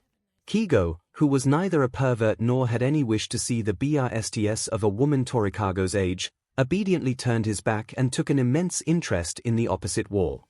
The other men in the room did the same, with only Dr. Tanaka watching to ensure all went well. Torikago untied the yukata and opened it at the top, pulling it down so Izumi could get to the wounded area. Izumi, with help from Dr. Tanaka, removed the medicated bandages and immediately went pale at the grisly injuries. The doctor had warned that he'd had to cut away rotten flesh, but the raw open wounds were hard to look at, especially as the bone of her shoulder blades were visible in some places. Izumi swallowed thickly, closed her eyes, put the image out of her mind, and began to heal. As with the leg wounds, the injuries were fully covered in ink, and seemed to simply vanish as the ink turned white, then evaporated into a fragrant smoke. Izumi even healed the tiny cut towards Torikago's tailbone, though the woman did insist it was unnecessary. It left Izumi much more tired than she had been, as if she'd just done a full workout, but the little girl was energetic and didn't mind. Once Torikago was fully healed, she redressed and the males were allowed to turn around again. "Thank you so much, Lady Izumi," Torikago said, bowing politely to the girl. "Despite the trouble I caused, you've done a lot for me. I can never thank you enough." "No thanks needed." Izumi smiled. "I'm happy to help. But if you want to pay me back, then be a good foster mom to 𝐭𝐸𝐲." "I will, I promise," the older woman said. 𝐭𝐸𝐲 smirked. "Lil Pup's gotten you wrapped around her finger already. Still, I would have thought her healing you would have improved your health." Everyone looked at the older woman with a critical eye. She wasn't hurt anymore, but she still looked weak and sickly. Izumi frowned, lip quivering a little. "Did I mess up?" "No, Lady Izumi, you did not. Rejuvenation is the power to repair damage, either to flesh or to other objects. It can't restore a person's strength or treat illnesses. If Torikago were to lose a leg, you could regrow it, but if she were to catch a cold, you'd be unable to help." 𝐸𝐻 explained. "Okay then. You've got to rest and get your strength back, Miss Torikago." Izumi said. "I will. Now, does rejuvenation work on you? You're quite banged up too," Torikago pointed out. Izumi looked down at herself, specifically the bandaged injuries on her arms and legs. Without asking 𝐸𝐻 for the answer, Izumi unwrapped one of the cuts on her arm and began applying ink to it. It didn't stain her skin, so it was easy to wash off. It didn't work. It did work, however, and Izumi grinned as she healed the rest of her injured limbs. "I don't want to take my clothes off, so I'll heal the rest when I have my bath," Izumi said, aware that the rest of her bandages were on her chest and abdomen. She may only be 5, but she was still conscious of showing herself to others. "Speaking of bath, you should probably have that soon," 𝐸𝐻 said. "You've had a long day and need rest, especially after using rejuvenation so much." Izumi nodded. She felt quite tired after using so much of her power. Rejuvenation was not a low-cost technique. "Good girl. Once you're done with your bath, you should go to bed. Ishiko should arrive from Pongtan by morning, and I booked a meeting with the Bakugo family for tomorrow afternoon. It'll be a busy day." 𝐸𝐻 smiled. "No preschool again?" Izumi asked. "No. I think we should leave it for this week and start going again fresh on Monday next week. That gives you time to adjust to everything and begin your training." The green-haired girl accepted that. To be honest, so long as she got to see Kaken, she didn't care much about preschool. After that, Granny Citrus took her to the bathroom to bathe and prepare for bed, during which Izumi unwrapped her bandaged chest and stomach, then healed the last of her cuts. By this point, she'd used enough rejuvenation to really exhaust her, and she almost fell asleep in the warmth of the bath. She was coaxed out by the kindly old woman wielding a fluffy towel and allowed herself to be gently dried and dressed in a fresh sleeping yukata. Half asleep, she went to say goodnight to everyone. "Night-night, everybody," Izumi sleepily mumbled, waving to them as her eyes struggled to stay open. "Good night, Lady Izumi," the household servants said together, smiling at her. "G-night, Lil Pup. I'll see you for breakfast tomorrow." 𝐭𝐸𝐲 grinned. Izumi smiled sleepily. "You'll come visit?" "Nah, it was decided while you were bathing, but I'm gonna be living in the manor while I decide what to do next. The air up here is nice and clean," the winged boy said. "𝐭𝐸𝐲's gonna stay. Yay!" The little girl cheered, almost losing her balance and falling over due to raising her arms in triumph while also struggling to stay conscious. With a cheerful wave from 𝐭𝐸𝐲, Izumi was half walked, half carried to her futon and tucked into bed. She was just barely conscious enough to feel Granny Citrus stroking her hair and humming a lullaby, before the child succumbed to sleep. That night, Izumi's dream from her first night in the manor continued. It picked up right after 𝐸𝐻 had used the divine retribution to awaken Izumi Amaterasu from her stony slumber, and depicted her first meeting with 𝐬𝐻, who had apparently been a bit of a lecher and had hidden in 𝐸𝐻's kimono. Izumi Amaterasu and 𝐬𝐻 teamed up and disappeared through a portal, appearing in a strange stretch of land seemingly floating in a starry sky. Izumi watched her past self exploring this place, then summoning Yomigami from a constellation atop a hill. From there, her past self had used rejuvenation to restore a river made of stardust, allowing her to cross to the next area and through the another portal. Izumi didn't get to see what happened next, as the sun had risen and she awoke. Rubbing the sleep from her eyes, Izumi got up and performed her usual morning routine. Unlike the previous day, Izumi knew that she was welcome and could do pretty much what she pleased, so after washing her face and dressing for the day, she slid open the door and happily skipped out. It was 6:30 a.m., and it would be a while before breakfast, so Izumi opted to explore the manor's gardens by herself. The tour of the previous day had been fairly extensive, so there really wasn't much for Izumi to explore through sight, so she instead transformed into wolf form and began sniffing around, getting an idea of what everything smelled like to the sensitive nose of a wolf. It proved useful too, as it let her gather the smells of all the residents in the manor. Izumi recognized the smell of pine and grain, 𝐒𝐲𝐽 scent, as well as the smell of cherry blossoms, 𝐒𝐿 scent. The only other scent she recognized was a vaguely odd combination of metal and mothballs, which belonged to Torikago. That smell led to one of the guest rooms in the west wing, so Izumi guessed Torikago had stayed the night too. It wasn't hard for Izumi to match the scents she didn't recognize to the Konohana household servants, including the Onikawa bodyguards, who were awake and watching her from out of sight, though she could smell they were there, but there was one extra scent, one belonging to someone she hadn't met before. Curious, Izumi began following the scent as it wound through the gardens. It was a smell not unlike Izumi's ink, mixed with flowers and shiitake mushrooms, and it was hauntingly familiar.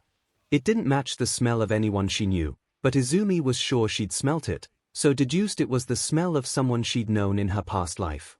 Following the smell to a patch of flowers beside the small pond, Izumi peered inside, finding herself staring directly at the owner of the smell. It was an extremely tiny person, so small that Izumi couldn't make out the details of their face or clothing, only their silhouette, though that may also have been related to the yellow glow the person gave off. Based on their silhouette, the person was female and had fairly long hair and wore some kind of dress, as well as a butterfly-like hair decoration. They were snoozing against the stem of a flower, using its petals as shade, and appeared to have something long and pointed at their side. Transfixed by the tiny person, and with her few memories of Isen flooding her mind, Izumi couldn't stop herself from sniffing closer and closer, until she ultimately nudged the sleeping person with her nose. As she was in wolf form, her nose was a wolf's, ergo cold and wet, which made the sleeping person startle awake with a shriek. "Eek! What's the big idea?" The person shouted, brandishing the pointed object they'd been sleeping beside. "I swear, whoever did that will get a taste of my blade, Denshimaru." The tiny person's voice was definitely female, and was forceful too, reminding Izumi a little of a younger-sounding Auntie Mitsuki. Returning to her human form, Izumi pulled her face back a bit. "I'm very sorry, miss. I didn't mean to wake you." Izumi apologized. She would have bowed, but she was basically already kowtowing just to see the person. The person looked up at Izumi and began jumping up and down, getting quite a bit of height with each jump as she vented her anger. "Why'd you dump water on me, here? Don't think I'll go easy on you because you're a little human girl." "I didn't mean to." Izumi frowned. "I was in wolf form and forgot that their noses tend to be wet like a dog's. I was sniffing you 'cause I hadn't seen you before. You look a lot like Isen from my dreams," she explained. It seemed logical to her that this little person was a poncle like Isen was, what with being bug-sized and bioluminescent. "Wait, you know my ancestor's name," the person said, pausing in her angry jumping. Izumi could feel the little woman's eyes scanning her, then the poncle let out a wail, "By the spirits. A little girl with green hair, turning into a wolf, knowing my great-great-great-great-grandfather Isen. Are you Izumi Midoriya, Amaterasu Reborn?" "Yes, Izumi said quickly, thinking she was still being scolded. The poncle wailed again, "I can't believe it. I threatened the sun goddess with my sword. Oh, how can I ever show my face in Pongtan again? I'm a disgrace to my family." "It's not that bad," Izumi soothed. "I just startled you a little, no need to get upset. Besides, I won't tell anyone." "Why you won't?" the poncle sniffled. "You promise?" Izumi nodded. "Yep. I'm guessing you're 𝐒𝐻𝐿, right? The 𝐒𝐭𝐚𝐲 who's supposed to become my new celestial envoy. Lady 𝐒𝐿 said you'd be coming. That's right, I'm 𝐒𝐻𝐿, you really won't tell anyone? 𝐒𝐻𝐿 asked nervously. Really? It'll be out secret, I promise. 𝐒𝐻𝐿 went quiet for a moment, then laughed, haha. Then my family honor is safe. You have my thanks, Lady Amaterasu.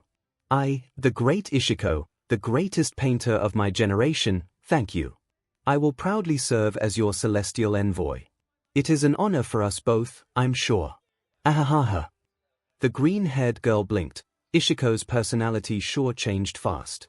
Oh well, Izumi preferred the more boastful 𝐒𝐻𝐿 to the one that was panicking and looked ready to fall on her own sword. With a short hop, 𝐒𝐻𝐿 jumped onto Izumi's shoulder as the little girl sat in the grass beside the flowers. So, you are Lady Amaterasu's new incarnation. That's what everyone tells me. My name is Izumi Midoriya. Please just call me Izumi, I hope we can be friends. Izumi said with a smile, offering a single finger for 𝐒𝐻𝐿 to shake. 𝐒𝐻𝐿 giggled as she shook the finger. Good to meet you. I'm 𝐒𝐻𝐿 of Pongtan. I'd be glad to be your friend. I was kinda afraid that you being part human would make you as cocky and proud as them, but you seem pretty mellow. I've been training for the last 5 years to be your envoy, though the position is kind of pointless with you being part human. 𝐒𝐻𝐿 said, sitting comfortably on Izumi's shoulder. Pointless? Why? Izumi asked. Well, back in my ancestors' day, almost no humans could see gods or spirits, and you were stuck in the form of a wolf. You couldn't speak, and humans that couldn't see spirits just saw you as a white wolf, without the markings or divine instruments. We celestial envoys acted as your mouth, speaking for you since we can understand animals, and we could both see gods and be seen by humans. But in this era, people would assume any godly act was the work of a quirk, and you being half human means you can just transform in order to communicate with other humans. My job is basically ceremonial now. 𝐒𝐻𝐿 explained wistfully. Still, Ishaku aided you in your fight with Orokai, back when the snake was in his prime, and Isen aided you in your fight with Yami. I want to be like them, so I'll aid you in your fight with this new evil. You can count on me for emotional support. And hey, we 𝐭𝐴𝐿s have quirks too.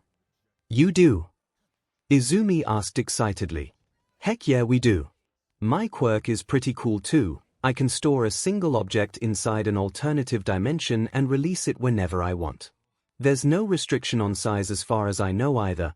I could store a truck and then spit it back out when I need it. The only downside is I can only store a single object, regardless of size. As far as my quirk is concerned, a single marble is the same as a truck. Can't store living things either. 𝐒𝐻𝐿 said, jumping off Izumi's shoulder and touching a stone about the same size as the 𝐭𝐴𝐿's body.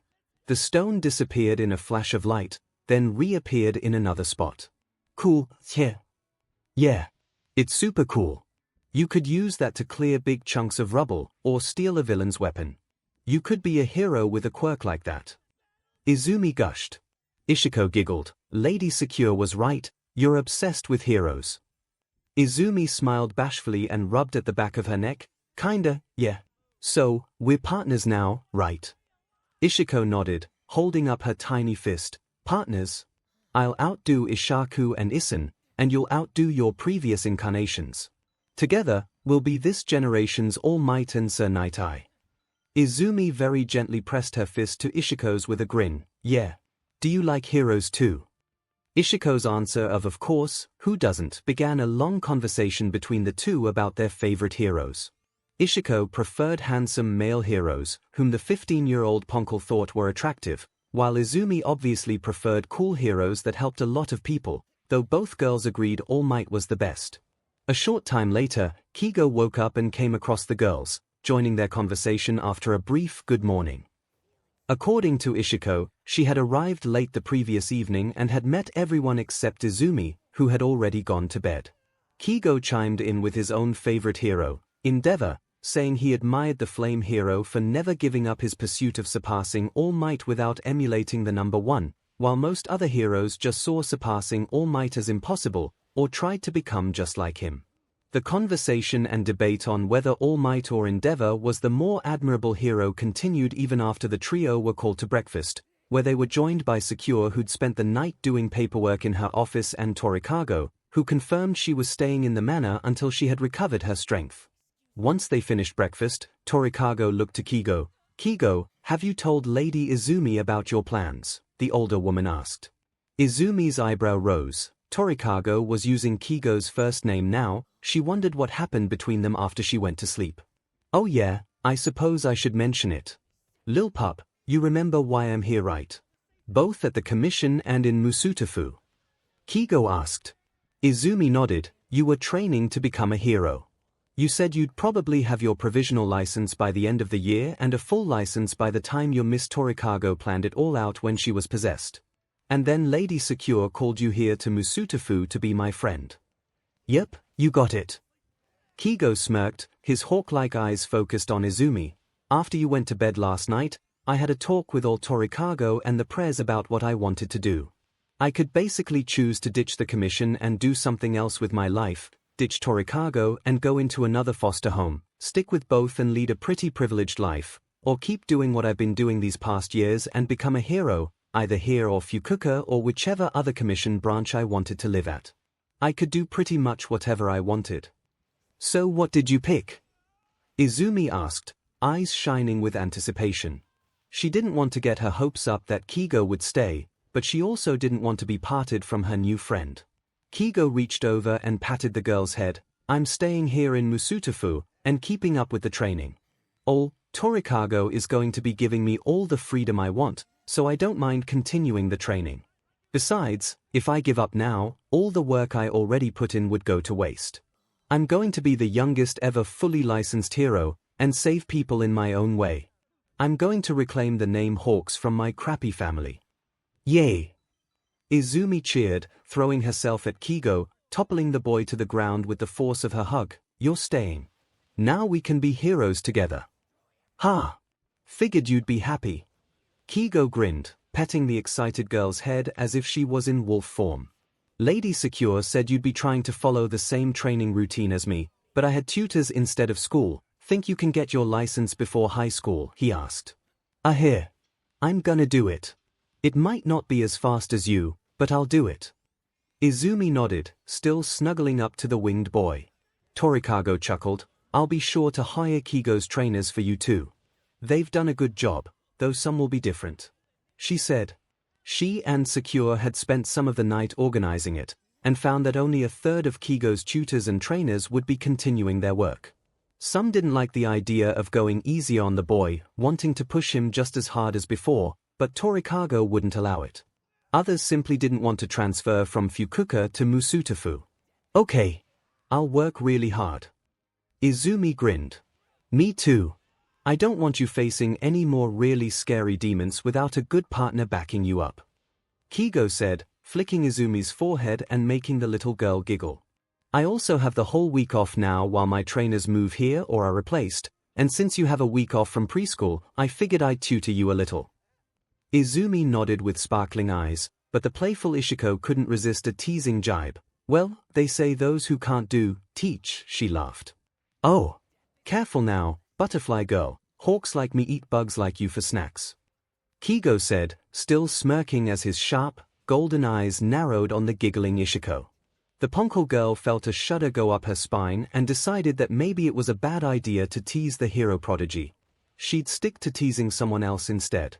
Later that morning, while 𝐂𝐭𝐲 was teaching Izumi about the basic classifications of hero work, a team of doctors from 𝐵𝐶𝑢𝑡𝑒𝑓u General Hospital arrived in an ambulance with the comatose body of 𝐒𝐻 Midoriya. Izumi was ecstatic and watched closely as they set her mother up in one of the rooms. In the West Wing. Dr. Tanaka and a pair of nurses would be staying in the West Wing from now on too, to keep watch over 𝐻𝐻's body and ensure it remained healthy. Izumi had only seen her mother 3 times since she had her soul stolen due to her foster family's never letting her go, leaving only Auntie Mitsuki to take her. Because of this, Izumi spent the rest of the morning and the early afternoon at her mother's side, talking to her and informing her of everything that had happened since her last visit.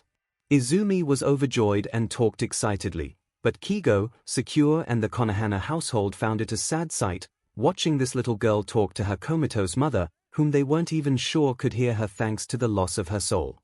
It made 𝐒𝐲 more determined to become a hero at top speed so he could prevent more cases like 𝐒𝐭𝐚𝐲, and it made 𝐒𝐭 more determined to find Rokuju the Green Imp and figure out which of the demon generals he served, so they knew who to target.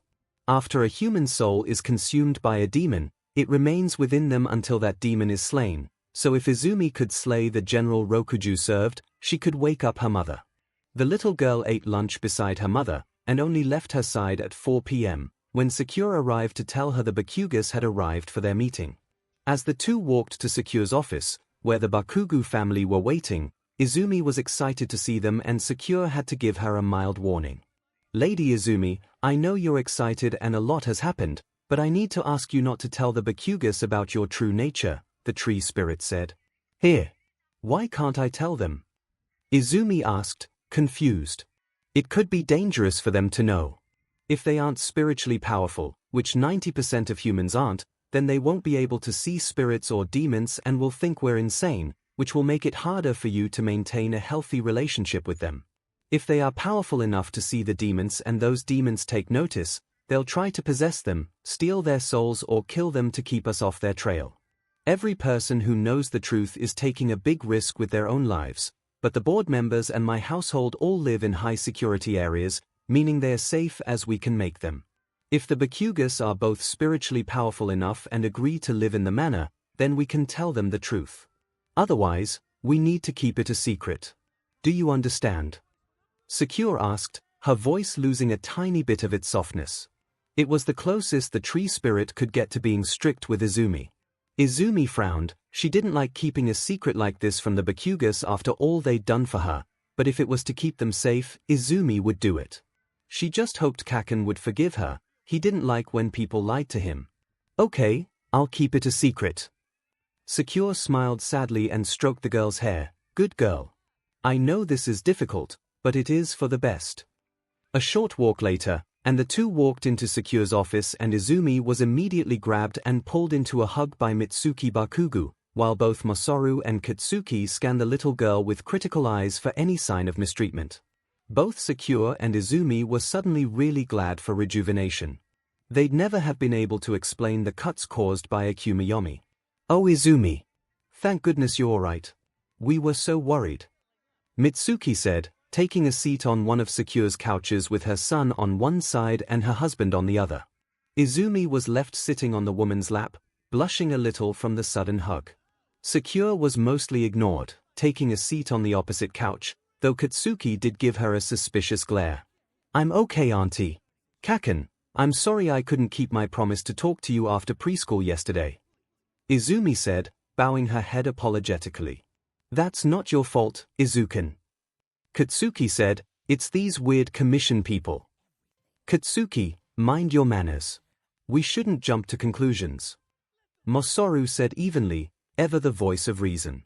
Izumi thought he looked a little tense though, and he kept one hand in his pocket, which was unusual for him. "I'm glad you're okay, Izumi. What happened?" "Katsuki said you never showed up to preschool yesterday, and when I went to the Uchidas, they said you'd been taken away from them. We'd never have found you if this Konohana woman hadn't called us. We never imagined that the Hero Commission would take you away," Mitsuki said, patting Izumi all over and trying to see if she was hurt in her patented subtle way, which is to say, not subtle at all. "I apologize for any stress my actions caused. My name is 𝐒𝐭 Konohana, the president of the Hero Public Safety Commission. I have also recently become Izumi's foster mother, a position I'm enjoying greatly." 𝐒𝐭 smiled politely. "You better explain that to us." Mitsuki growled. "I was supposed to be her next foster mom until 𝐭𝐼 woke up from her coma. What gives you the right to swoop in and take Izumi away? Why'd you even do it?" Izumi looked worriedly at 𝐒𝐭, wondering how the woman was going to answer. They hadn't had time to come up with an explanation that didn't involve Izumi's past incarnations. At least, 𝐒𝐭 hadn't told Izumi her explanation. Putting on a sad smile, 𝐒𝐭 said, "I'm sorry for the trouble I've caused you, Mrs. Bakugu, but I assure you I only have the best of intentions for Izumi. You see, My family has led the Hero Commission since its foundation. However, due to circumstances I'd rather not get into, I cannot have children of my own. The Bakuga's expression softened. Izumi was mildly impressed. She didn't like lying and manipulating people, but 𝐂𝐿 technically hadn't lied yet. Sorry to hear that, Mitsuki said, relaxing a little but still keeping an edge to her voice. Thank you, Mrs. Bakugo, you're as kind as Izumi said you were. Now, being unable to have children to carry on my family legacy and because I wanted to take in a child when the right one came along, I became a registered foster parent. I've been keeping an eye on the children entering orphanages and foster homes to see if I felt a connection with one of them, but hadn't had any luck. I eventually moved here to Musutafu from the HQ in Tokyo, hoping to find a more peaceful place to live, and was made aware of all foster children and orphans in the area. I immediately felt a connection to Izumi and read her record, which told me about her background and her less than stellar previous homes. The psyche report in those records spoke of her longing to be a hero, even without a quirk, and her deep wish to help others. I was moved and wanted to foster her right away with the intention of adopting her if all went well, but she was already fostered with the Uchidas. After that incident in the park on Sunday, a note was added to her file about both her quirk, and the police made a comment about Mrs. Uchida's less than warm attitude towards Izumi. I confess, I used it as an excuse to convince the government to transfer Izumi's guardianship to me, 𝐂𝐿 explained. Now Izumi was really impressed. 𝐂𝐿 was using a collection of vague answers and half-truths to make a fairly reasonable explanation without outright lying. It goes to show what one can learn after spending centuries in a government position. It certainly seemed convincing enough for Masaru, who relaxed completely, taking his hand out of his pocket to reveal his phone. Izumi gave it a sideways glance and saw the man had been recording the conversation, likely as evidence if 𝐂𝐿 proved an unfit guardian. Katsuki became oddly subdued, though his glare didn't diminish much. Mitsuki, on the other hand, didn't know how to feel. We were a week away from fostering Izumi ourselves, after trying for the last year, Mitsuki said. While I sympathize with your wish for a child, and can understand why taking in Izumi seems like the best thing for both of you, I have some misgivings, the woman said seriously. First off, you can't expect to adopt Izumi, her mom is still alive. I understand that, 𝐂𝐿 said. 𝐒𝐭𝐚𝐲 Midoriya is actually living here, in the manor atop this building. So that Izumi could see her more frequently, and so I could use my family's wealth for a good purpose, I had her transferred to the care of my family doctor. My goal is not to adopt Izumi and replace 𝐒𝐭𝐚 as her mother. I would be content just to raise her until 𝐒𝐭𝐚 wakes up. It would bring me great joy to have even small part in helping Izumi achieve her dreams and destiny. What? 𝐒𝐿𝐴's here? Mitsuki exclaimed. Izumi nodded. Here. The hospital brought her over. I spent the day talking to her about everything that's happened. The little girl smiled. The Bakugas all looked sadly at her. They had all attended at least one of the few visits Izumi had gotten to have with her mother, and they had all been heartbroken to see the girl trying to sound cheerful as she spoke to the comatose woman. The knowledge that Izumi was being fairly well cared for by 𝐂𝐿 blunted Mitsuki's longing to take her home. The Bakugas weren't a very wealthy family, but they had led a more luxurious life than Izumi and 𝐒𝐭𝐚 had.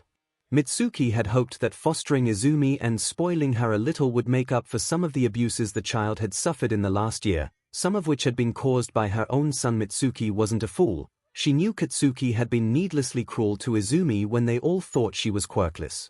But compared to the opulence that the extremely rich 𝐂𝐿 could offer, Mitsuki's family lived very humble lives. If 𝐂𝐿 was genuine in her affection for Izumi, and she certainly seemed to be, then was it okay for Mitsuki to take Izumi away? Was it fair to potentially reduce the girl's happiness for her own pride? After a moment's thought, Mitsuki looked to Izumi. Are you okay with staying with this woman? If you'll rather come home with us, I'll fight to take you, but it's your choice. I want to stay here, but I want to stay with you too. Lady 𝐂𝐿 said you could live with us in the manor, so we're all together. Izumi mumbled, unsure of what to say without offending her auntie. Mitsuki smiled softly. That's a nice offer, but we'd like to stay in our own home. She looked at 𝐂𝐿. You were really going to let us live with you because Izumi asked? 𝐂𝐿 nodded. My manor is large and mostly empty. Perhaps I'm spoiling her a little, but if letting you occupy a dozen of my empty rooms will make Izumi happier, then it's something I'm willing to give. The Bakugo matriarch smirked. Sounds like you're a typical rich first-time parent. Still, if Izumi is happy here. She crossed her arms. I have some misgivings, but I won't interfere with what Izumi wants. She's suffered enough crappy foster parents without me taking her away from a good one. But I've got some demands. It was rudely phrased, and mostly hollow since Mitsuki didn't actually have a way of enforcing her demands, but like her son, Mitsuki was tenacious. First, you'll let Izumi and us visit each other. Done. 𝐤𝐻 nodded. Izumi is welcome to spend time at your home, and your family is welcome here. I might ask for one of my bodyguards to accompany them from a distance though. Fair enough. Mitsuki nodded. Second, you won't move Izumi's school. I know you can afford fancy tutors, but she needs to be allowed to go out and make friends. I already promised that to Izumi. She'll be taking the rest of this week off, but she'll be back on Monday. Also, I will be arranging for her to receive extra lessons with the goal of becoming a hero like she wants. 𝐤𝐻 replied. That caught Katsuki's attention. Hero lessons. Like at UA. Yes, but naturally tailored to her age and abilities. Izumi will be the second young student in a sort of experimental sponsorship program. If all goes well, it'll be offered to more children in the future. It is voluntary, and Izumi has agreed to it. The president said, seeing Mitsuki gearing up to argue. Katsuki didn't seem bothered, which Izumi found a little odd, and Mitsuki appeared satisfied.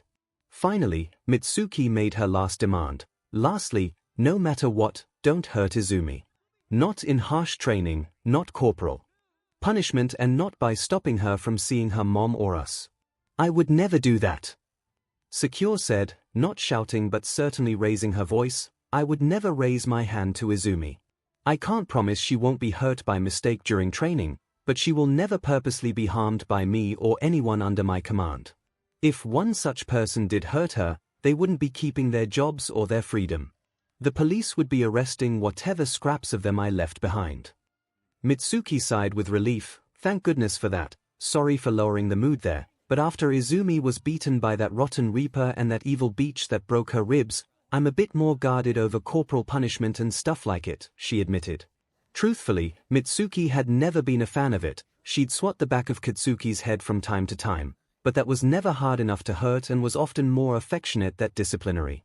These days, after Izumi's experiences, Mitsuki was a lot slower with that particular gesture, though she hadn't broken the habit completely. For Katsuki's part, he didn't really care. The backlash of his own explosions had more impact than his mother's glorified pats. So, I've agreed to your requests and Izumi approves of me. Do I have your seal of approval? 𝐤𝐻 asked. Mitsuki looked at Izumi, who looked back with hopeful eyes. The Bakugo matriarch smiled softly and nodded. Okay. I'll put my trust in you to raise Izumi well until her mom wakes up. First sign of anything fishy though, and I'm taking her for myself. Deal. 𝐤𝐻 grinned. She and Mitsuki shook hands, making Masaru and the children laugh. They looked like they just closed a business deal. With the Bakugas now on board with Izumi staying with 𝐤𝐻, they were invited up to tour the manor, meet the Konohana household and eat dinner with them. It became a fun and casual evening, with Mitsuki getting along well with 𝐤𝐻, while Masaru was happy to talk with Jin Maeda about designer kimonos and the like. Katsuki wanted to spar with 𝐒𝐫 once he learned the winged boy was less than a year away from his provisional hero license, but 𝐒𝐫 had enough sense to refuse, though Mstr Onigiri did offer to give the explosive boy some pointers in the future. Both Izumi and Katsuki were asleep on their feet by the time the Bakugas went home, so they had a sleepy goodbye and went their separate ways, promising to play together again on Monday. Ishiko, who had been hiding the whole time, so as not to raise questions with the Bakugas, emerged to give Izumi her own goodnight before the little girl was put to bed. Starting tomorrow, Izumi's life as a hero and goddess in training would truly begin. 2-1 the fatal spark the days following Izumi's awakening as Amaterasu, her defeat of 𝐻𝐻, and the start of her life with the Konohana household at the Hero Commission were a busy but fun time for young Izumi Midoriya. She spent the entire first week getting to know 𝐭𝐲 Takumi, Ishiko the Ponkel and everyone in the Konohana household, while also beginning her training to become a hero and regain her lost godly powers. In that week, Izumi trained hard to work out her current abilities and skills, granted by her forms. While in her green-haired pure human form, Izumi found she was essentially quirkless and powerless, as she always had been. To use her powers, she had to transform into the demigod form or her full wolf form. The differences between those two forms were mostly in shape, as the demigod form retained Izumi's human body with some additions, while the wolf form was just that, a wolf. As a wolf, Izumi had all the abilities one would expect from a wolf, as well as many of the same limitations. She could run much faster, had hard, sharp claws for digging, powerful fangs and an equally strong jaw for biting, and sharper senses of smell and hearing. She also found that her wolf form was as bad at swimming as Izumi's human form, and she could barely do more than doggy paddle slowly across the Commission's training pool. Her lupine body also lacked the ability to speak, and she obviously couldn't use her front paws for the same things as her human hands, to the point that she needed to use her dexterous tail for things like brush techniques. Unlike a normal wolf, however, Izumi found that she could see all colors just fine. Her demigod form was the halfway point between her human form and wolf form in ability as well as appearance. In that form, Izumi's claws, fangs and jaw were much stronger and deadlier than her human ones, but not as tough as her wolf ones, and the same could be said of her senses. She still couldn't swim well, and while the demigod form was weaker in all physical aspects than her wolf form, the added convenience of being able to speak and use her hands made it Izumi's go-to form. As her training advanced, Izumi gradually got better at fighting with her claws, divine retribution mirror which had regenerated by the time her training started, and her two brush techniques. Rejuvenation proved her most useful skill, good for healing any scrapes she and 𝐭𝐲 got in their training, while sunrise was an oddity for her. Izumi wasn't strong enough and faith in the gods was too weak for sunrise to work properly in the human world, and instead of making the sun rise like it had when her past incarnations used it, it simply created a mini-sun that caused an illusion of daytime which was only really useful as a very tiring night light. 𝐤𝐻 insisted it would also weaken demons and possessed humans though, so Izumi kept practicing with it. Outside of her training, Izumi returned to preschool and quickly found herself being accepted again since she had a quirk now.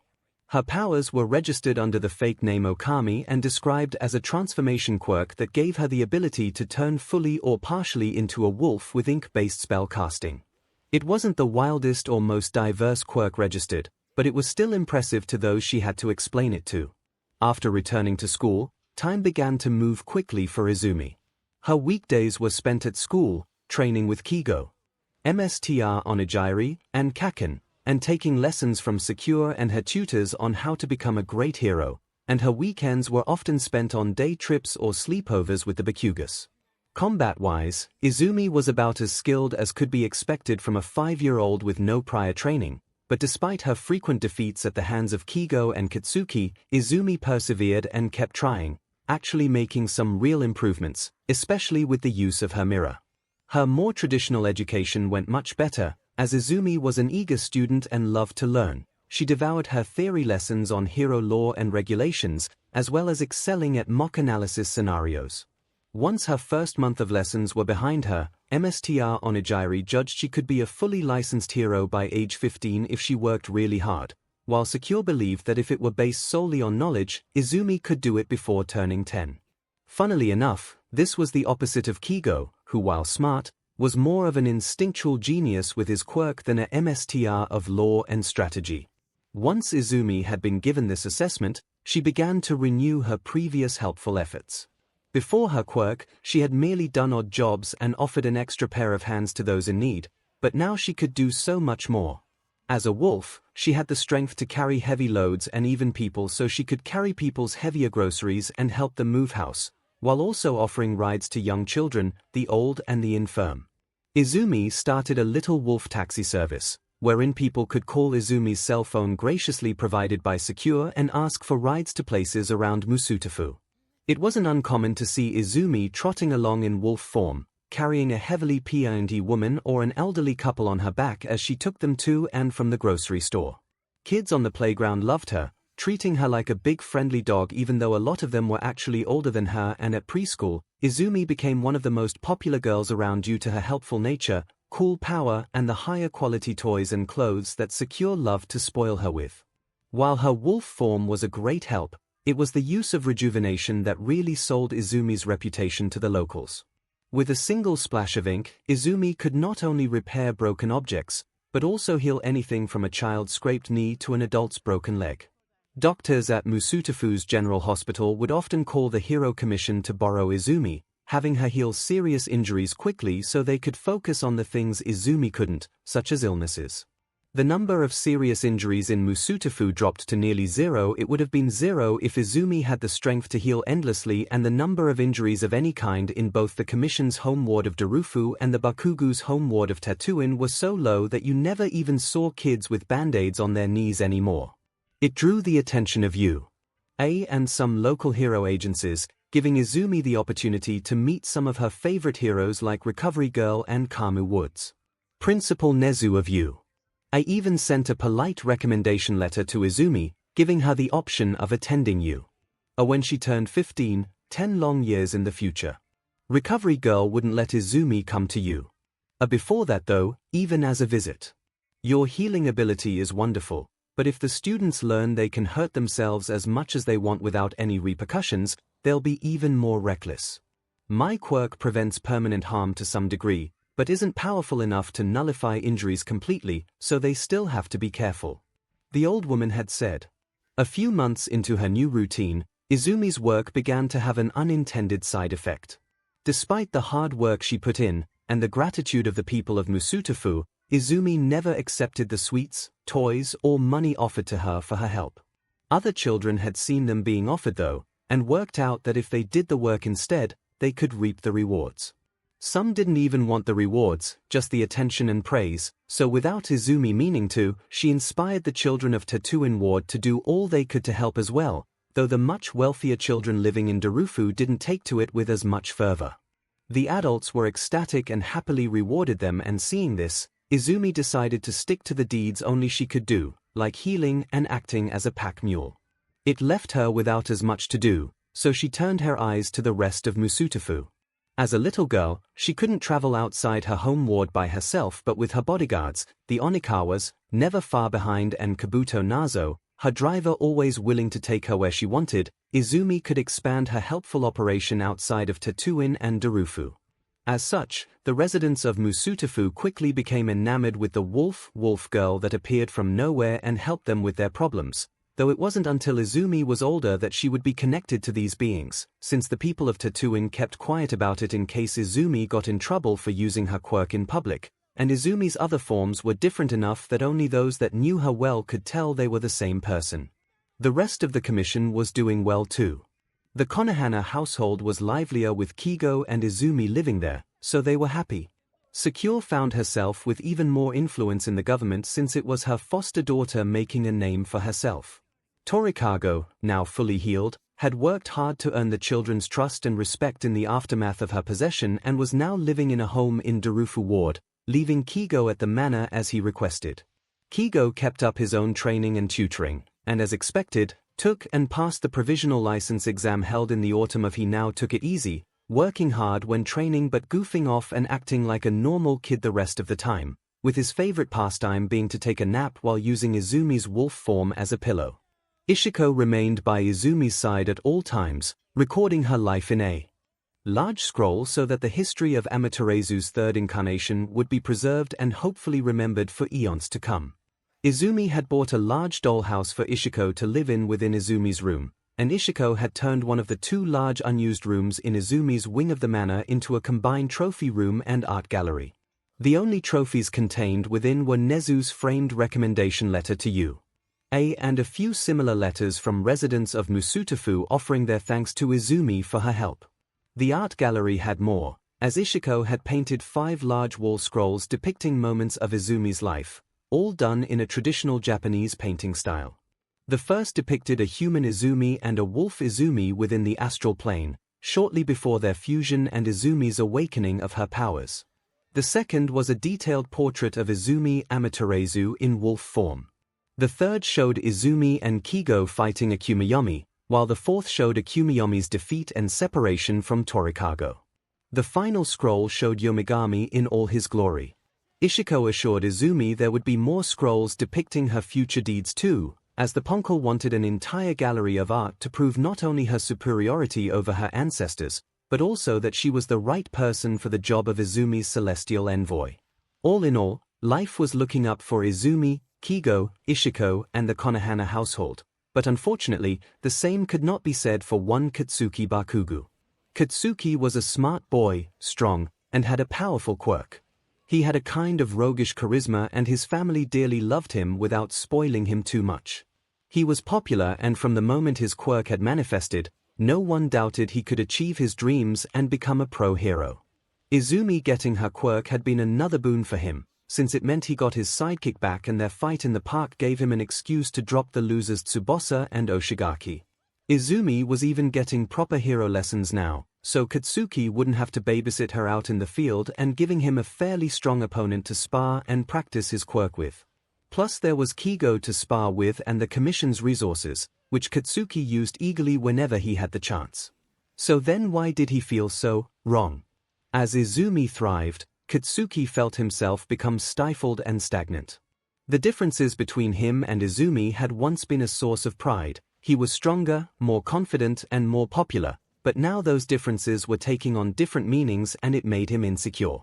Izumi was as smart as him and the two constantly swayed who was number 1 and number 2 in their class rankings.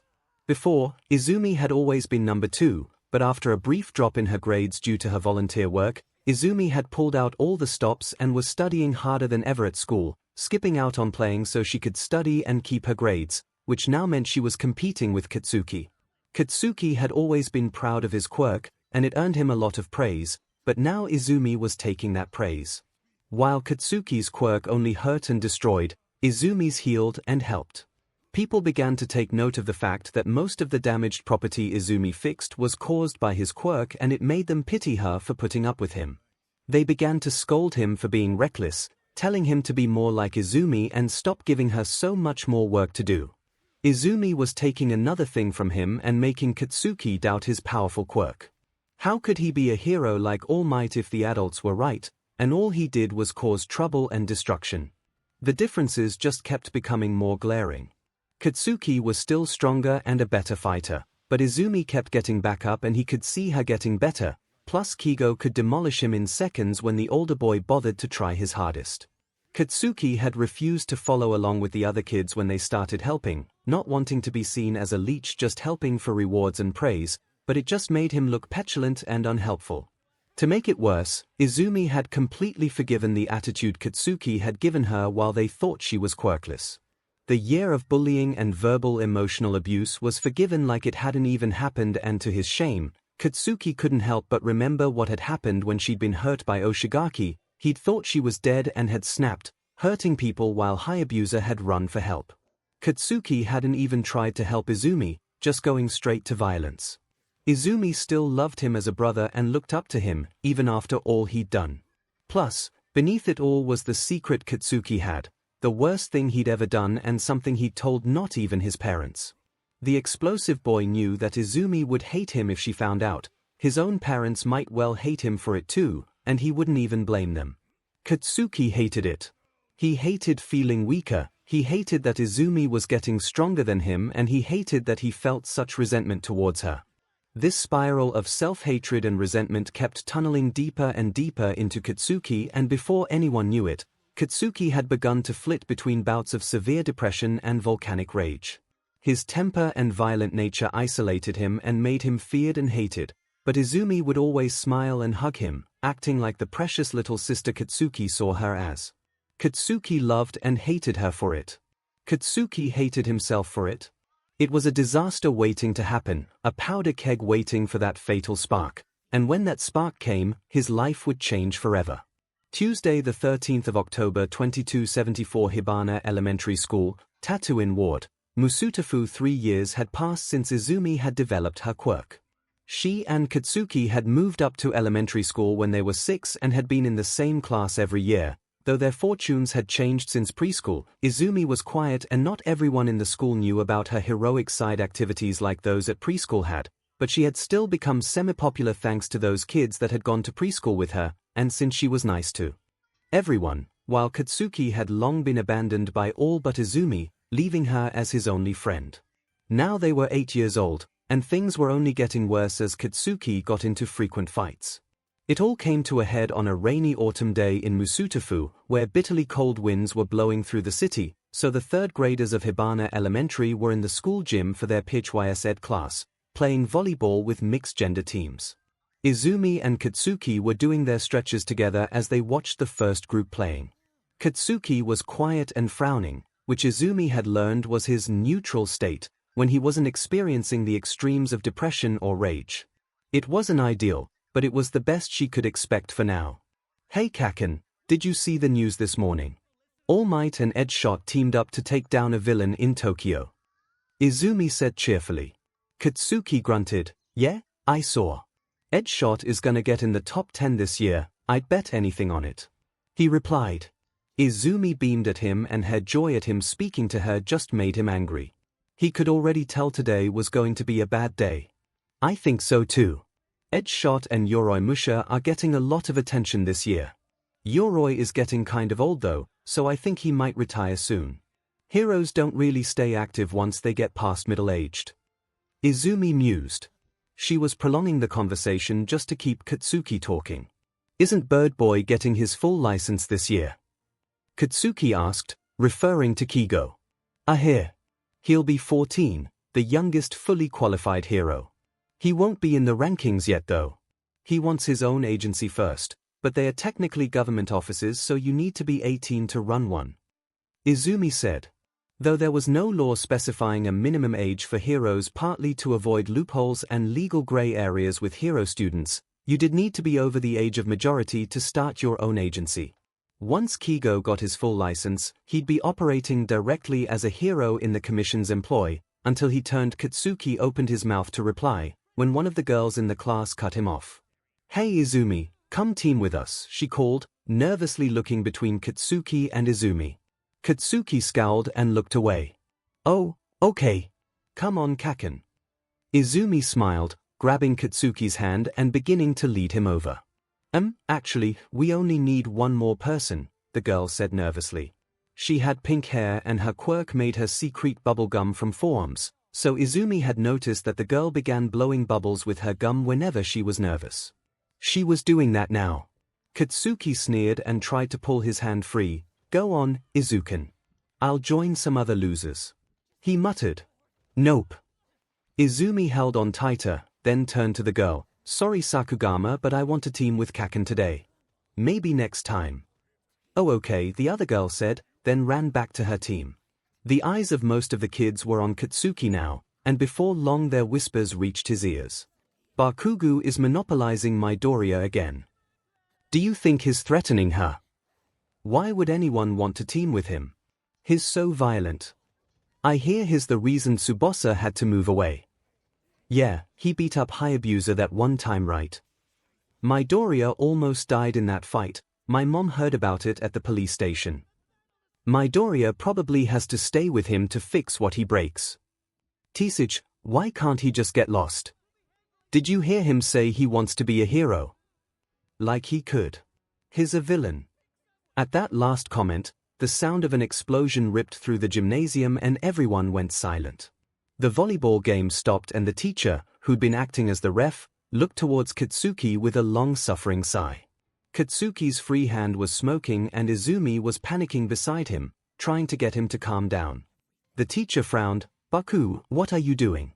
You know using your quirk in school is forbidden, especially if it can hurt someone." Katsuki's heart lurched. Of course, if someone like him was using a quirk like his, it must mean he was hurting or threatening someone. He was a villain in the making after all, everyone knew it. Sorry sensei, it was my fault." Izumi chimed in, looking nervous. "I was chilly so I asked him to make a little explosion to warm me up, but we kinda stretched too much and his palm was sweatier than expected." Katsuki gritted his teeth. Why lie for him? No one believes her, not the kids or the teacher. He didn't need her to defend him. He doesn't need anyone. He was better off alone. The teacher narrowed her eyes, but ultimately, she shrugged. All right then. Be more careful, Bakugo. And just like that, everyone got back to what they were doing. Once again, Izumi has fixed a problem, one Katsuki caused, and all because she cared about him. Why? Why did she care? It was obvious no one believed her, but they took her word for it. She was helping him. She was looking down on him. She cared about him. She is beneath him. She was better than him. He was supposed to be the best. He loved her. He hated her. Katsuki gripped his head. It hurt to think. He couldn't breathe and his heart was beating too fast. He could feel his explosive sweat pouring from his hands, dripping on the floor and soaking his gym breathes. Izumi was panicking again, trying to calm him down, but it just depressed and enraged him.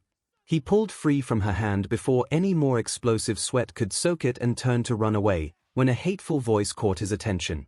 "TCH, stupid Bakugo. He gets to do whatever he wants cause he's got Midoriya eating out the palm of his hand," came the snarky and mocking voice of Oshigaki. The long-fingered boy had never forgiven Katsuki for beating him up, or Izumi for getting him grounded. He was an outcast to all but the bullies of the school, especially now that Tsubasa and his family had moved away. Most of the fights Katsuki had been in since coming to elementary school had been with Oshigaki or someone that Oshigaki had wound up and pointed in his direction. "What did you say?" Katsuki demanded in a dangerous tone. He was barely restraining himself from exploding. "Ooh, are you going to act tough again? Go ahead, nobody likes you anyway. Everyone's just waiting for you to go too far and drive even the perfect Princess Midoriya off. She only likes you because you're a head case that she can fix. She gets more popular just by following you around and cleaning up your messes, like you're some kind of mangy dog." Oshigaki smirked cruelly. "That's a lie. Kaken is my best friend." Izumi yelled. Oshigaki was one of the few people outside of actual demons that Izumi could truly say she hated. He was needlessly cruel and never accepted his own mistakes, blaming others instead. "Oh really, who'd have guessed? You never hang out with anyone else. You've got half the school clamoring to be your friend, but you ignore them all to play hero with a villain. Wait, I've got it. This is all part of your hero origin, right?" Oshigaki laughed, like when Bakugo would go on about going to a crappy middle school so he'd be the only one there to get into you. "What are you talking about?" Izumi blinked, confused. Katsuki had only said stuff like that during the year they thought she was quirkless. Ever since then, she and Katsuki had said their hero origin would be as childhood friends who became as close as siblings and grew to be the top heroes in the world. "Come on, it's an awesome story, right?" Oshigaki grinned evilly. "You try to save your best friend from villainy only for him to become your arch-nemesis. It's like something out of a comic book, and with Bakugo, it's inevitable. I bet he kills someone before he reaches high school." "That's enough, Oshigaki," their teacher shouted, finally taking notice of what was happening. "One more word and you'll have detention." "I'm just telling the truth. Bakugo's going to end up killing someone." The bully looked Katsuki in the eye. "I bet it'll be Midoriya." That was a bridge too far for everyone and the entire class began yelling at the unconcerned Oshigaki, even as the teacher began marching over. Their yells turned from anger to panic when Katsuki viciously grabbed Oshigaki by the front of his shirt and pulled him in close, glaring down furiously and breathing in rage. Oshigaki sneered. "Go ahead, villain." "Bakugo, stop. Kaken, don't. Kill him." All other words were drowned out by an ear-splitting explosion. Everyone in the gym was knocked on their backsides by the force even before the roar of flame expanded outwards, scorching the walls and tearing up the ground. There were screams and the sound of falling rubble as people fled for the doors as the gym caved in around them. Thick black smoke choked those that remained, filling every crevice. Thankfully, the fire was limited and with the gym now open to the elements, the October rain quickly extinguished it as the wind cleared the smoke and left the destroyed gymnasium clearly visible. It looked like a missile had hit the building. They weren't far off. By the time Izumi's ears stopped ringing and she was able to take stock of her surroundings, the majority of the destruction was over. All she could hear were the scared cries of children and the shouting of teachers trying to determine what had happened. Izumi bit back a scream as her senses properly returned and she found her right hand badly burned, and she could feel a cut on her forehead from where a tiny bit of roof had hit her when it caved in. Choosing to ignore it as best she could, Izumi looked around desperately, trying to find Kaken and see who needed help. The gym was like a war zone. There was a large crater in the laminated wooden floor and the ceiling had fallen in after a hole was blasted through it. Most of the other kids weren't hurt, they'd been knocked down by the shockwave, so the following flames had done little more than singe their hair and clothes. The only real injuries were Izumi, whose hand had been drenched in Katsuki's sweat, which had ignited and exploded, Oshigaki, who was unconscious and severely wounded, covered in burns and partially buried by a piece of roof, and a few other kids who'd been close to them, though they only had minor burns and a few bruises from roof rubble. Katsuki was stood in the center of the crater. His clothes had been mostly destroyed and only his shorts had survived incineration, but they were still barely clinging to him. He was unharmed, but his face was frozen in shock. He looked catatonic and Izumi dearly wanted to help him, but it was more important to help the injured at the moment. Injuries in one of Izumi's forms transferred to the rest, so Izumi had to suffer the pain of her burned hand as she used her wolf form to pull the rubble away from Oshigaki and began healing him with rejuvenation. Thankfully Ishiko had chosen to spend Izumi's gym class napping in her normal clothes, so the poncle hadn't been harmed, alleviating at least a small bit of worry from the girl. Izumi did her best to ignore the pain in her hand, though she found herself sniffling and crying a little as she healed Oshigaki. A lot of people were hurt, so Izumi couldn't waste any stamina healing herself. Once Izumi was confident that Oshigaki wouldn't die or suffer long-term disability due to his wounds, she stopped healing him and went to heal the others. There was no way she had enough stamina to fully heal Oshigaki, so he was hospital-bound anyway, meaning the best thing she could do now was fix the others and reduce the number of kids being sent to hospital. She managed to heal all but the most minor of scratches and bruises before she dragged herself over to Oshigaki and continued to heal his more serious wounds, but ultimately, she lost the remainder of her stamina and passed out, collapsing beside Oshigaki and sliding down into the crater where Katsuki still stood. As she lost consciousness, she looked up into Katsuki's face and saw a ring of red appear along the edge of his iris, making his already red eyes appear larger. Izumi closed her eyes, her mind slipping away into the depths of sleep. She wondered what that odd red ring was. Why had it appeared? Why was Kaken releasing black smoke from his mouth, as if the explosion had come from there? The smell of the smoke was foul, and the last thing Izumi registered before succumbing to unconsciousness, it smelled of corruption, rot and ashes. It smelled like a bore.